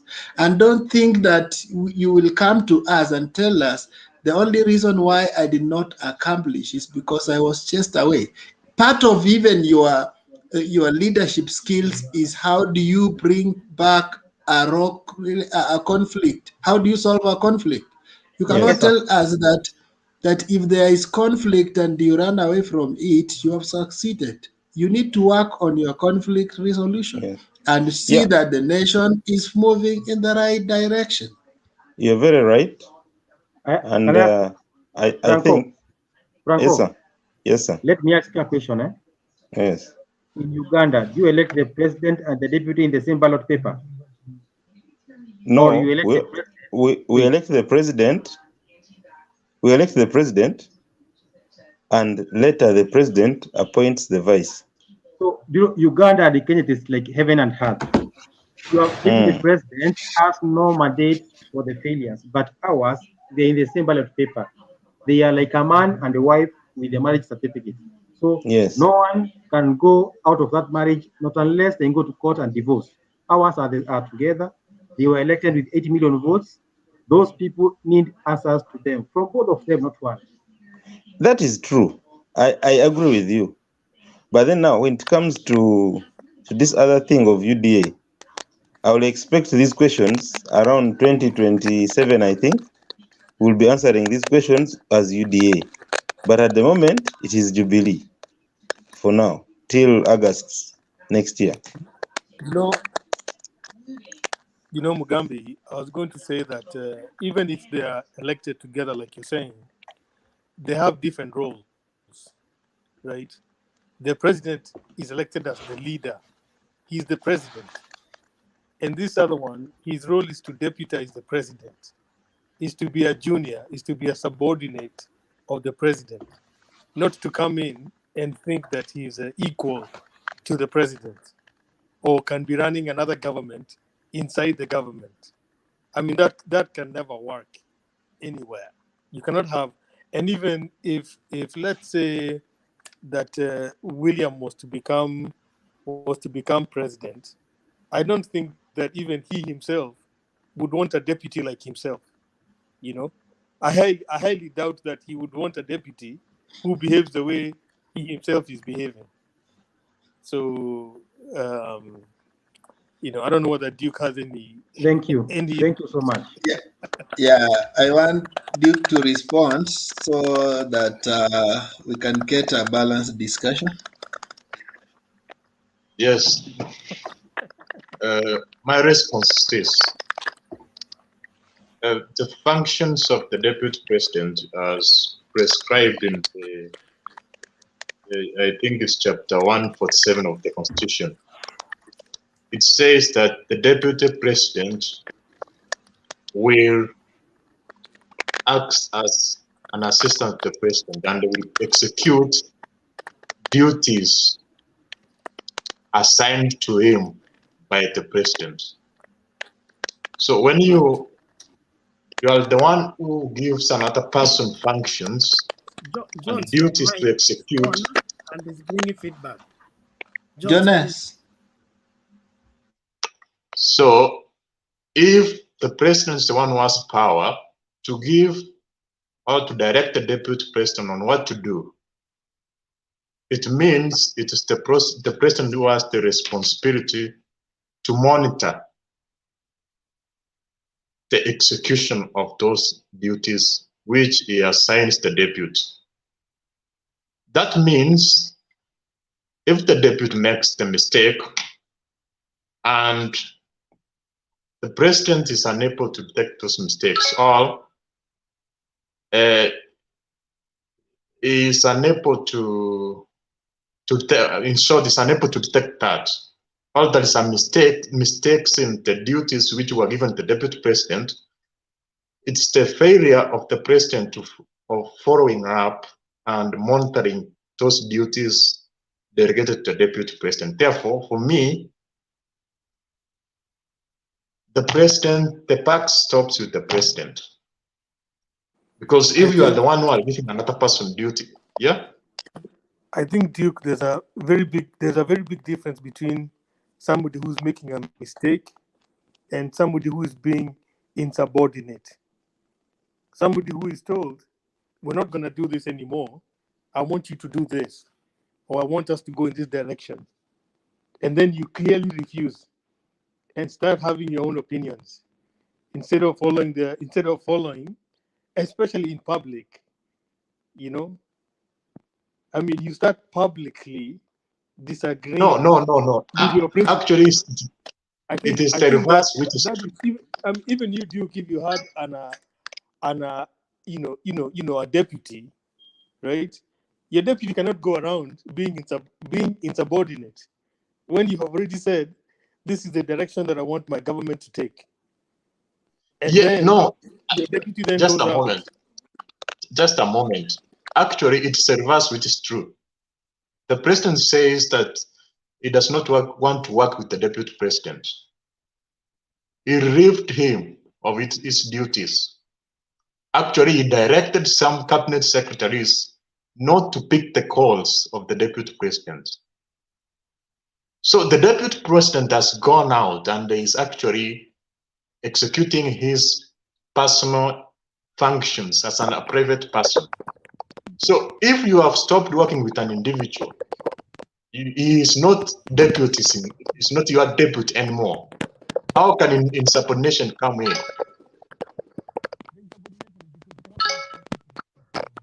Duke, can I ask you a question?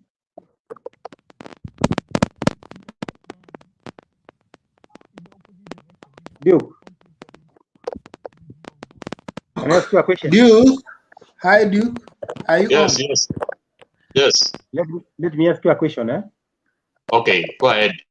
You have stated something that is so nice, and I would like to support you to some extent. You have said that in article, whichever year that you have quoted, the deputy president is subordinate to the president, and the president should tell the deputy what to do. Good. At that point, we are together. After the 2017 elections, the president saw that the country was going to the wrong direction. With his own wisdom, he told his deputy that let us have handshake with the opposition. The president himself has said that he had been briefing his deputy in everything, but to that point, the deputy became rogue. So if you have a deputy who have become rogue, do you allow him to continue executing his mandates and he has stopped listening to you? No, I'm talking as per the current situation. I'm not talking about what happened previously. I'm saying Duke, there is a process, there is a journey that has been covered to come where we are right now. If you trace this thing from its beginning, okay, when was the fallout between the president and his DP? What brought about that fallout? We cannot be talking about right now, independent of where we have come from. Okay, for me, the fallout came out after the president got his second term. Therefore, he was done with the deputy because he knew this is his last term and they will not maybe need any political assistance from that man. Therefore, he decided to go his way, personally. But I don't think the president has come up with an official explanation or views. Before you continue, let me ask you. Immediately after the 2017 election, the president told the deputy, let us focus on development and projects and not to campaign. But the deputy president continued to go to the people campaigning instead of working for the people. And that's why when Uhuru was in Embu, he told the people that my deputy president is a tanga, meaning he is not ready to do the development, but he is ready to go around everywhere campaigning. So that is where the problem began. Actually, the problem of Uhuru and Ruto is not the handshake. Before the handshake, the issue of one was campaigning, the other one was working on the government's legacy. So when telling us that right now Ruto has been sidelined, he began his rogueness immediately after the elections, and you can't come away from that blame if at all you want to follow the constitution. You know, the context of saying all this and the context of what I said earlier is that we were trying to say that the scorecard of the current government is connected with the deputy president.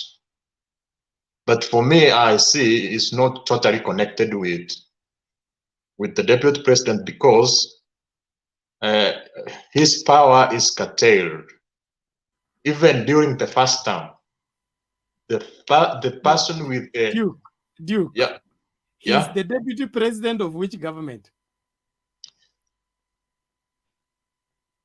I've not said he's not deputy president. What I'm trying to say is this: if you compare the two, there is the person who is on the top of the other. If you are in a given school, let us not confuse our viewers, okay? The deputy president is still in office and is still earning salary from taxpayers as deputy president. And in my latest observation, it is the most important thing to him at the point in his politics that he keeps reminding everyone that he is the deputy president of the Republic of Kenya. And he's speaking in capacity as the deputy president of the Republic of Kenya. He's even apologizing to foreign nations in his capacity as deputy president of Kenya. In my opinion, he has never ceased to be the deputy president of the Republic of Kenya. And if that is true, then he shoulders all the glories of the Jubilee government together with all the failures of the Jubilee government. First of all, I've not said he's not the deputy president of Kenya. What I said is this: he is part of this government, but the instrument of power, all the mandate he has as a deputy president, and the mandate the president has, that one of the president is above him. So we cannot scrutinize them to the same extent, because there is one person with higher power than him. Actually, he takes the instruction from the person above him. It's like if you are in a high school and we have the principal and the deputy principal. So the functions of the school is actually more, the direction of the school is more connected with the principal, not the deputy. Okay, so he has some responsibilities, yes, but let me ask you a question as we continue. How many people elected Ruto? How many people elected them? Can you, why is that question? Does that question have any sense? Let me give maybe Mugambe, let me ask it this way. Yeah? If you are a HR and you need to do a performance appraisal, do you skip the office of the deputy president, or every office is appraised?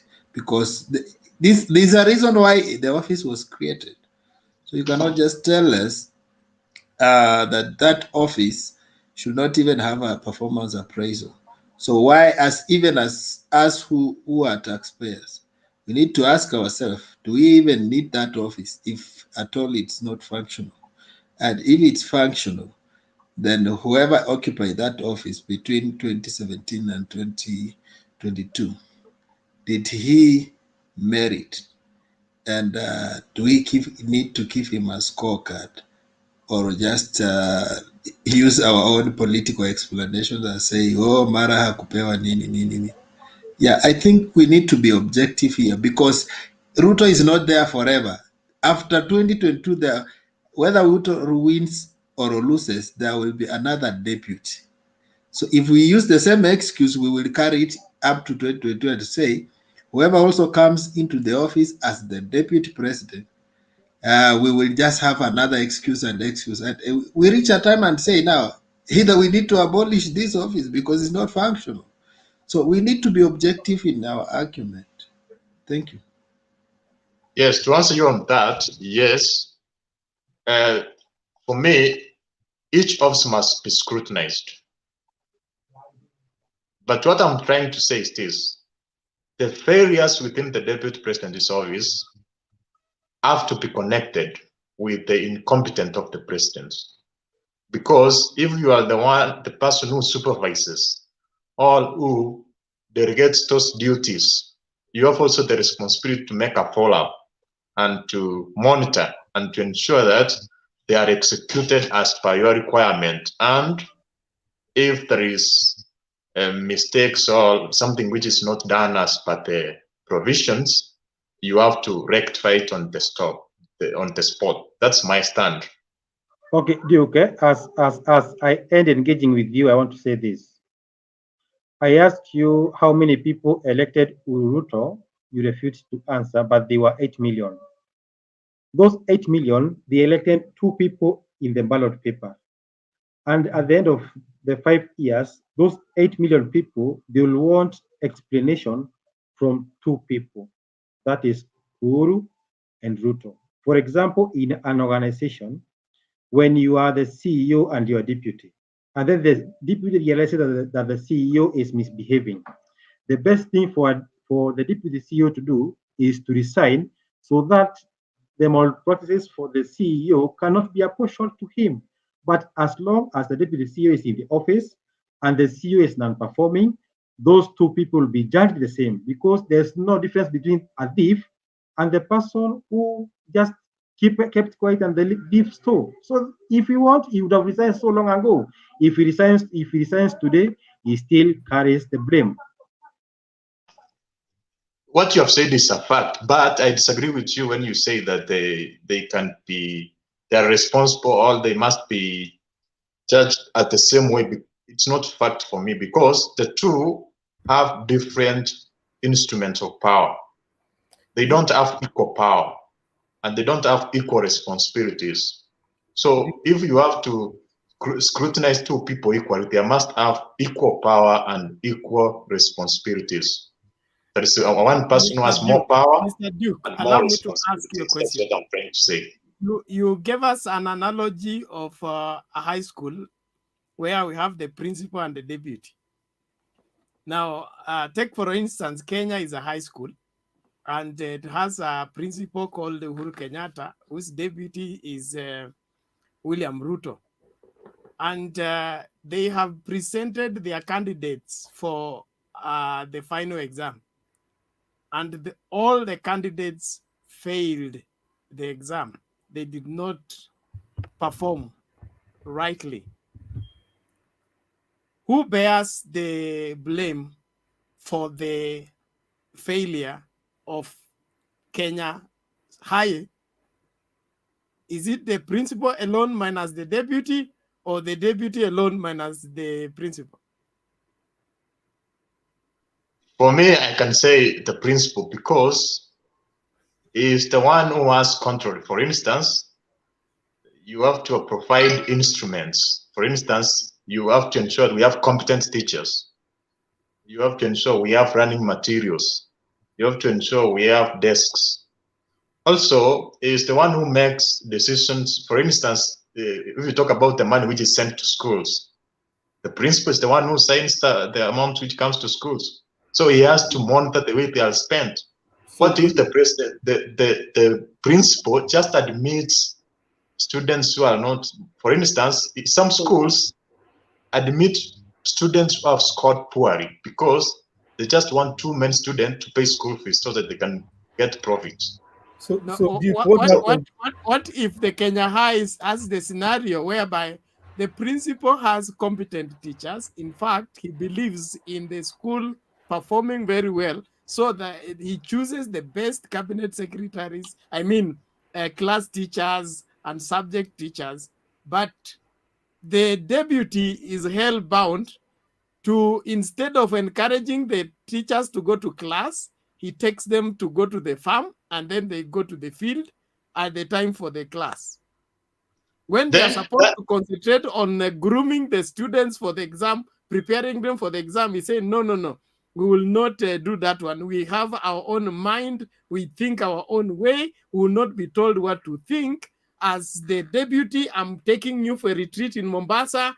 Relax yourselves so that the students can sort themselves, or let the principal teach all the classes.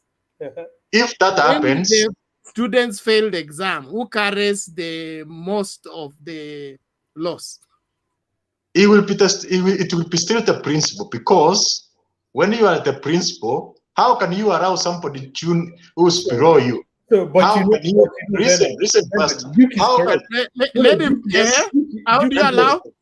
Duke is If you right. are the principal, how can you see the deputy maybe telling student not to go to class, and then you are there?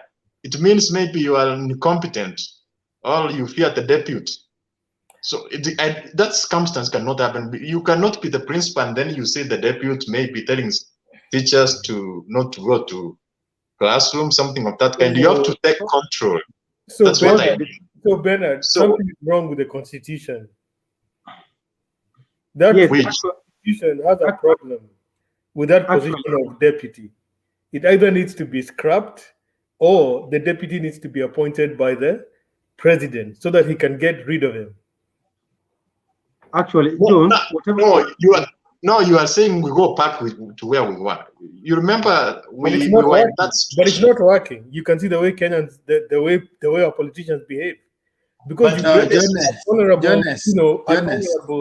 Jonas, let me. I want to return Duke to a Bible analogy. When God created Adam and Eve and put them in the Garden of Eden, the instructions were given to Adam, not to Eve.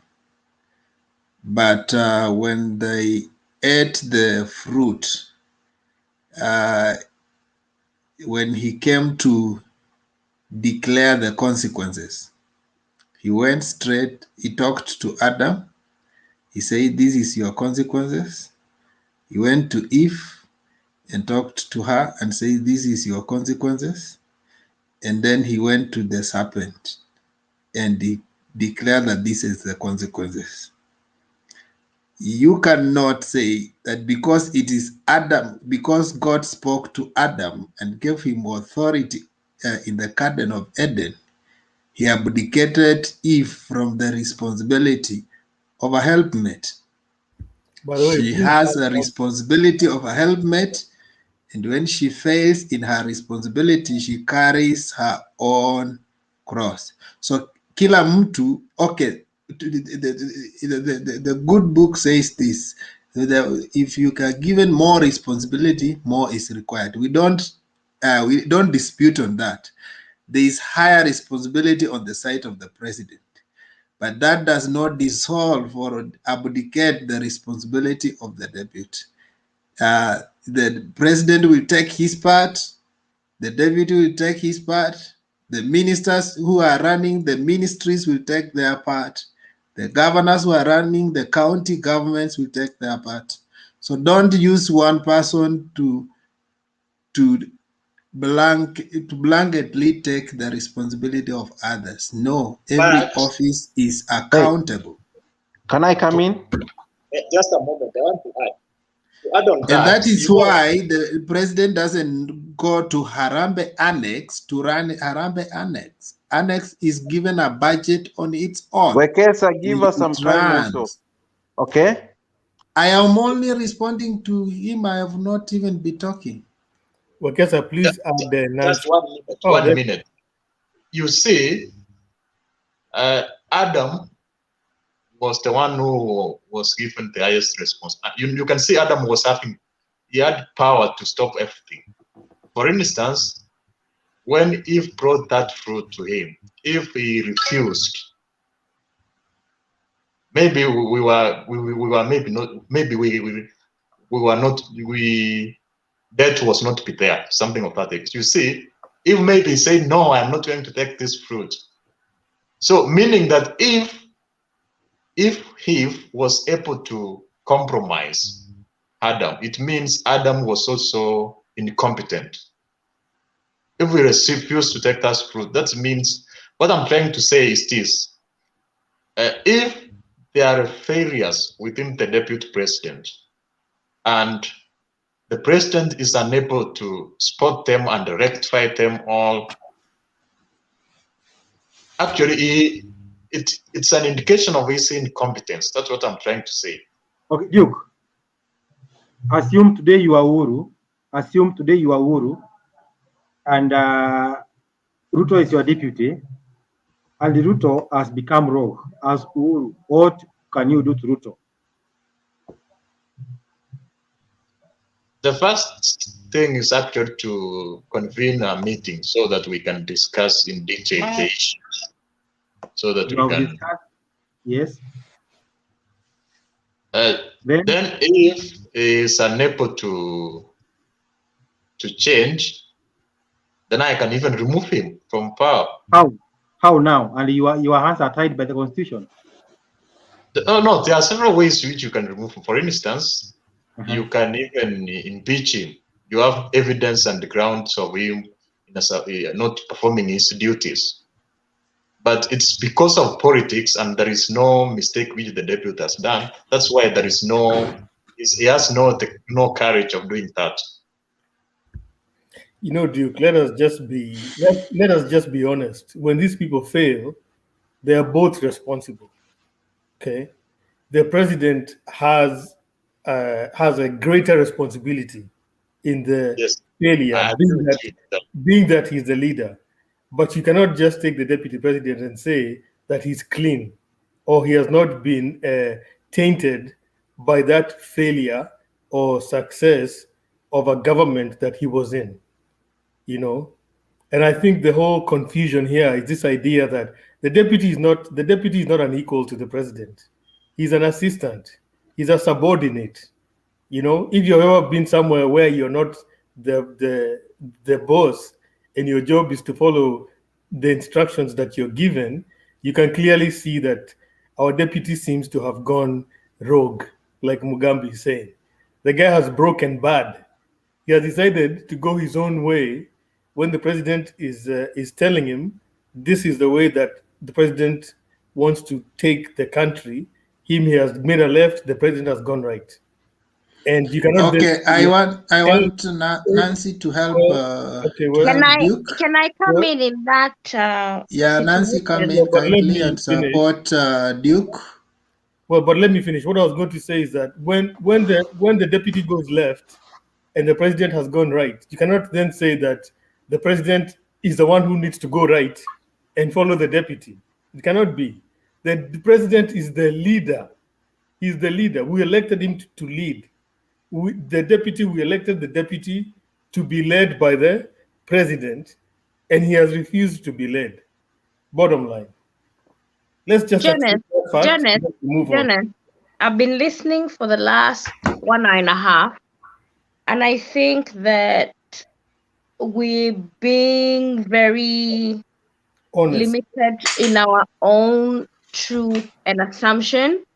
For me, how I see it, this is my view, and I said last night, we have to listen to one another, appreciate that everybody has an opinion. I respect your opinion, have no qualms with your opinion, but I would expect that we also look at things critically.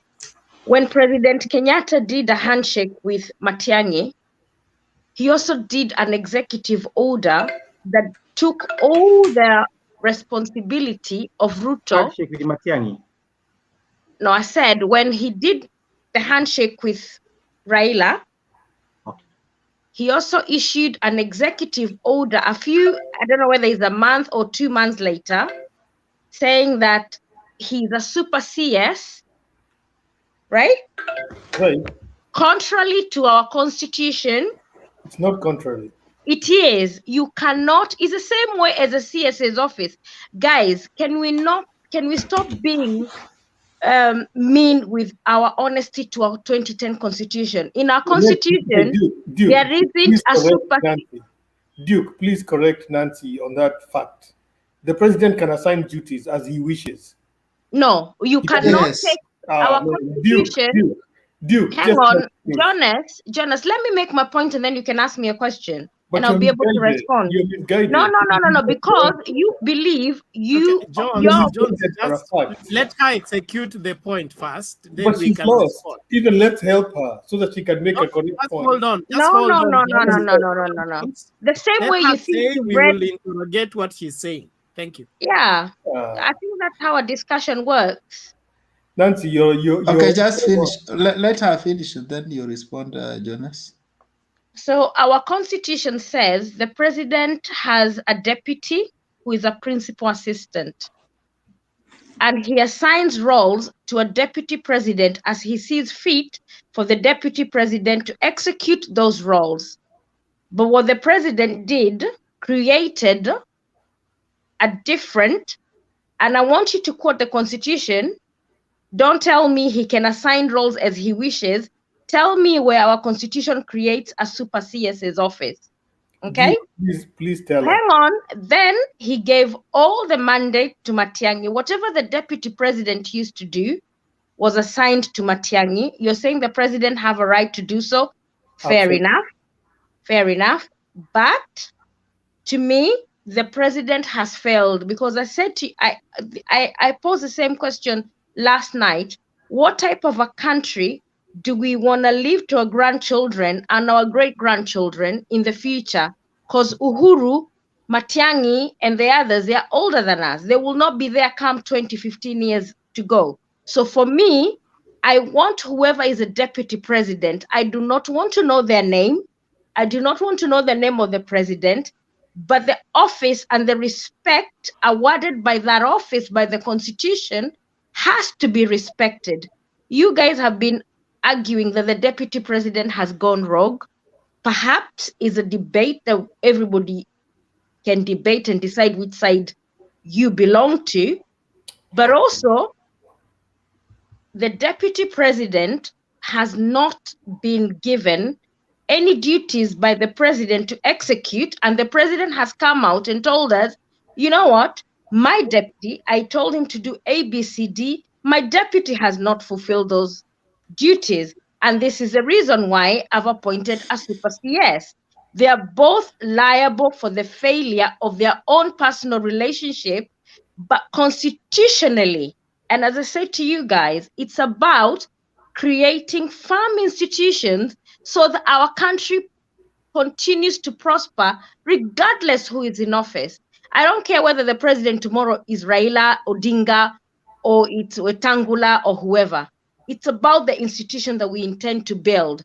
So Ruto might be a rogue deputy president, but how do we fix going forward that if a president is in office, does not delegate the mandate that is mandated in our constitution for a deputy president and create an office that does not exist on our constitution? That is a question that is fundamental to me. No matter what you tell me, for me, I'm keen for our institutions to thrive, because that will drive us to a point whereby we do not care whether the president is Kikuyu, Kamba, Luo, whatever that person might be. It is irrelevant. It's whether those offices function. And for me, the fact that Uhuru, as the chief executive of our country, has not respected, because he could have said, okay, I'm going to pass the mandate to this guy. Let's see whether he performs or not. Whether he undermines me or not, it is about the office. He was elected the same way as him. And the reason I said last night, Uhuru is fed up of Ruto. Nancy, he has the parliament. Let's avoid having a monologue. And I think you've gone enough. So Jonas, hang on. We have 3 minutes rule. I've not even finished the 3 minutes rule on this debate. It's not a monologue. It's a soliloquy. Okay? It's even worse. And this is a problem, because you guys, let me be honest with you. There is no way you want me to buy your truth. You don't want to buy my truth. If we're going to build a prosperous country, it's because we can listen to one another and share ideology and ideas with one another. All right. It's okay. It's okay. Nancy, exhaust your point, then you will receive questions. I also have a question for you. Okay. So, to me, whether we want it or not, both Uhuru and Ruto has failed us all. And in regards, because I see the topic was about the Mombasa meeting today, honestly, guys, it's a failure of Uhuru's leadership. He should not be parading those guys in Mombasa trying to tell us they were discussing COVID-19. He has the cabinet. He has the people who are mandated to do those roles. He does not need the opposition to discuss about. The opposition is parliament. If he wanted to discuss the COVID-19, there is where that needs to be. He just need to be honest and tell us, Kenyans, I don't think I'm supporting Ruto. I am creating a way forward with the other leaders of opposition, and that's where I belong. And let him be honest with us, because time is running out and we'll soon find out what he's trying to do. And most Kenyans who are like-minded like me will walk away from his shenanigan because he's taking us all for a ride. All right, Duke, are you still there? Yes, I'm in. You know, Duke, you're a gentleman. So please correct Nancy in all the areas that you had her misleading us. No, but don't Duke, no, Jonas, hang on, Wekesa, do me a favor. You know, Wekesa, do me a favor. Give me a say. No, It will come as partisan. So I want Duke. Jonas. Right. Jonas, don't try to patronize me. If you think I'm wrong, don't tell someone else to correct me. Ask me the question. I'll answer you. Yeah, let me ask you direct, Nancy.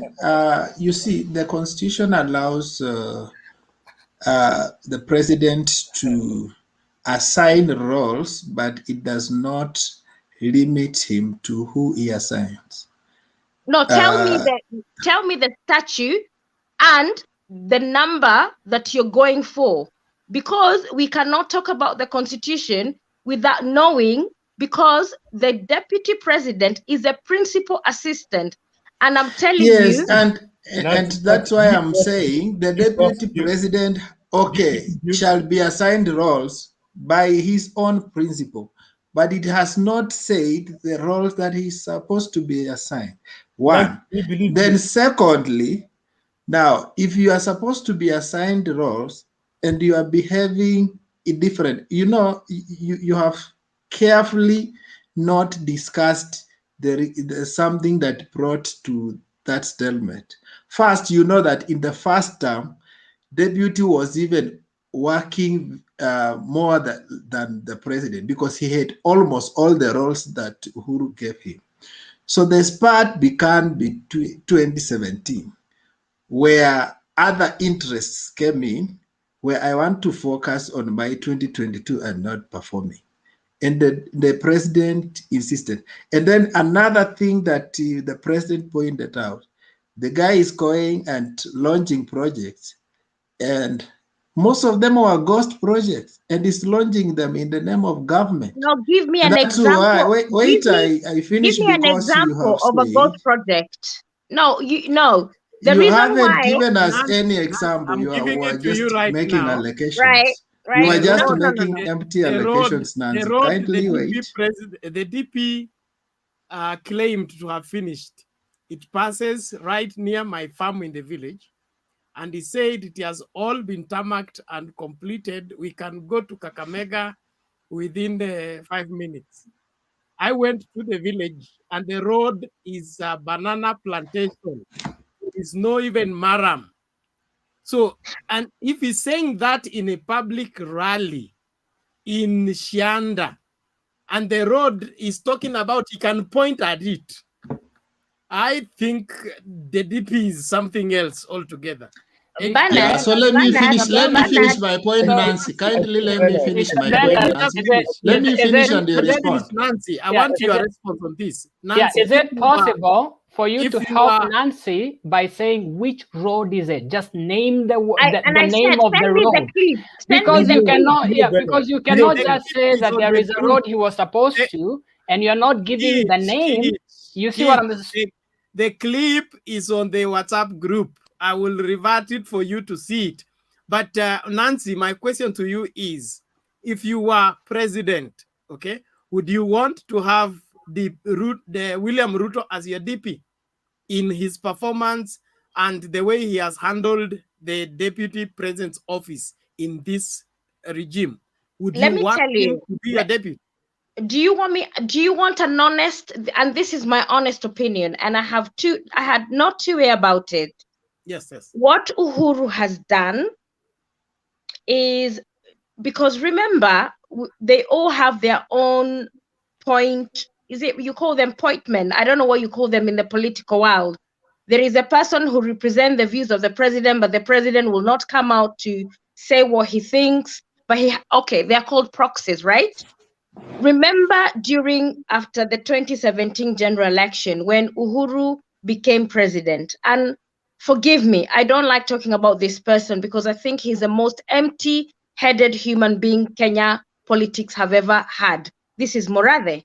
Murathe came out after the re-election of the 2017 general election and said the president will be a very different president, and he'll be working on a different premise. And their mandate is to make sure the deputy president does not become the next president of Kenya. I would want the deputy president to be my deputy if I was a president of Kenya, because he has a track record in his previous ministries. He also, in the first term, drove the government agenda and delivered quite a bit for Kenyans. But what I don't like is the hypocrisy within our political class across the board. It's not about the DP only, but across the board. I do not have... Nancy, have you seen that you are only quoting Murathe from 2017? And Murathe has been making statements from 2013. And one of it that hurt us from the other side was that he allows the president to be, which kind of dictator? He said it was, these are what he used about a dictator. Benevolent. Benevolent dictator. I'm saying you are only seeing it after they fell out with the deputy. But for us, we also have seen Murathe from the past, and we had issues with them. And that's why we are saying when you talk about selective honesty, you are also not being honest yourself. You're only selecting the part which offended you. But you don't know that Kenyans have always been offended with this administration from 2013. You are seeing it from 2017. As we saw it from 2013. And we said we have elected a wrong leadership. And benevolent dictator did not come from Murathe, it came from Ndindi Nyoro. No. I can show you even the clip. He came on, it was either Citizen, Citizen of KTN. I will send you right now the clip. Yes. Let me address something that Nancy has asked. And sometimes when we are dealing with matters legal, I like to talk with facts. Nancy has refuted that the Constitution gives the president the powers to assign duties to a cabinet secretary to perform any duty, including what Matiang'i is doing. Nancy, if you have a pen, I want to send you to Article 132 of the Constitution, Sub-Article 3, C. Go and read it and see what president can do. It says, by a decision published in a Gazette notice, he can assign responsibilities for the implementation and administration of any act of parliament to the cabinet secretary to the extent and not consistent to any act of parliament. Meaning, the president can go and assign to any cabinet secretary to do anything. He has that function. No. Okay, I have the same article you're reading here. I've opened it and I'll read it back to you in verbatim, because it is truly, we guys, read it. Hang on, 1 minute. To me, the person who becomes the next president of Kenya does not really float my boat. what floats my boat is a kind of country that we want going forward and the kind of leaders we need going forward. And I said, the day all of us will stop identity politics and stop talking about individuals and what we want for our country, then we are heading somewhere. But discussing Ruto, Uhuru, Wetangula, we are letting ourselves down. But let me look at the constitution and verbatimly and get back to you, because I think we are losing the point. And yeah, go ahead. The functions of the president, you said 132 article. Just go 132(3). So the president shall chair cabinet meetings, direct and coordinate the functions of ministry and government department. By a decision gazetted, assign responsibility and implementation to administration of act of parliament, to cabinet secretary to the extent not inconsistent with any act of parliament. So what I would say to that is he cannot assign, he can assign the duties he wishes to a cabinet ministry, but he cannot create a super CS position because it does not exist in our constitution. Yeah, and it doesn't exist. That's just that was my argument. That's just a fake title. It doesn't exist. Who is called super CS? It's people's interpretation. It's not written anywhere. It's not written anywhere. Jones, it's just a nickname. Let's not waste time here. Let me handle Nancy. You know, Nancy has had this thing that politicians have called Matiang'i as super CS. Go to any go to the cabinet and tell me if Matiang'i is written as the super CS. What Uhuru did, he gave him the mandate to chair the cabinet on Tuesdays and Thursdays. They discussed together on the implementation of the government projects, and then he, Matiang'i, can brief Uhuru. So there's nothing like super CS. The article I've given you is what has given the president the powers to appoint a cabinet secretary to share the cabinets when they have those Tuesday meetings. Mugambi, but let me you've made your statement fast, but let me ask you a question. Let me ask you a question. Let's go to a scenario of a high school and a deputy headmistress, right? The head teacher bypasses the deputy headmistress, and all the mandate or the responsibility that were being undertaken by the deputy headmistress are given to the assistant deputy head, who is not the deputy of the headmistress. So then you're talking about no reason. Hang on. Remember, we are the sovereign. The sovereign power belongs to us as Kenyans. Me and don't you. care about people's egos.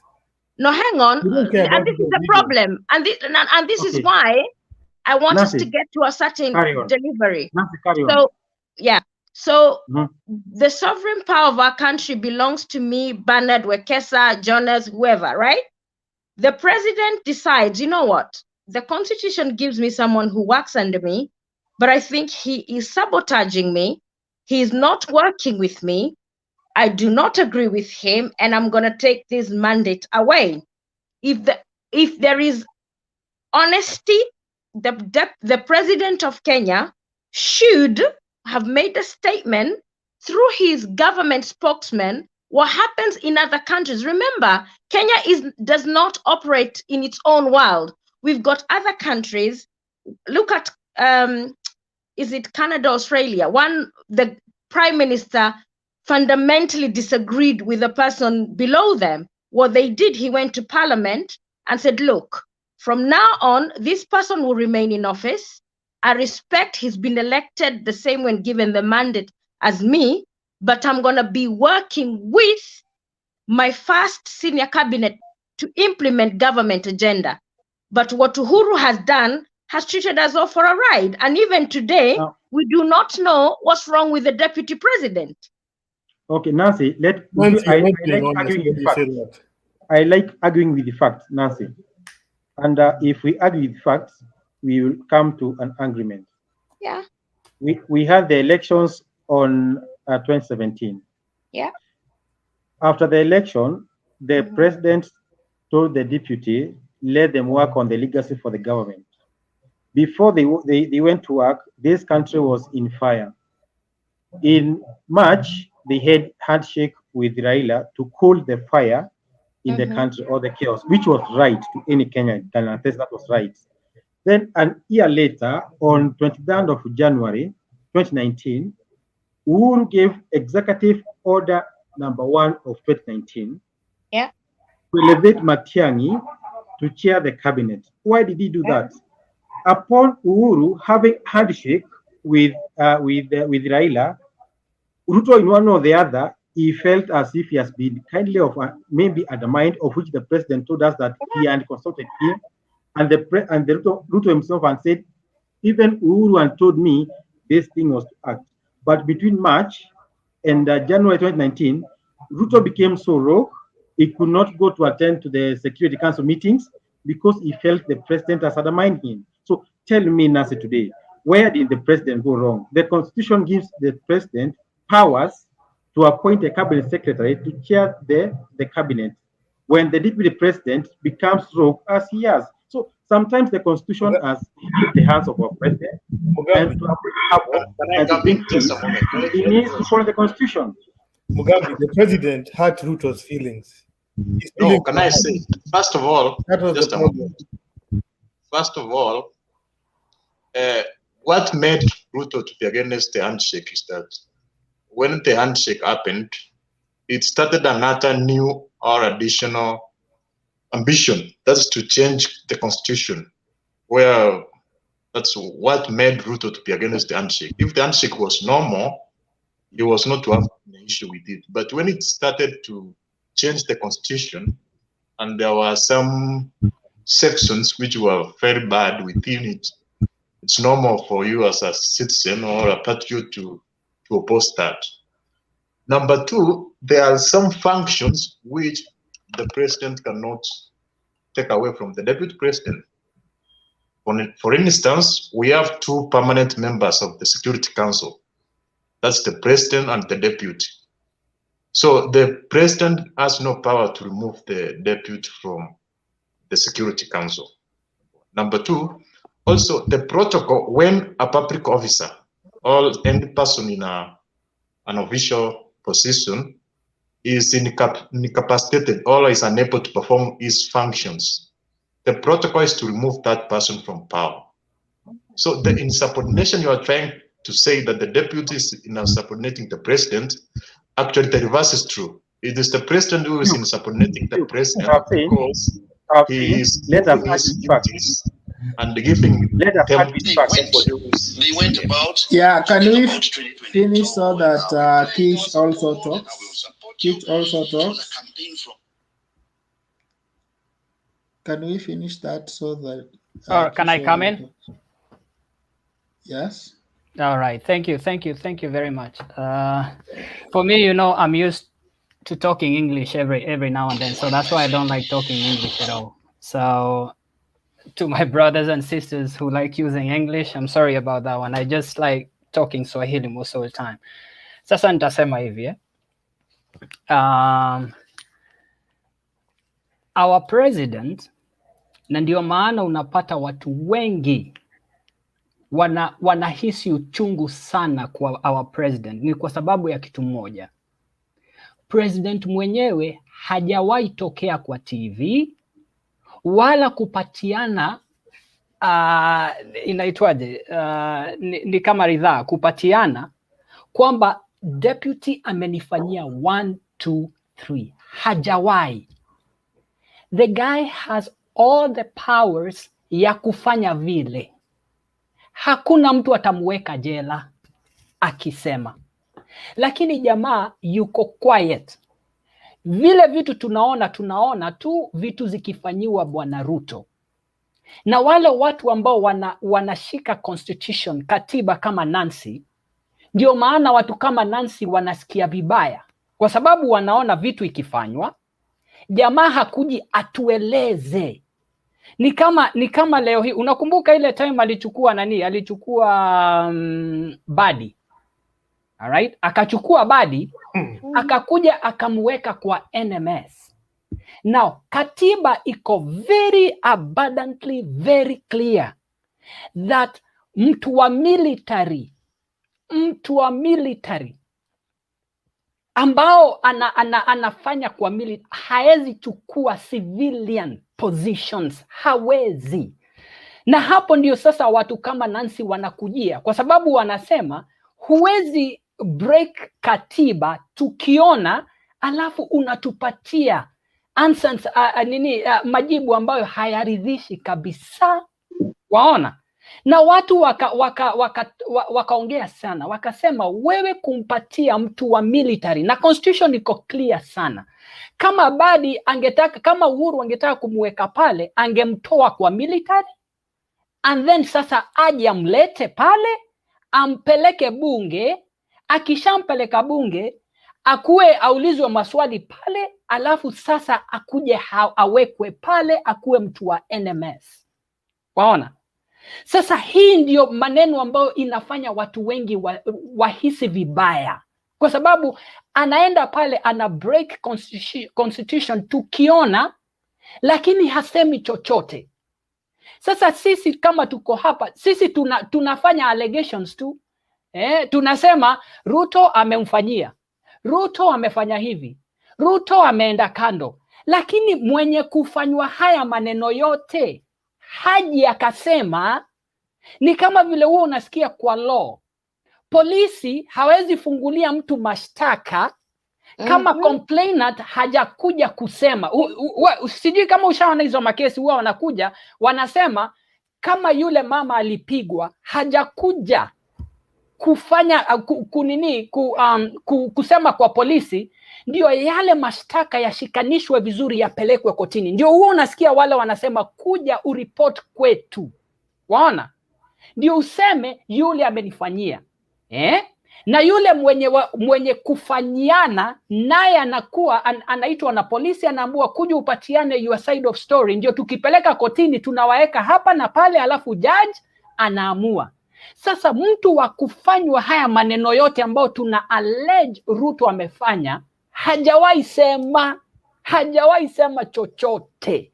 Hii maneno ya allegation tunasema sijui alipatiwa hivi, akaenda kujenga mabarabara, akaenda kuleta masiasa.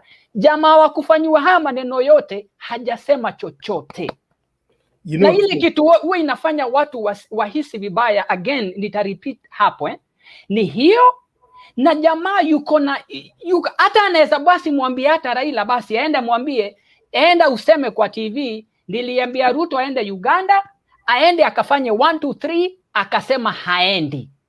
Sasa akisema vile, in fact it will be so much better, ndio waende bunge watumie hiyo reason ya kumuimpeach. Waona? Lakini jamaa hajawahi sema chochote. Sisi wananchi, sisi wote hapa huwa tunajijazia tu. Na vile Morade na watu wengine wanasema, hiyo ndio huwa tunachukua. Huyu wakisema sijui yeah. 1 minute. And for me, Mugambe, Wekesa, Bernard, Jonas, and whoever else that supports Uhuru, I would like him to take a motion to Bunge. We have 12 months remaining. The deputy president has gone so rogue, he can't stand him.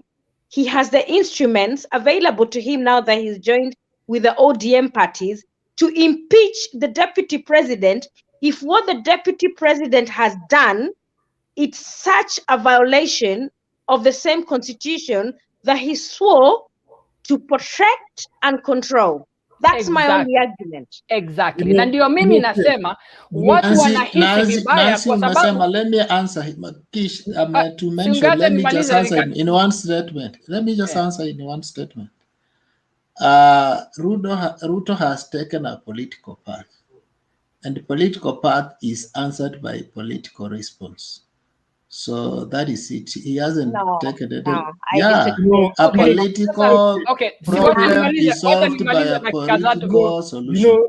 Haya basi wacha nimalize dakika zangu 3 just one statement, and then ndio nimalize. Jones, you know, we have common sense. We don't need the president to come and tell us something that we can see, you know, because now you're suggesting that they need to go like on a, you know, like some sort of a drama. They need to start coming and having drama on television. I think we have sasa nisikize. Haya basi. As Kenyans, okay, to see. I mean, I'm sure even you yourself, you can already see that these people have gone in different directions. Haya basi. Sasa wacha nikujibu. That's common sense for everybody. So we don't even need to come and tell us. We can already see that. But then don't come here and tell us they've got fish. Give me 1 second. You've told us we have common sense, we can see. Your common sense prevails, our common sense doesn't prevail. What we are saying that they have not gone in different directions? No. Forget about it. No. We have to call you. At least you can agree on the truth. No, you want us to agree. You know the guys who don't in different directions. I think there's something Jonas is saying, because you are able to interpret the meeting of Mombasa, but you are not able to interpret what the president is doing and the deputy. Yeah, that is selective honesty. And that is what you're doing, you guys, from yesterday. Yeah, exactly. So ile watu wanafanya ni allegations tu, na kama tunagojea Uhuru akuje aseme Ruto amenifanyia, hata kuja aseme kwa sababu atakuwa challenged. All right? Haezi mpeleka pale kwa bunge kwa sababu ataenda ambiwe kumleta hapa tufanye hii impeachment. Lazima Ruto awe amefanya kitu kibaya zaidi. Yani hata tukimpeach hapa, hata aende kotini, hata wale majudges watamwambia kwa hakika vile umefanya ni makosa. Kwa hivyo sasa mimi naweza sema nyinyi ambao mnamsupport Uhuru, mnaweza basi muenda mwambie jamaa, wewe ni uprezo, wewe una nguvu, you have all the powers. Mbona usiende pale useme Ruto amenifanyia 1 2 3, kisha nitampeleka pale bunge tumtoe, tukishamtoa alafu tuweke vice president mwingine. Alafu sasa nimalizie kwa kusema bwana Raila is always powerful akiwa out of government.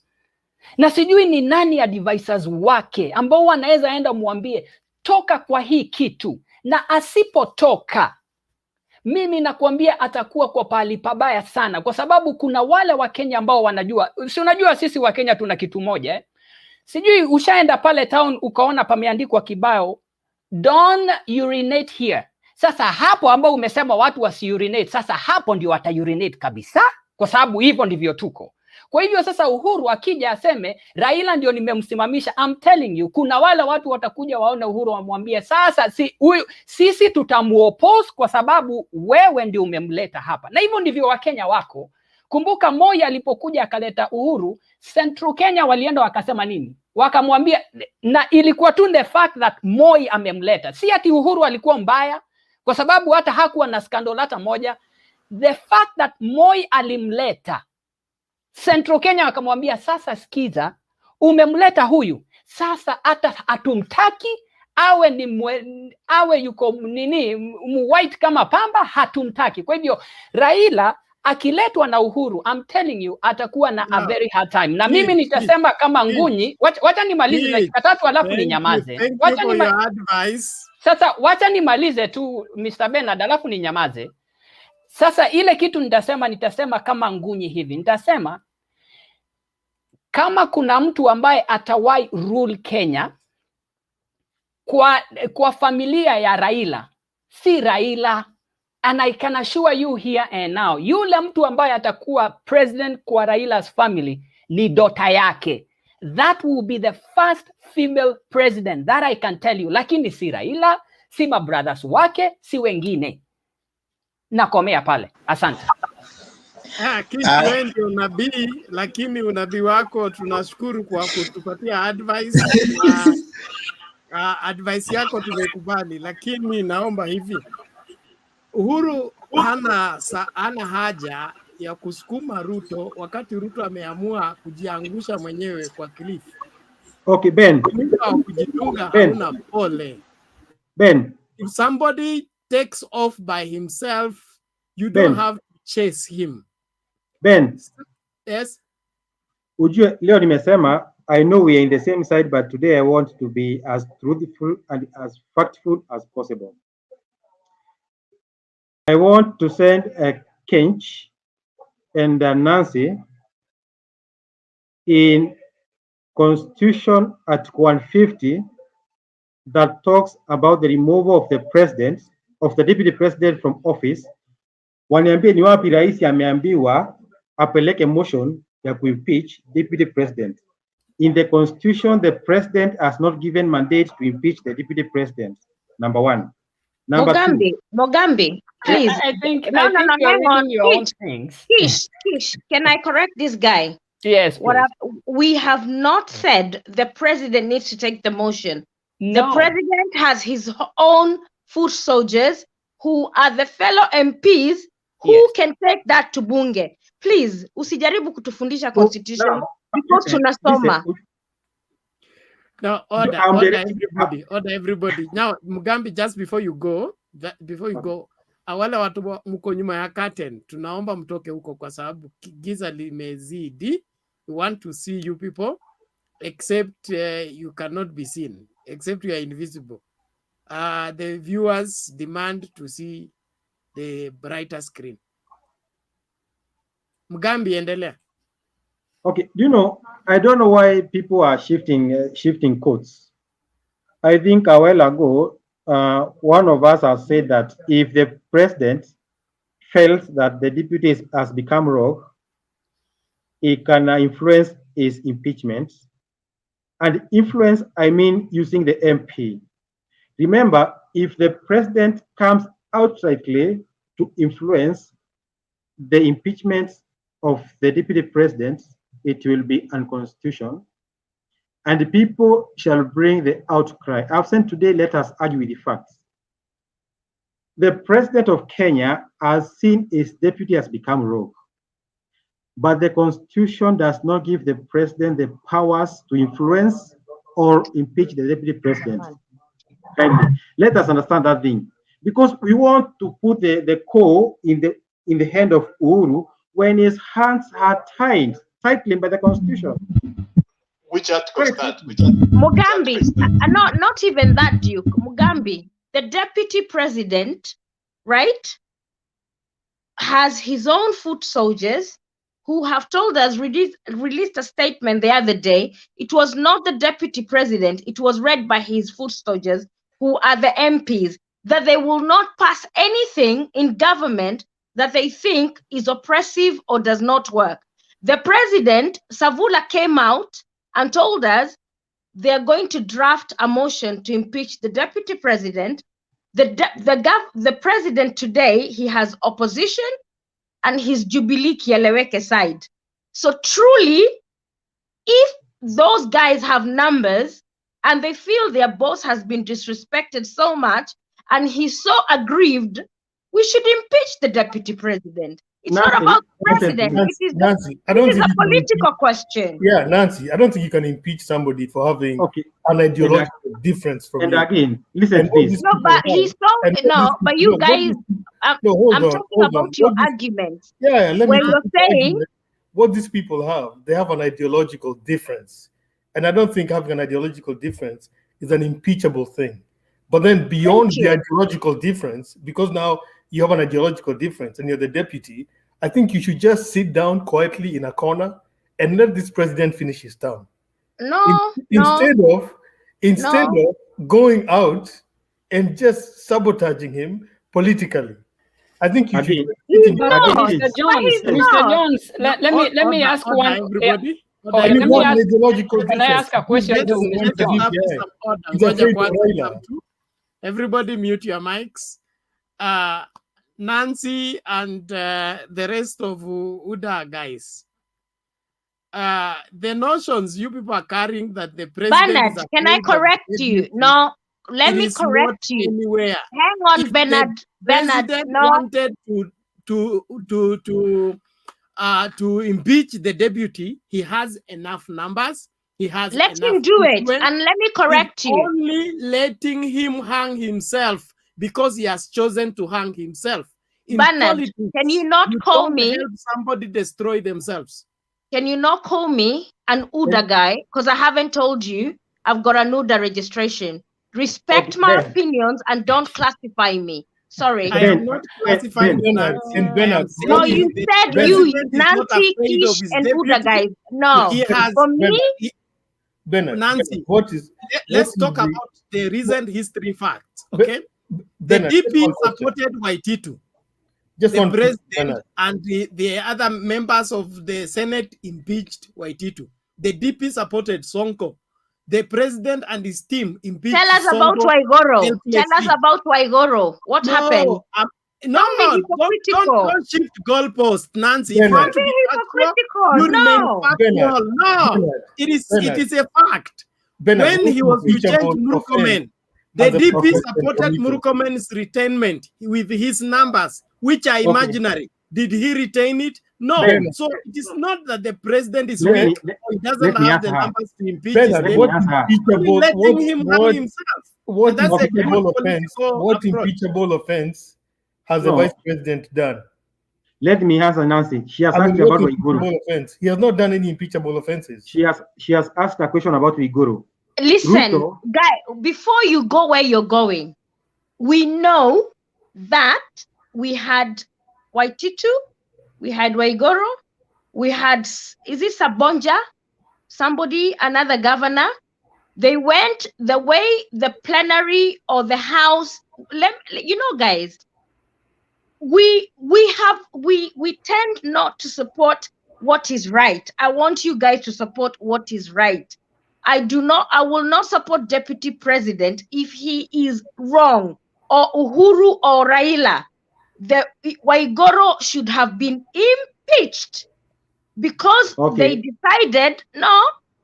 decided to go the plenary way rather than the house. If the house sat and you saw how it was opposed, you guys, come on, stop having selective amnesia. Nancy, The Nancy, what deputy you're not president telling has us is fulfilled that his the DP mandate. wanted Waiguru impeached. He went and paid the So did MCAs Raila who want the others slept impeached?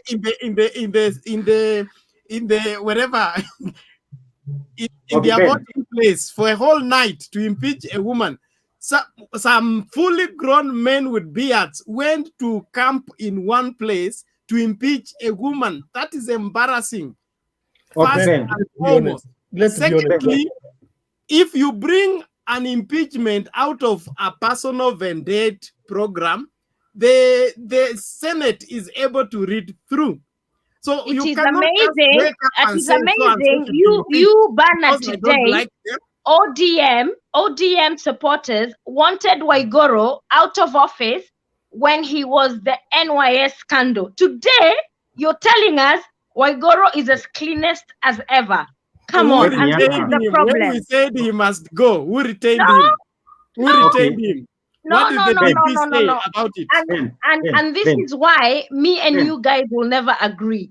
I Nancy, listen. wanted I to need to say fight this. for what Please. is right and not Yes. political Okay. Thank you. classes. Thank you, Let me Nancy. answer you. Let Let's me handle hear Nancy. from Gambia and Jones, and we are closing. We are closing. Let We me are handle time. Nancy in 2 points. No, you don't have to close. I can moderate.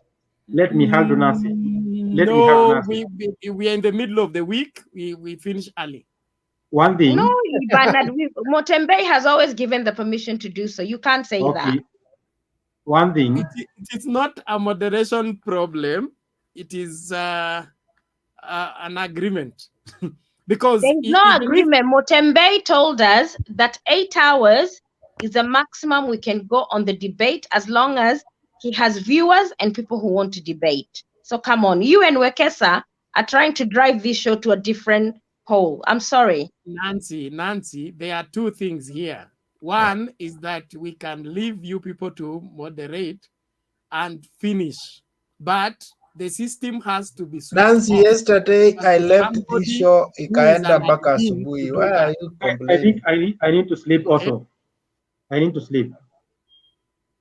So no problem. We'll see how it goes, but we don't have to stretch the debate just for the sake of stretching. If we have exhausted what needs to be exhausted for the day, we can call it a day. But we are not pressurizing anybody to close. Sawa. We are just informing you that we can close. All the same. Let's hear from Gambi, then Jones to answer Kufungasha. Let me make my final submission on what the heated debate that we have. Yes, it's true the ODM wanted to impeach Waiguru when she was the cabinet secretary, but she voluntarily resigned. The people of Kirinyaga said, Waiguru is our thief, let us hold her and elevate her to the position of leadership. Therefore, it is not the business of ODM or the business of Baba to fight a corrupt governor, because before you elected her, we had told you this lady does not have clean hands. But the same people impeached Sonko, right? Of course, we impeached Sonko because we had no interest in him. All right, continue. Thank you. That's all I wanted you to make. And also, so Waiguru scenes that you were telling us disappeared because Jubilee agreed to go with him, and now she's your queen, who is floating Raila Odinga. Nancy, you are not being factual. Nancy, you are avoiding to be factual about this matter. The reason why Waiguru was taken to the Senate for impeachment, it was not NYS. It was issues to do with Kirinyaga management in the county. Bernard, my question was, hang on, my question to you was, you told Jubilee she was the wrong person, Mugambi has just accepted. So her previous sin, you stopped seeing that. The fact that Jubilee supported her and the Senate did not impeach her. So forget about us rescuing her from impeachment. You people voted her. After we told you that she's corrupt, then you come to begin to ask us to help you deal with the corruption we warned you about. We can't help you on that. No, Bernard, again. Okay, thank you so much. I think I'm going to excuse myself, but I would like to request one thing, Bernard. When we are arguing some things that are touching matters legal and the Constitution, let us be factual, because there are people who does not know how what Constitution says about some things. If we have someone who has a know-how, let them direct us on the right way, because we may politicize this thing, it sticks to the mind of people, and at the end of the day, it will bring chaos to the commoner. So let us always keep lanes. If it is something legal and constitutional, let us read letter by letter, analyze it by facts, and then agree on the facts. Hizo zingine za siasa, ile ilikuwa Mombasa, we can do propaganda and everything. But matters constitution, matters law, let us not play around that.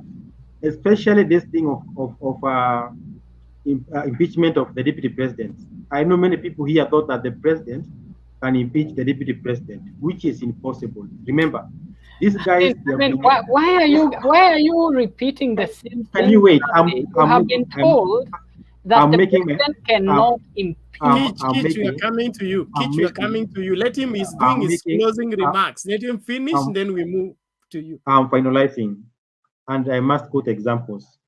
Like this issue of impeachment of the deputy president by the president. Remember, these people, they have been elected by the same political party, meaning they are MPs, they're in the same political party. So there's no way you are going to convince an MP who is in your party to go and impeach a deputy president who is in your party. And that's why the Constitution owns the hands of the president not to impeach the deputy president. At least an opposition MP can bring that motion, but Uhuru, legally speaking, through the Constitution, has no powers to go and use an opposition leader to impeach his own deputy. Thank you so much. Okay, thank you, Mugambi. Thank you so much for your contribution. We look forward to having another time together. God bless Bernard, you. good night. I'll see you tomorrow. Okay, thank you, Nancy. Or weekend, thank you. Bye. God bless you. Facts are hard to Fact are so hard to accept. For me, what I can say. No. That's not correct, Mugambi. I am not going because of that. I've just looked at the time and I'm working in the morning. Okay, Nancy, thank you. Have a good rest. Ni nani? Ni mimi, eh? Well, Bernard, can I make a comment? Unmute Mr. Ben, alafu tuambie. Ni nani ana... Okay, just hold on, Kitch. Okay. Jones, you want to make a comment? We are finalizing. Yes. Mine was just a very quick comment. Yes, go ahead. We're talking about the impeachment of the deputy president, and really, personally, I don't see any impeachable offense that the deputy has actually done. The only thing these people have done, they have had an ideological difference on maybe the handshake and maybe some other political issues, but the deputy president has not done anything that you can say is impeachable. So comparing the impeachment of somebody like Waitito or Waiguru or Sonko, who are being taken to the Senate with a whole, charge sheet of impeachable offenses, the deputy really does not have any of those, So I don't see how you can get to the point of, talking about if the deputy has done so wrong, go and impeach him. What the deputy has done wrong is a political, is going against the political direction that the president has taken. And I think, Kitch, we can agree on that. There's no point of trying to say that I think people are going in the same direction. Right. It's clear that they're not. Let's be honest. Yeah, what is going on is that we were trying just to correct Mr. Mugambi there. And what Mugambi was saying is kwamba president haezi peleka motion ku impeach the deputy president. Yes, he can. Hakuna pahali constitution imesema the president cannot. Okay? So tukuwe tuko absolutely very clear. Bernard pale ana background ya ulawyer, anaweza tuambia. Ana background ya wakili. Lakini sasa mimi nitasema hivi. Kitch, naomba nikuulize. Is president a member of parliament? No, he's not. According to the 2010 constitution. He's not. So? Well, but Bernard, let's be honest. He can make it happen. Of He's course, because he's the a politician. He can go guys. If the president wants something, that's what I'm saying. For him, he can make it happen if he wants to. Yeah. That's a fact. And that means he will have to work through the committee. Of course, the leader of the majority is his man, and he can facilitate all that. If the DP has committed some violations, and in my take, it's not that he has not committed anything. It's only that there is a deliberate choice not to make the obvious be taken that the president is the one looking for his DP to be removed. I am sure the DP is waiting for that, and that's why he's daring the president almost on each moment so that he can get an excuse to say that he's been pushed. Okay, Bernard, hebu nikuulize, can the president akitaka deputy impeachiwe anaweza fanya? Anaweza. Asante. That's all I wanted. Hiyo nilikuwa nataka kumjibu Mr. Mugambi. Politically he can. Definitely. Kwa hivyo kama nani amefanya makosa, anaweza enda kwa bunge, anaweza, kwa sababu leo hii prezo akitaka any law ikuwe passed. What does he do? Anaita watu wake, anawaambia mimi nataka hii kitu ifanywe. Wanaenda bunge kule, wanaipass, alafu anakuja anaisign. Waona? Kwa hivyo wakitaka huyu jamaa Bwana Ruto atoke, Mr. Mugambi, that is possible. Lakini Mr. Jones amesema hakuna kitu Ruto amefanya ambao ni impeachable. Can I say something? Can I tell you something, Kitch? Yes, please. Remember, when we talk of the deputy president, there's a person who have been elected in the same ballot with the president. Yes. And there will be a very thin margin between president sponsoring an impeachment motion to his deputy and causing chaos in this country. Remember, the deputy president as his people. The moment he begins the impeachment motion as a president, that one is a catalyst to bring chaos to the people who think the deputy should not be impeached, and it is their person. That's why the president is very hard to sponsor that motion. And Okay, actually, Mugambi, if you agree, but you agree. Let me support you for a second. Guys, let's have some order, please. Let's have some order. We are finishing. John, yes, let me support you for just a second. Keith, actually, Mugambi, if you were to impeach the deputy president, how do you then replace him? Because you can't replace him. In the constitution, the constitution does not have a way to replace it has. deputy. It has. How? It has. How? After the impeachment of the president, of the deputy president, the president has 14 days to present a name or to appoint a person to be the deputy president. It says the constitution. I can just bring the article. On that one you are very right, Mugambi. The president can appoint. Kuna hiyo clause. Jones, kuna hiyo clause ambao akikuwa vile anasema the president anaweza leta name apeleke bunge alafu that one is there. Lakini ile kitu nilikuwa nataka kwa Mr. Mugambi ni kujua kwamba preso akitaka huyu jamaa atoke anaweza mtoa. Kweli ama uongo, Mr. Mugambi? It's a very delicate balancing. That one I cannot say yes or no. It's a very delicate balancing. Why though? No, because I'm talking about your nini, but you agree kwamba anaweza. Kweli ama uongo? The constitution does not give the president an express authority. It doesn't give he an just express doesn't. authority. But if he wants, you see, he doesn't sit in parliament. He has foot soldiers. Leo hii preso, leo hii Ruto akienda apige mtu risasi kama vile ule MP wa Embakasi alipiga mtu risasi. All that he need to do ni kwenda kwa wale waambie ebu nendeni mumtoe na watamtoa. It's that easy, my friend. Watajaribu. You see what I'm saying? Kwa hivyo Mugambi unaweza jaribu kupiga kona useme president hawezi, anaweza. Waona? Lakini kama vile unasema anaweza destabilize the country, that yes, that can happen. Lakini si kusema mikono yake imefungwa. No, he can do that. Na ndio maana nikiongea maneno ya law huwa niko najaribu kuwa kwa line sana kwa sababu kuna Mr. Bernard anaweza kukosoa right up.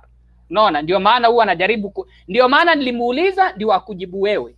Waona sasa?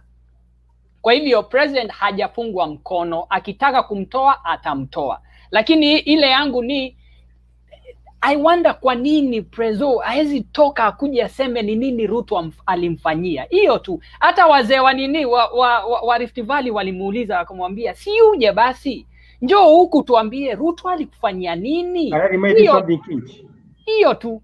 Let me remind you something. When Ruto was when there's a time president was attending a burial in Embu, and he said, "My government, I'm trying to tell my deputy, let us just implement our agenda." But the deputy president is anatangatanga kila mahali. Unajua aliambia watu deputy president anatangatanga hazimsikii afanye maneno. Unajua unataka kusema nini nyingine? Hiyo ya kutangatanga, if you can visit that YouTube clip na utaiona, alisema mimi nafanya vitu lakini huyu Ruto atakuwa anakuja kuangalia miradi huku, atakuwa na tangatanga, akija huku mumwambieni mashida zenyu. Kweli ama uongo, Bernard? Nadanganya? Kichi hapa hapana, hapo umenoa. Bwana, nitaitoa vile preso alisema bwana. Alisema kazi yake ni kutangatanga. Alisema kazi yake ni kutangatanga. Okay, hold on one moment. Kwanza hilo swala la tangatanga alikuwa Embu kama vile Mugambi anasema.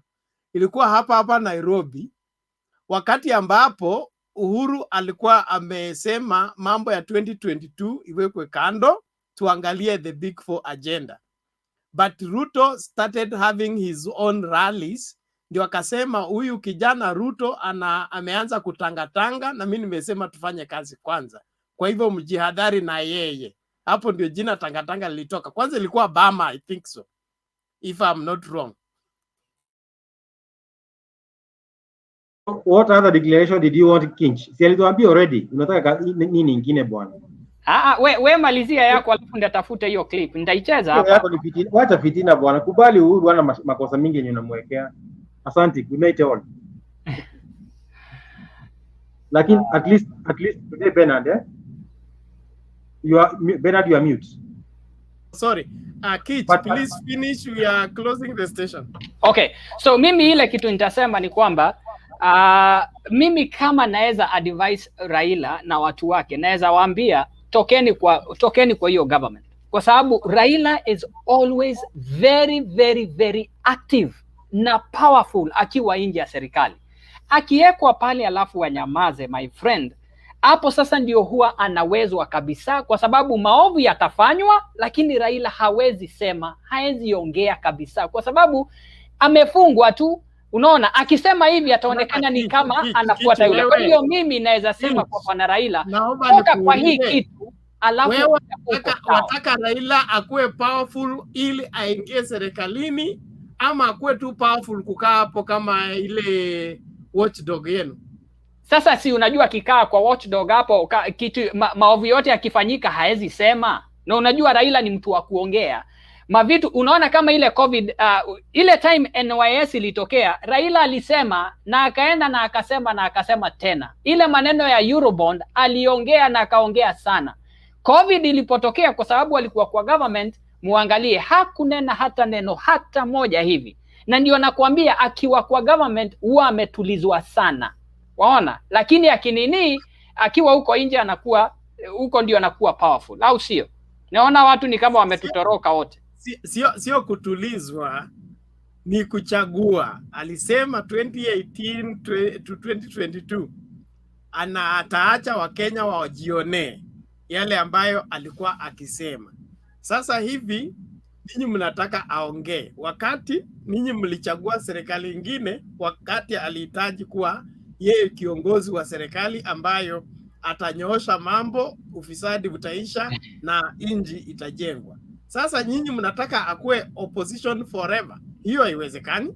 Lakini akinyamaza na maovu yanatendeka, we uoni watu watakuwa wanamuuliza mbona umenyamaza, na wewe ni mtu wa kuongea, saa zile watu wanagandamizwa, mbona umenyamaza? Waona sasa yeye peke yake si ndio? Si yeye peke yake ako na kinywa cha kusema.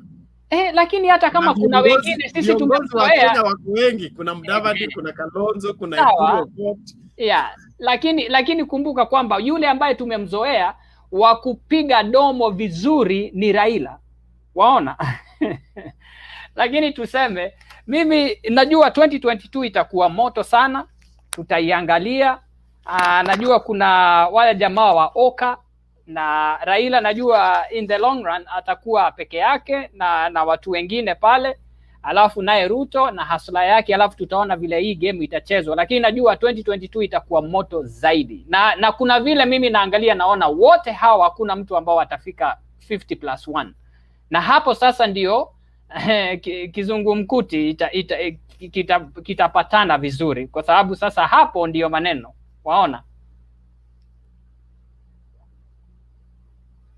Unmute lakini.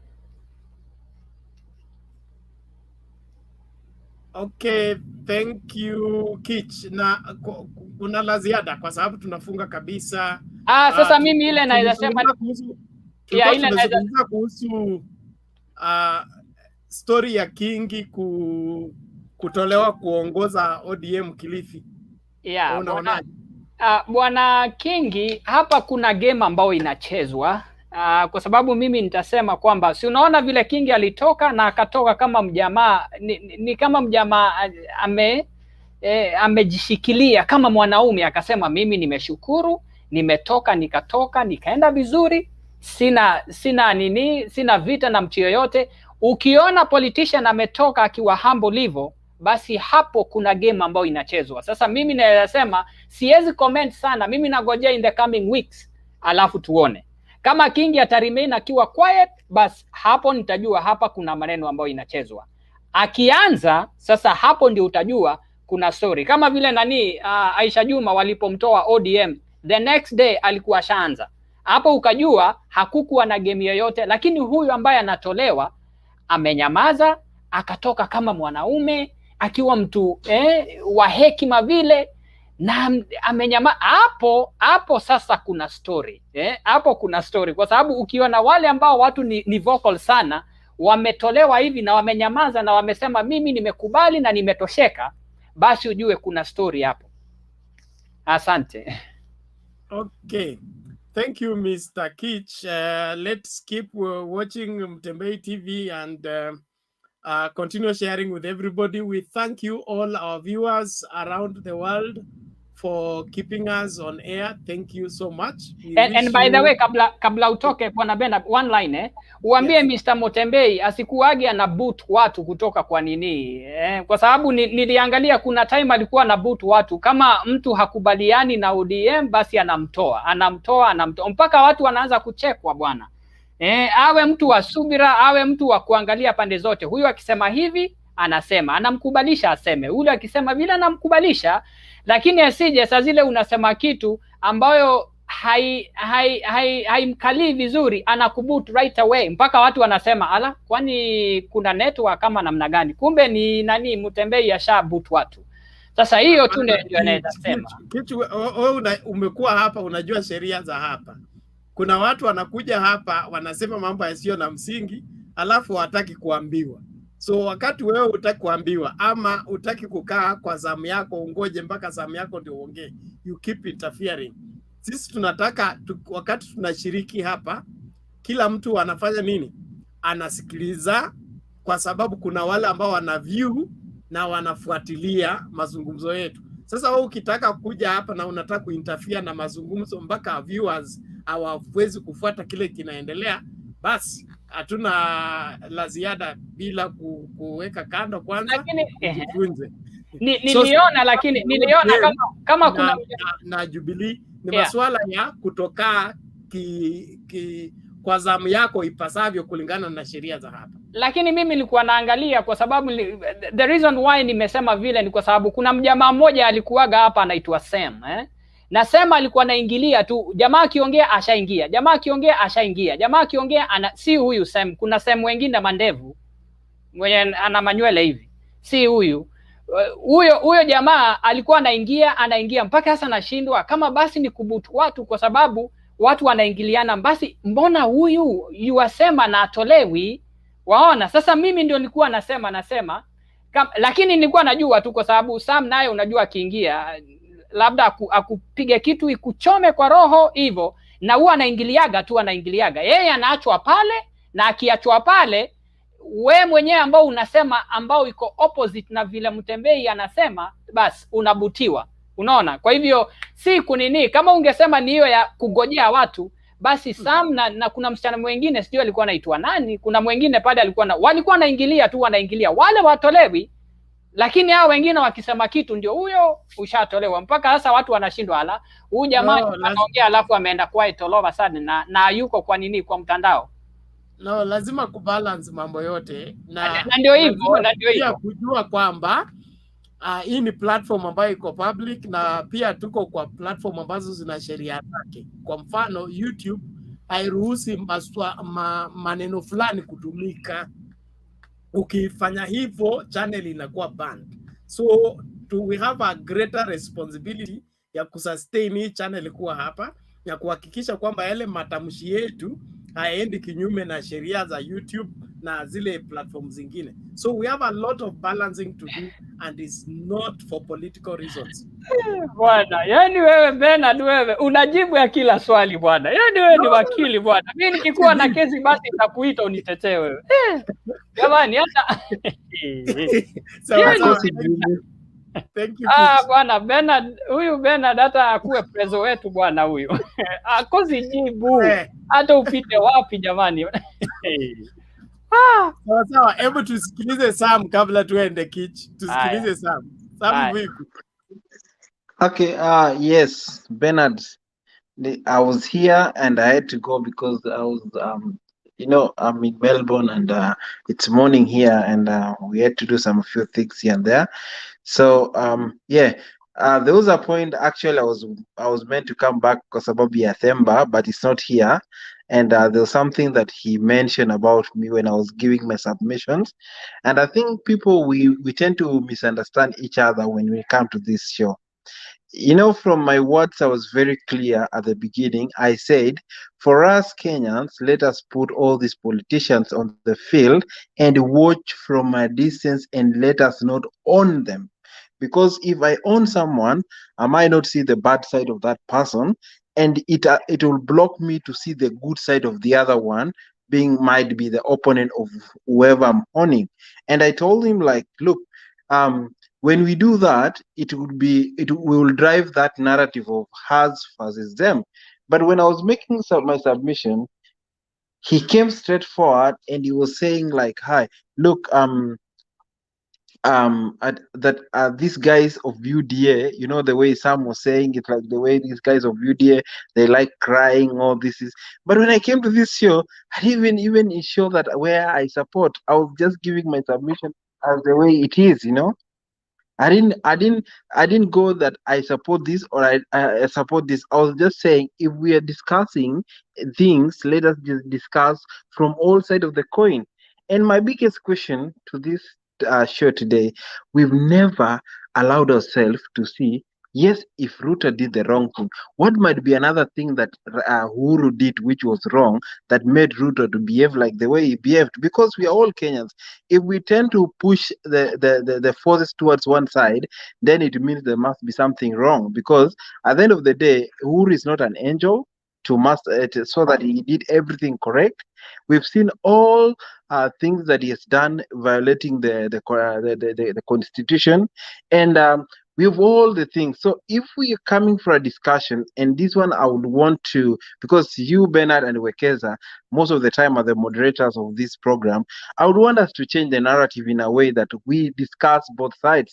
It's good for us to come on a neutral ground and discuss it. But when we come and defend our own, it's good to do that. But when we really want to have a long-lasting solution or to find our own way in our politics, we really need to have neutral mind. Hey guys, come up here. Hey, mtu wangu unajua amefanya hivi, hata amefanya kitu mbaya, you know. And going that way, we'll be having a good discussion. But if we still have that stance, we will not even have that a good discussion. We will not come up with something good and substantive like at the end of the discussion. We know that now we discuss, this is the way we have to see our Kenyan politics. This is the approach we need to use. You know, these leaders, this is how they do to us. At some point, you know, we start even looking back there that why is it that after electioneering period, the issue of a referendum comes in an election? What trickles, what comes in this mind of these leaders? Why did they not bring it 2017? Why does it come always towards the end of any leader? And we see, are we being played as a Kenyans, or is it, what is this? You know, we try to have a conversation, but if we try and have that conversation of us versus them, I will all my different divergent with Bernard. Wekesa will always but at the end of the day, we are promoting these leaders to be who they are. You know, we are saying whatever they did.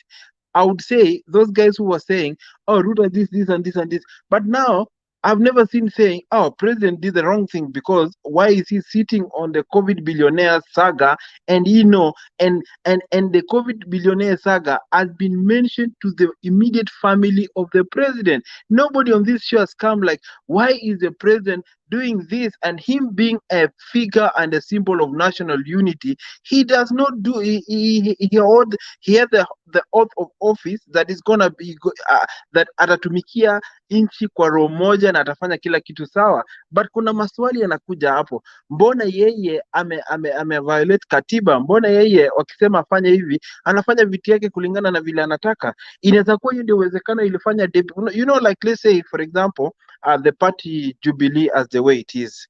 I know I'm trying to sway my point here and there, but you'll just get whatever will get out of it. The party Jubilee as the way it is, they started like you can never have any divergent. You know, like we are in a democratic country. And Bernard, let's say, for example, I'm the president, and there's something I'm doing as a president which does not go well with you. If you come and advise me, And now we still like, and again, now we are driving a narrative, say the boss is the president, is the one who's supposed to assign duties. If you come to me and say, we were meant to do this, I think if we do this one, we'll go this way. And because I'm the boss, I'm not going to listen to you. And then if I'm not going to listen to you, then you will say, no, we will see now our democracy is broken. So let us understand some points that for us, even having these leaders here, they stand to be corrected by us. They stand to be corrected by the people that are working. That's why we will call it a working nation, a working Kenya, when everyone views are also heard. But when you see the question whereby in Jubilee, all the things that have been happening in Jubilee, to be honest, Bernard, I would say it's wrong, because these guys have never had even a PG meeting. But the next thing they do is just to kick out people. Are they building up a team? But you see, the same thing is coming even with ODM, that party sanitation. If someone comes up with a different opinion in a democracy, that person stands to be heard. That person stands to be told, hey, yes, your idea might be good, but I think this is in a good way, because this party belongs to all of us. If we use the same spirit that we normally use at the time when we're seeking votes, or the time when we're coming together as solely to seek the presidency or to go for any seat, and use it all through the term that we are leading, I would think that the Kenya will be having a different views. But because our political interest, because of our minds and our views, it will tend us to use it in a different way that suits our situation.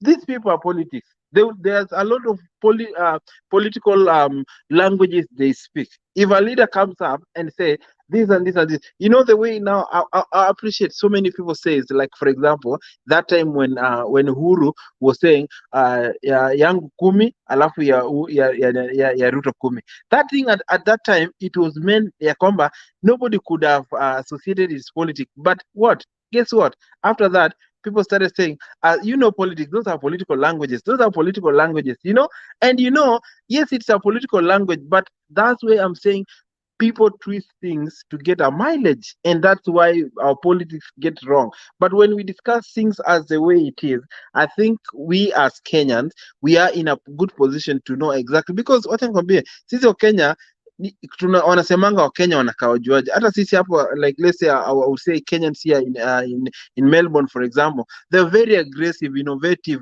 Like if you go in a company, you will find so many Kenyans working there. These people are very aggressive. They are go-getters. They wako na ile ujuaji mingi in a positive way. So I would say the same things are happening there. And if one of the leader at in the government or anywhere says, this thing I think it should have not gone this way, the problem comes there, You don't touch this. So at the end of the day, we'll be bringing back the rule of MOI. Usiseme hivi, lala chini kama bahasha. Don't talk, My friend, we will getting back to those circles back again. And we're seeing this one coming with our president.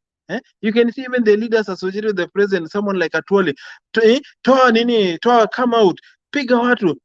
Are we building a Kenya kupiga watu, honestly? Are we building? You see the president the other say, anasema, ati sijui my father said that njora ikitoka sijui iwezi rudi na nyama.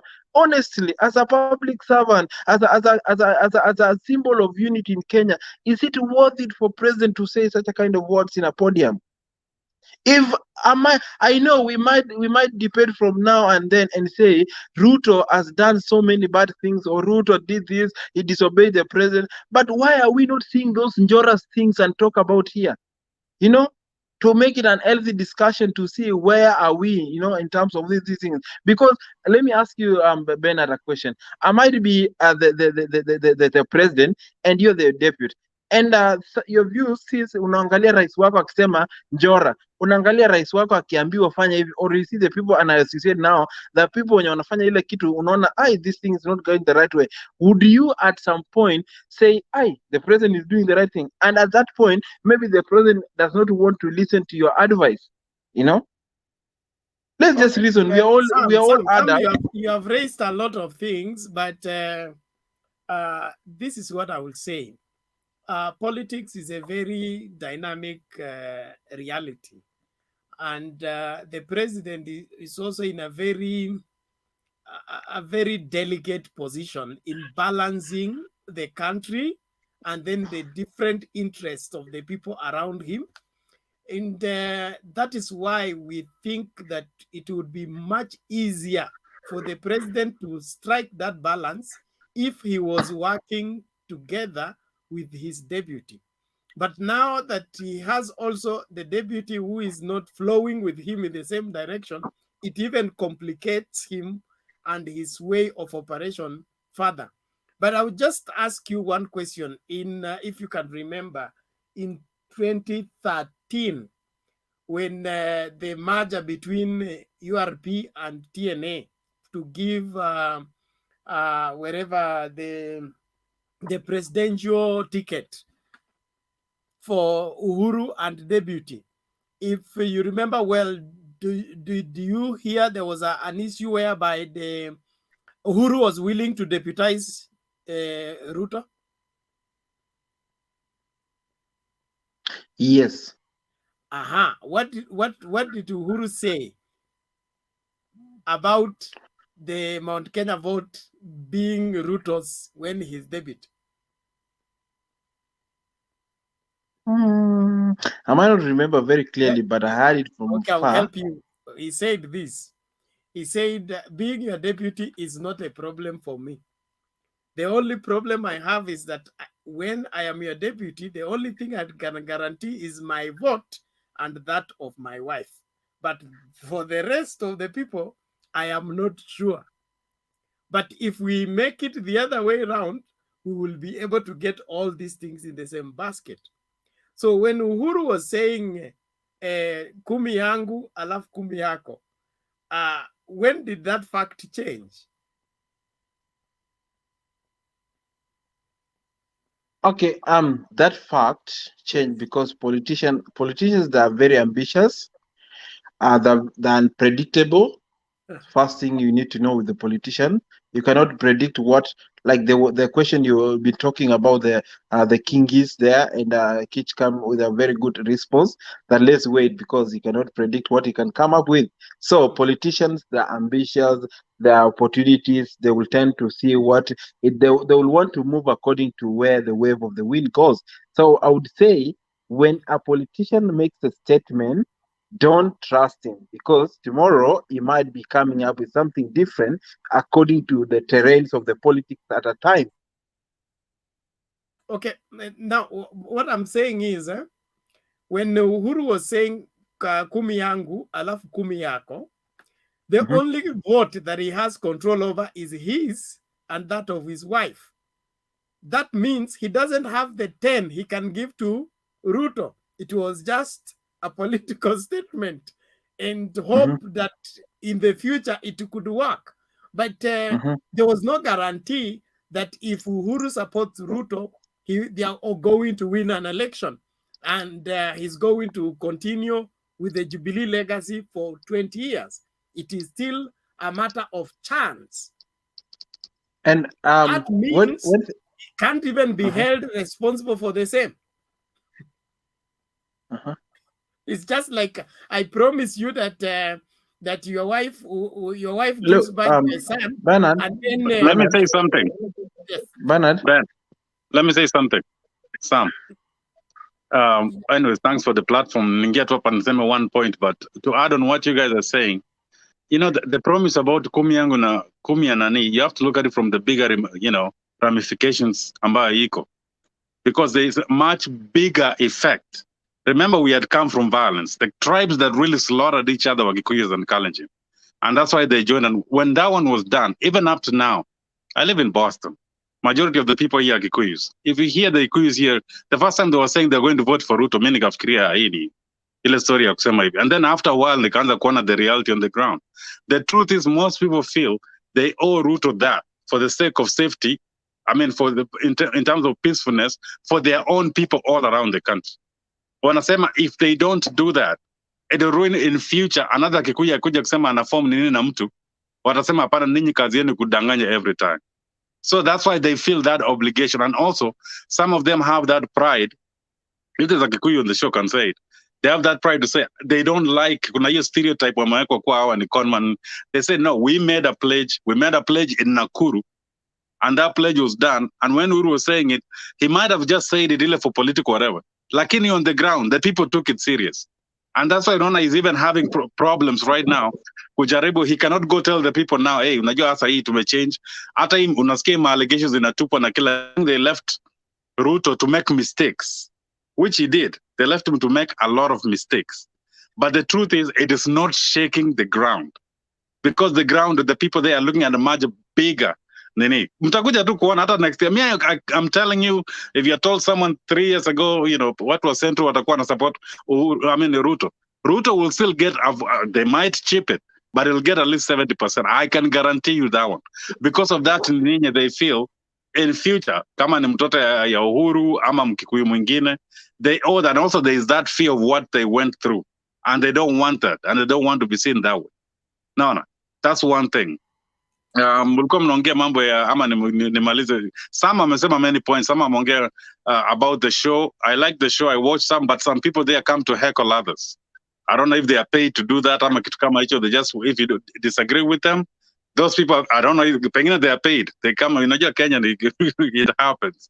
Anyways, another thing in the discussion, your vice president, which I was saying is this. Kuna mtu amesema in terms of security, in case Ruto akuwe impeached. But if they had found a way to present evidence that is there, it's kweli mambo jetuni allegation naona kwa gazeti nini, unasikia Kimwarer na Aror, sujui nini na nini. But at the end of the day, the person who signed and approved those things, you know, as the head of the cabinet then was the president. So kama kuna kitu really went wrong, they would have already come out. Ni kama history unasikia ya majaji, walikatazwa kuwa nini, kuwa appointed, alafu sasa juzi ndio unakuja kusikia wanajaribu kuraid office. I mean, they didn't have no evidence. Sasa saizi ni kama wanatafuta evidence ya kujaribu knock out those judges, which is kind of, you're doing something after the fact. So here, Ruto, one thing I'm saying is this.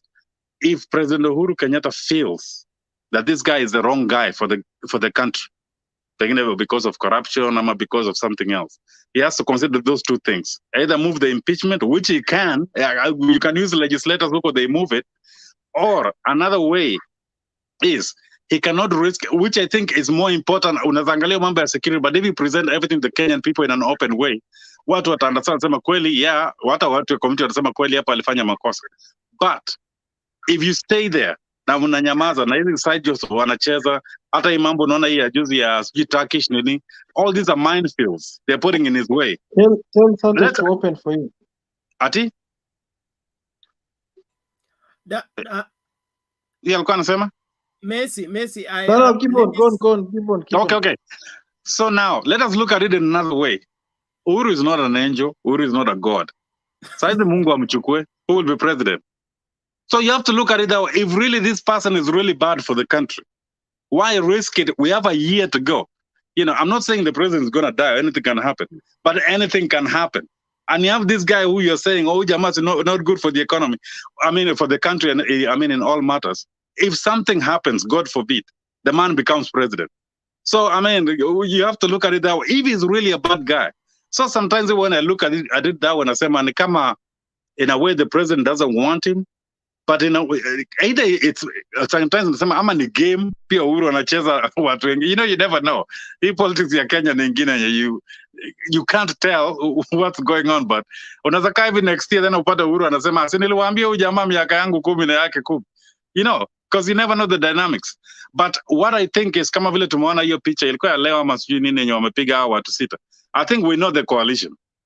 Already it is there. Those people are going, the reason they broke NASA, ndio mwisho watakuja kurudi, waunde ka outfit hapo, waende pengine KICC ama Bomas of Kenya, waeke confetti, wamama wakatike hapo, waseme ndio lineup. We know the lineup. The lineup, hata wala watu wanapinga.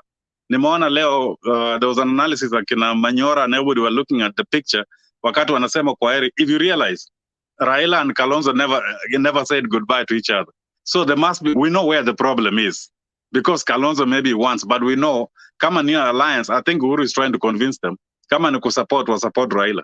All these others will fall in. Hata ya Mudavadi wanasema, they will fall in place, don't worry. Gideon is nothing. Wetangula tunajua, he has to fall in place. But the coalition for next year already, we are seeing it against Ruto. Itakuwa hii hao watu, the only thing to convince hao watu waingie into the same line, to toe the line, was support Baba 10. That's because who else is going to be, nani yako hapo na weight kama ya Baba? Besides Ruto on the other side, it's only Raila. So they have to support Nini. That's just the reality of it.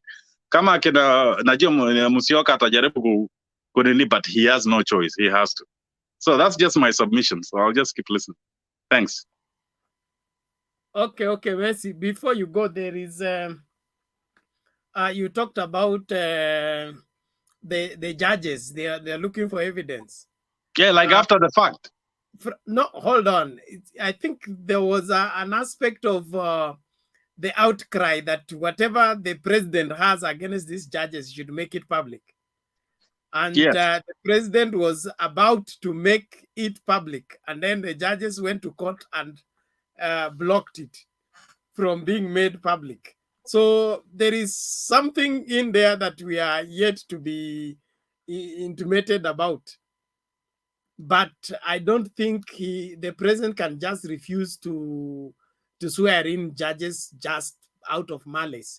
There must be something that is not being said. Yeah, I agree. But if they had it, wangekuwa wametoa tayari. No, there is a reason why it is held in confidence, and I'm sure those people have been called and been shown what it is. So it is just political playing out here. And then my problem with the DP is that anybody that is found faulty, or if the president finds fault with a person, the DP will go on the other side and support that person whom the president is trying to wherever to find fault with. Why should that be the case?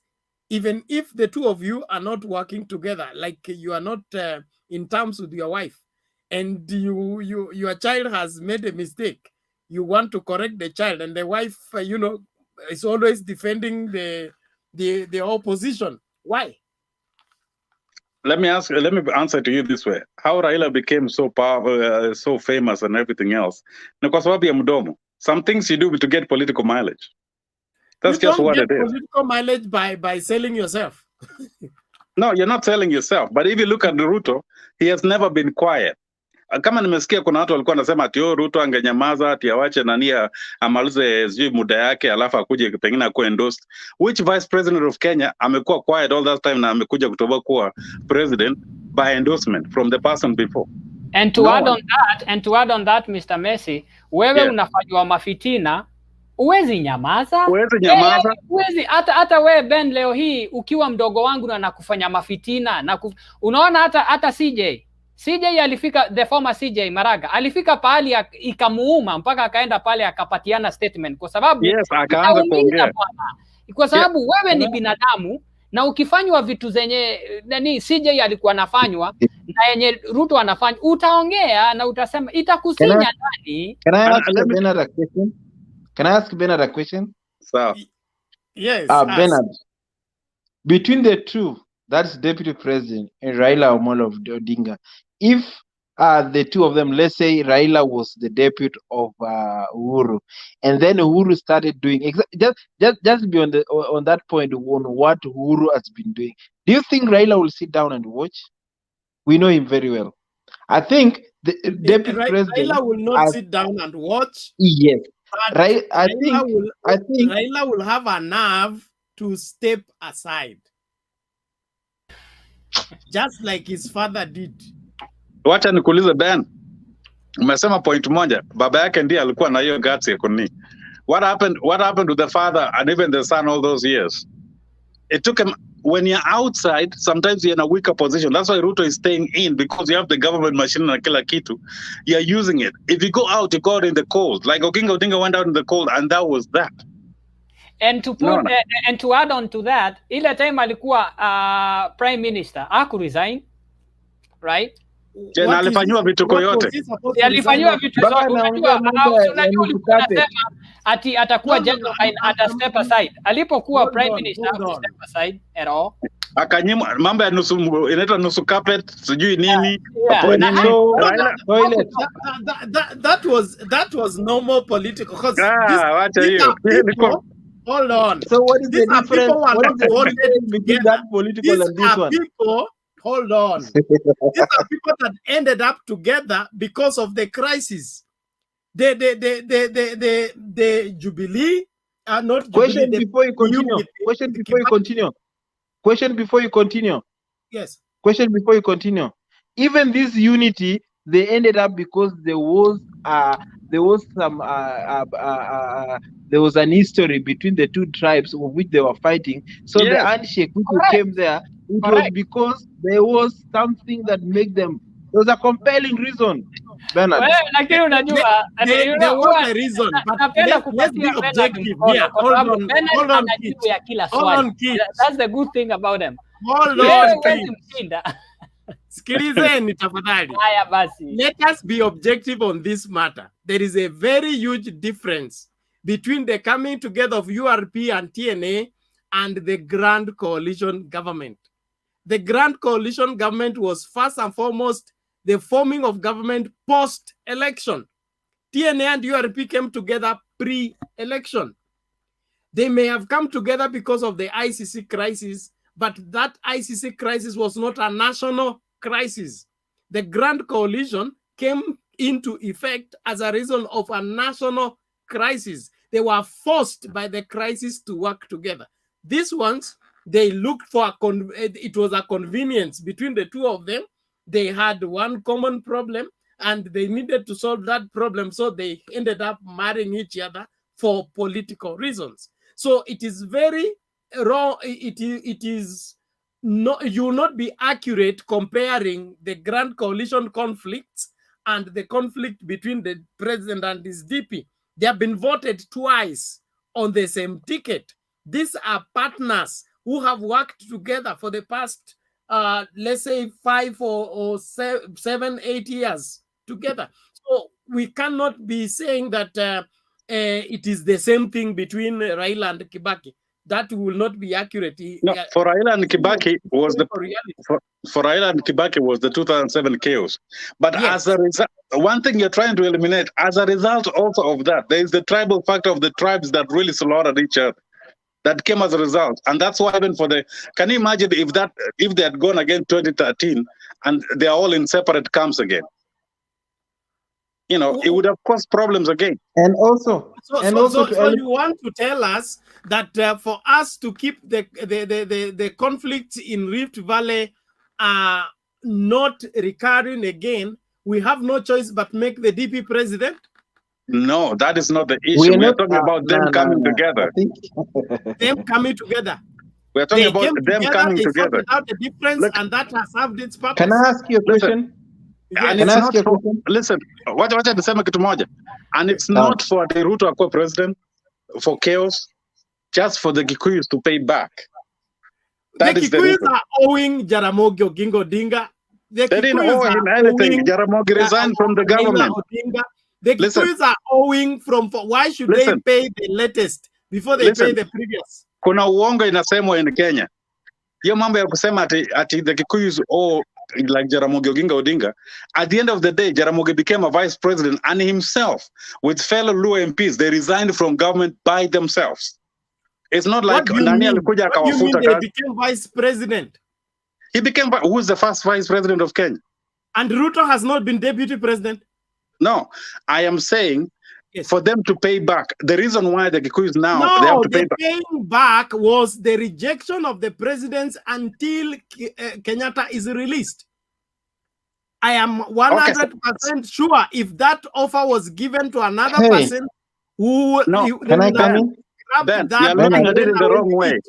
At the end of the day, chose to sacrifice his position in favor of rescuing Kenyatta from prison. Yes, and bring him to become president. When Kenyatta became president, aliruka ama kumweka vice president? The agreement was, there was no agreement that I will become your vice president. What was the agreement? What do you mean? When Kenyatta gave, listen, the presidency was handed over to Jaramogi by the colonial masters. We know that. At the end of the day, wakasema, the reason why they wanted Kenyatta to be there and Jaramogi is because they felt that the Kikuyus had paid the most price, the Mau and everything else. So Kenyatta kuingia huko. Why are people saying he didn't pay back? The first person he chose to be his vice president was Jaramogi Oginga Odinga.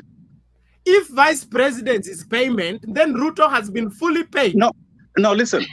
No, you're not. Let me fully analyze it. If you're comparing two things, You must keep the same standard. You cannot Yes, wacha compare two nimalize. things and then turn Let me them finish. aside. Let me finish. Bernard, At Yes. no Bernard. point, at no point did Kenyatta decide that he doesn't want to give Jaramogi presidency after him because Jaramogi himself resigned.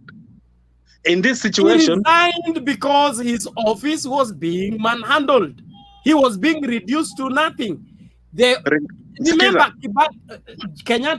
Jomo Kenyatta came up with 8 vice presidents to try and neutralize the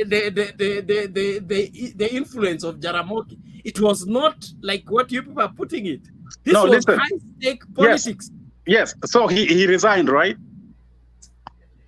Yes. So when he resigned, Moi went through a lot of shit like that. Yes, Moi hata alipigwa makofi na kila kitu, but he never resigned. That's what I'm saying. Even now, you're saying this. The reason why to the Kales, the Kikuyus feel like they should pay back because of this recent history, despite whatever. When they went into that alliance, they decided to take number 2 slot. We will vote. Uhuru Kenyatta mwenyewe said it. We will vote. Yangu 10, ya Ruto 10. Exactly. That's something that Uhuru said it in public. Wacha ile mambo tunasema MOU inaandikwa kwa nini huko kwa maofisi huko nini. That's why I'm saying for the stability. Are not choosing to be balanced. But let me hear the question from Sam. Okay. Okay, the thing is, I think you guys have gone an extra mile. We were talking of the crisis, where that's where we were. I don't know all these projections to where you guys were. We were talking about the crisis, what happened, what happened that led to this. And my question was very clearly, would you think the way Ruto has reacted, would you think if it were Raila Omolo Odinga, would he have reacted more than what we can see with Ruto? Because going on the track record, we've seen Raila has done so many things when he's not happy, especially when has been in opposition, and the way he's gone. I would not say that he did wrong, because we will see that at some point when he actually as it was, because I don't know how the election went, but if he won the election and the election was rigged, if it were you in person, you will feel that that's very wrong that will happen to you, and you will do as much as he did, But I was just saying, if it was Raila, how would Raila reacted? And now Bernard come up with a crisis and say this one was a crisis, this is a crisis. I would say yes, all of them are crises. What are the end of the results of the 2 crises? The end results of the 2 crises was 2 people have to have the handshake for things to move to the next level. Call a crisis as crisis, unless if you want to say what was the intensity of that crisis, And when we dig deeper and start thinking of the intensity of the gravity, the intensity of the crisis, then at that point we will not be able on a fair ground to know exactly what, because we will now go deeper and start saying what Jaramogi did and what all these things. We are not saying that that being a deputy president is what pays, but going forward, like I said, yes, it might be a political. Let's take our president that he was making a political statement on public, and that will remain in record that he ever said this one and he never fulfilled. And that one itself, it's him. We can't force him to do what he doesn't want to do. He has a right to do what he wants to do. But one thing that I wanted to say is, all these things that the president is doing, yes, he's done what he does. But the biggest problem that I have with the president is, let him stop monopolizing the country and trying to use state machineries to stop other people's political ambition. Let the ground be open for anyone. The way Bernard was saying that why is Ruto associating with the bad people? Like anybody who is against the president. We've known the president himself that is a one man that doesn't want to take in ideas from other people. Before everything went wrong, we saw this politician saying when we had a meeting with the president alikuwa mkali, aliwasomea sana. Immediately after shaking hands with Raila, there was a meeting which happened at State House. Alienda kama amewasomea sana. My friend, huwezi somea watu, some people, watu wengine, everyone is an adult, Nobody, it's not like una lecture watu, you have to listen, work with them, build a rapport with them. But the way president did, ikapatia watu wa Jubilee kumwangalia in a different way. So do you think, was it okay if the Jubilee team the way they were, and they know their president, the flag bearer is Uhuru, and all that time wamekuwa kimsifu, and then all of a sudden some of them wakaanza kunotice kuna makosa inaendelea, so meaning we see where the rain started beating us. The whole process imeendelea, mvua imenyesha, kila kitu imetwanga, everyone is in tatters, and everyone has just been displaced where we were, where they are at the moment. But let us retrace back, where did the rain start beating us? So after the handshake, everything was okay. We understand that even at some point, Ruto was called, and the head and Uhuru actually wanted him and Raila to shake hands, and Kalonzo, and that. We would not say that. Let us give that a benefit of doubt that yes, it happened. But let us not forget that politicians have some side shows. They will just bring things formality, but they know where they're going. Their actions indicate their destination. I would say this. After that, then they had a meeting. That's the Jubilee. Don't Sam, you're going on a very long journey. Where are you going? Are you preparing to ask a question, or you're giving us the performance of the president? No. I'm trying. There's a question I want to ask you. Please go to the question. Okay. So let me just, because I was trying to build up a case, but that's fine. Let me just go straight to the case. Not once, not twice, you as Bernard, you've come to this show, and what I could only hear from you, as a person, is only because you've never come forward, even in any argument I've followed. You've never at any point said, now the captain of the team, who is the president, did a wrong thing because he's done this and this and this and this and this. I've never even heard you say, hey, watu wetu walikuwa nakufa na watu wakakula COVID billionaires. Tu ni kusema Ruto was disobedient. Could you see that you are like being a moderator, being a figure mwenye anakuja hapa every day, you meet people. You know, nilikuwa nimefikia mahali mimi, I was like, this show ni ODM, let me just even not take my part there, because I've never seen you that, because I would expect, in fact, you know, Jakes at some point, he was a moderator. Now, I knew at some point that he used to support Ruto's idea, but one day when he was a moderator, he was asking questions from all sides, and not having that argument. Wekesa, I would say, is a very bad moderator, because he will forget that he's moderating, and he will start attacking even the people that are submitting.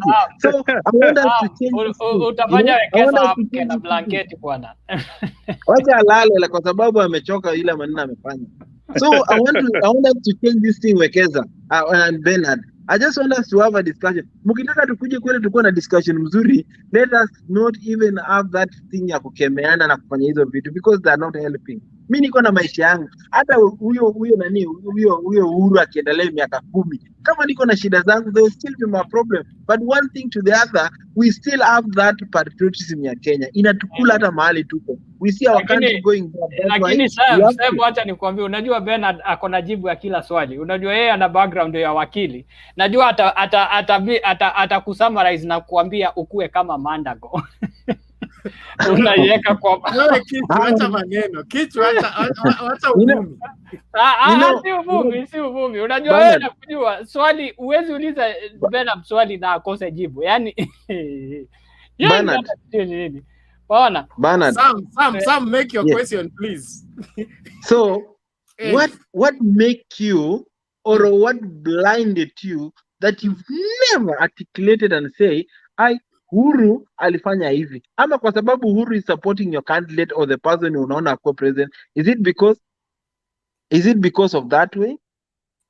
Because look, not for me, necessarily. I would say, and your judgment of me is not accurate. It is. I come and find fault with Uhuru because everybody's finding fault with him? Sorry?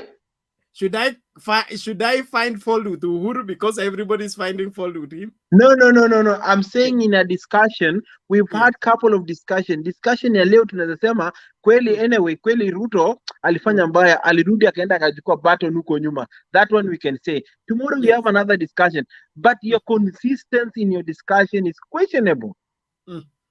It's questionable because I am always balanced in the sense that I stand for what we is are here. accurate. We are here. I stand for what is accurate in relation to historical facts and then the dynamics of balancing governance. On a light note, ama pesa imemwagwa. Question. On a light touch. On a light touch.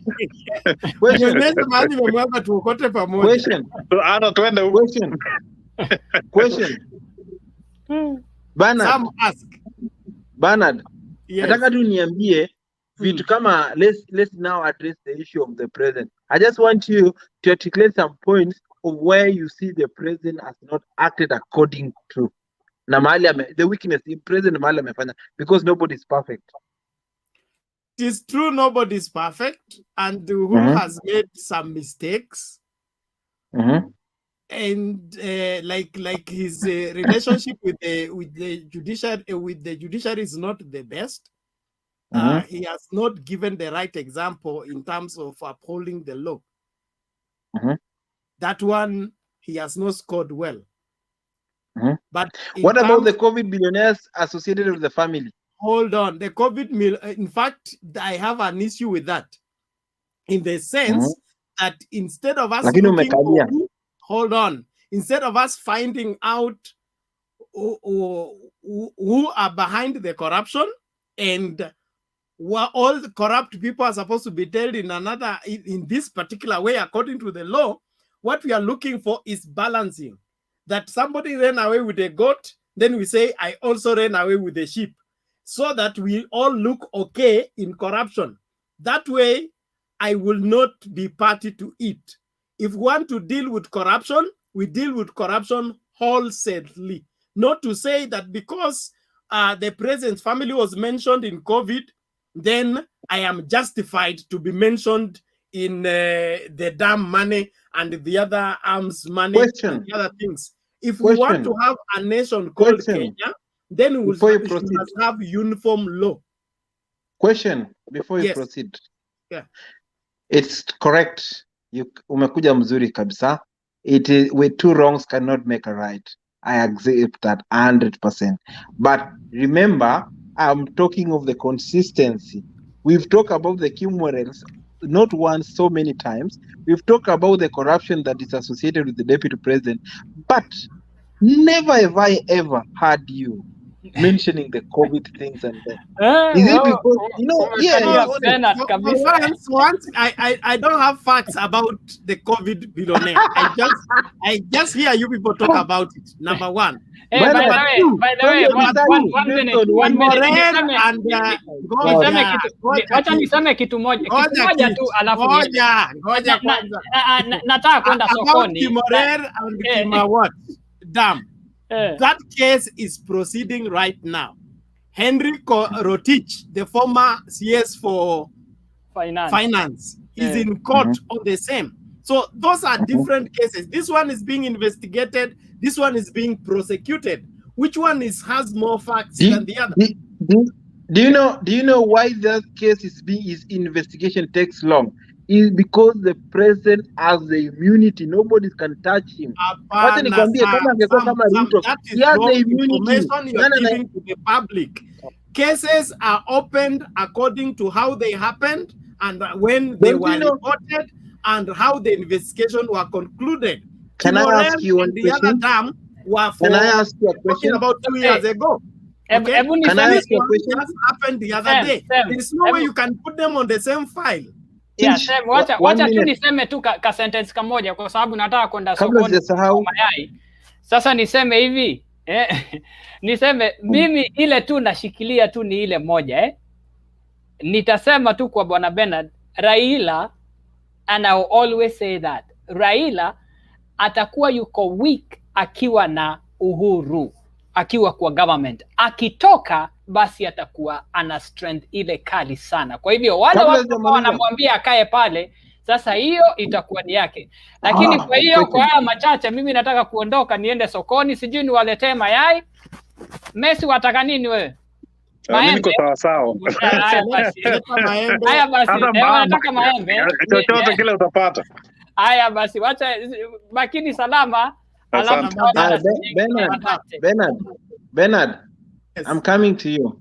Yes, I'm here. You told me about the judiciary is still dealing with the case. I don't rule out that.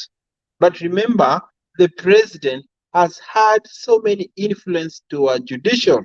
Number one, if you see the president has gone an extra mile of being, I would say, of being tribal. Why? Why are the three arms of the government being led by only one tribe? Kwani 42 tribes hawana watu wengine wako na qualification kama hiyo? Number one.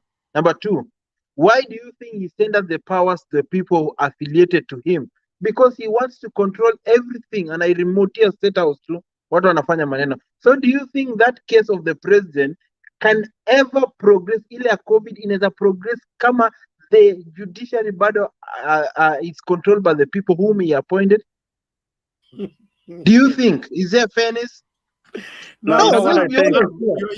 You're throwing me into propaganda. No, let's just be honest here. Do you think that can happen?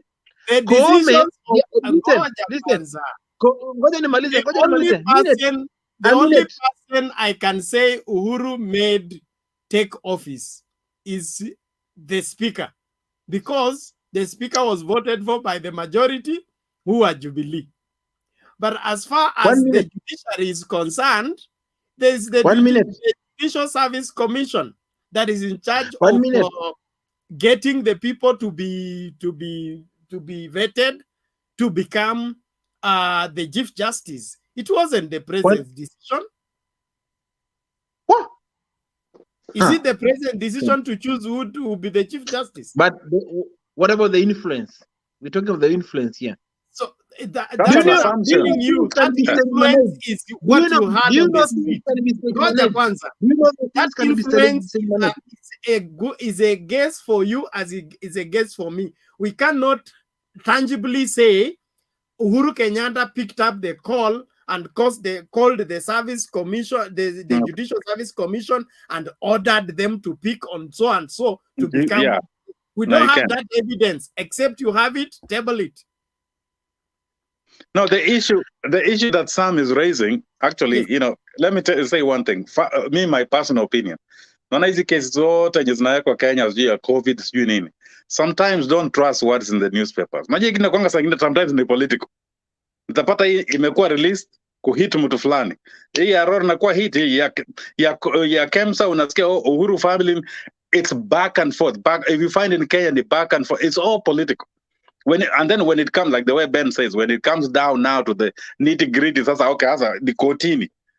That's why some cases collapse, because unafika Kotini, there is nothing there. There's no, and Ben, as you know, it's not what you say, it's what you can prove in court. So hizi makelele nyingi watu wanapiga wanasema judiciary haifanyi kazi yao.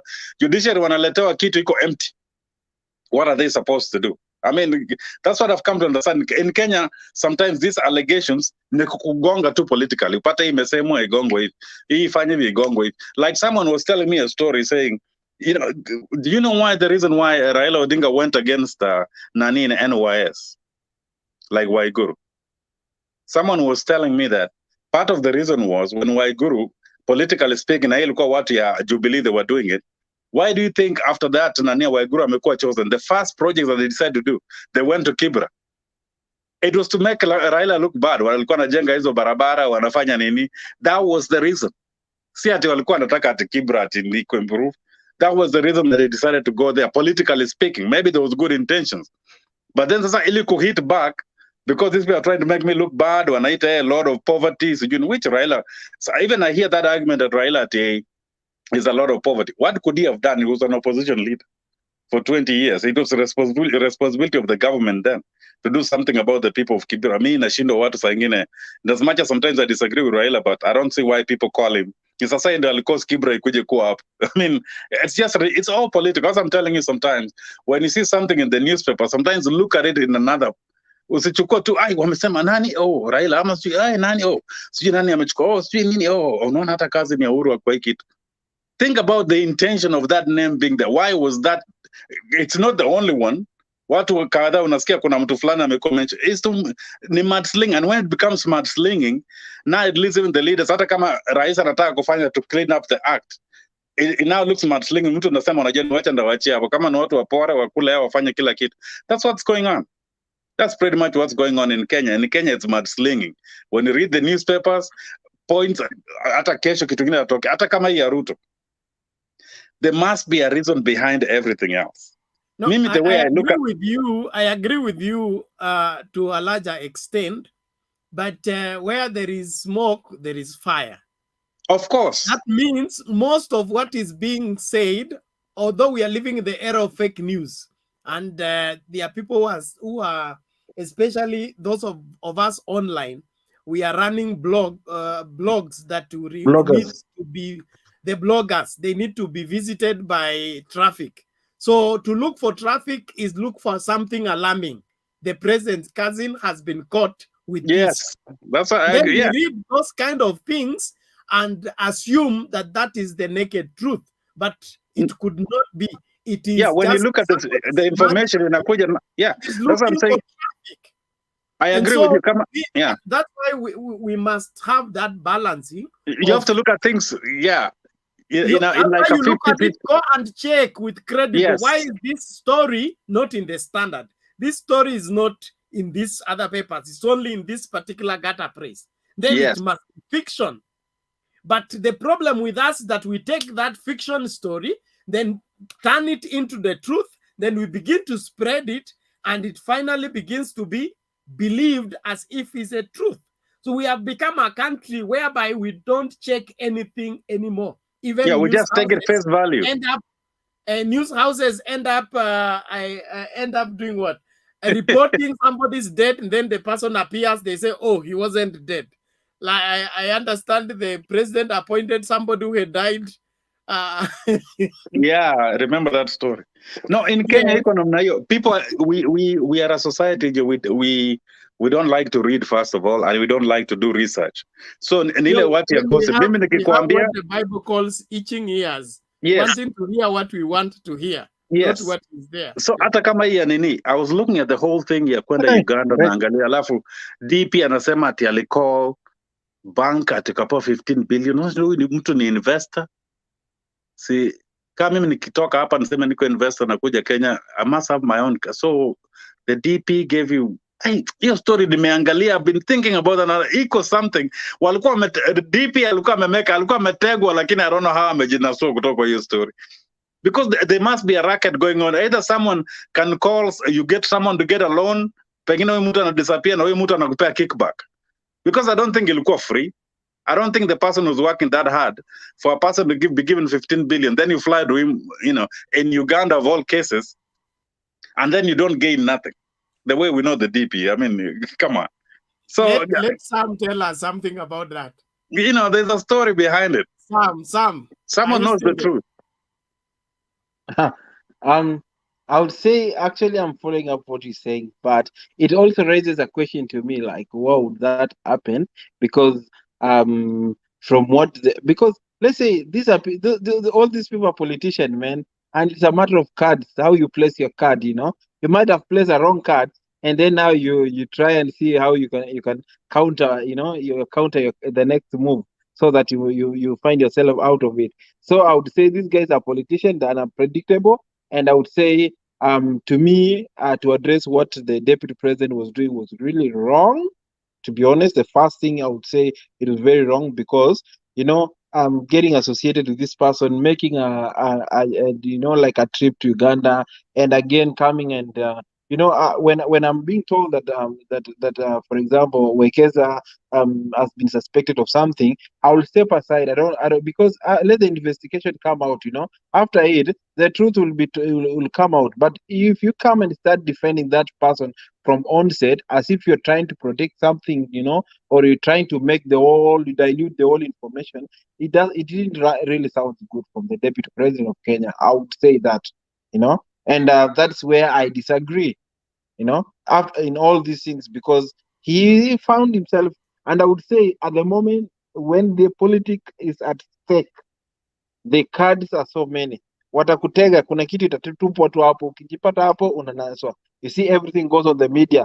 So and so has done this. So it might be a political stage, stage or hapo gongwa. Maybe maybe usipangalia, like I would say, this guy called Mutani Ngunyi is a political analysis, and is the advice of the president. So you don't know what cards he might be telling the president. You don't know why they give this guy a permit, and maybe they knew he was linked up with the deputy president, and all these things. Then the guy found himself just getting led. You're making the guy to be to be government project.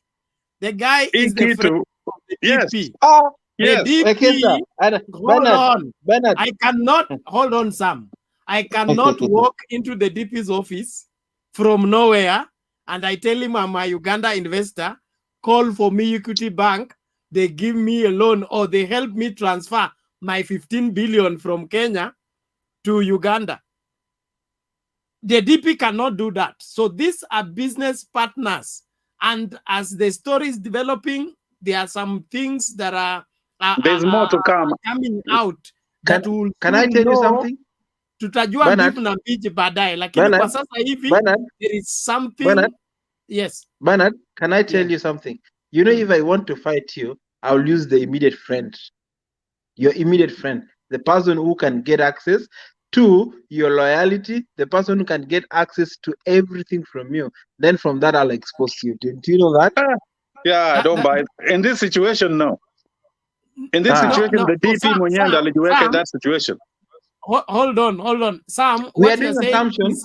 What you are saying Nobody is knows true. the correct thing here. What you are saying is true, and also the other side is also true. Look here. The DP has been going to Uganda many times. This is not the first trip, okay? We have never had any leakage of who accompanied him to the place. We only see him is there greeting Museveni. But this particular trip, we had a leakage of the people on the plane. Then we had a scuffle that was deliberately leaked to the media. That, in my political mind, it is not an accident.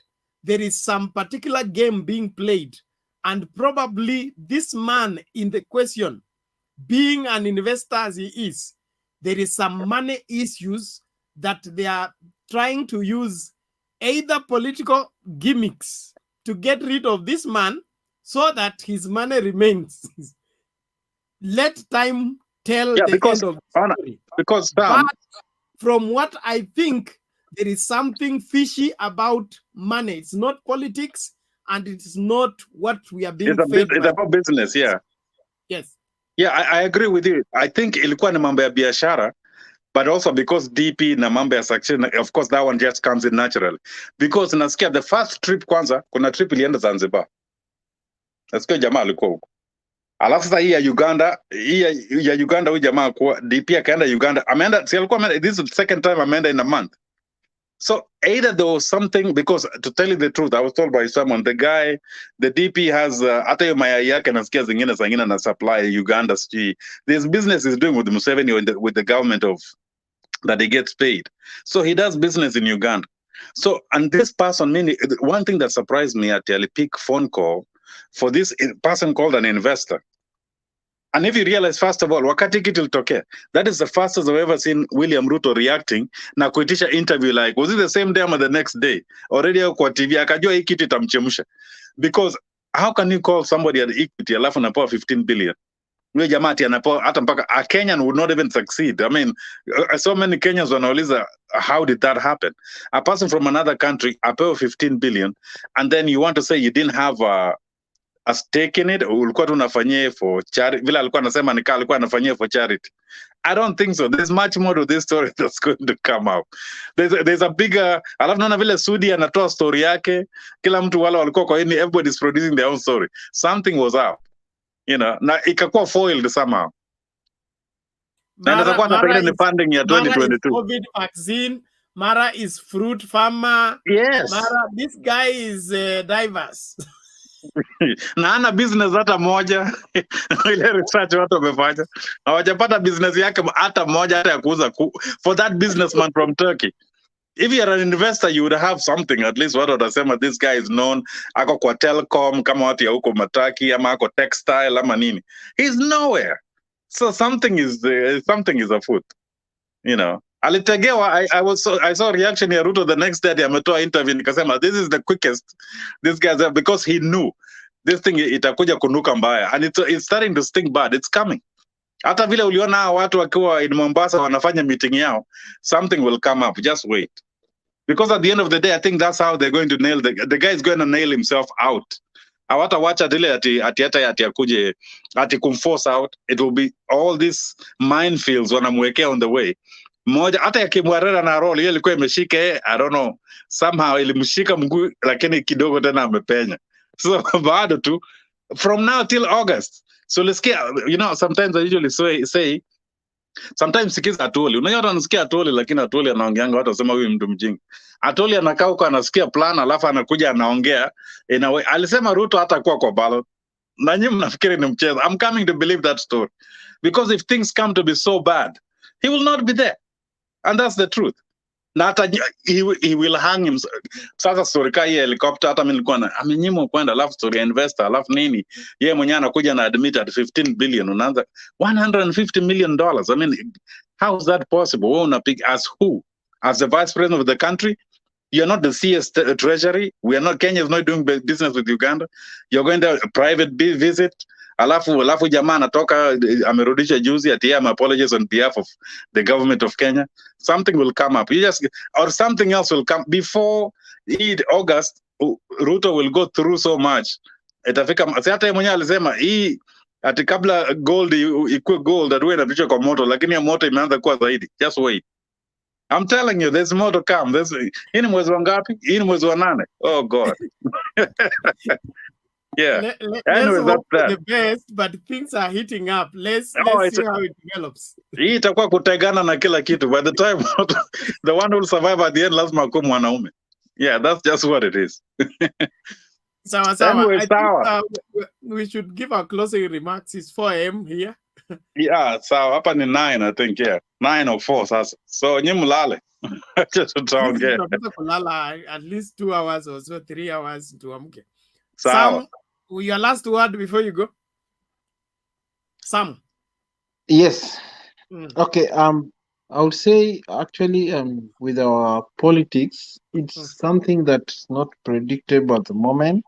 We don't know what will happen, but you know, all the assumptions we'll keep making all our assumptions, you know, and trying to find out. But what I will urge as a closing remark that in any show, let's just have let's just look these people in the field and point out the real mistake, you know, when we point out the real mistake and discuss, you know, all these things, maybe to improve on what they're doing, you know.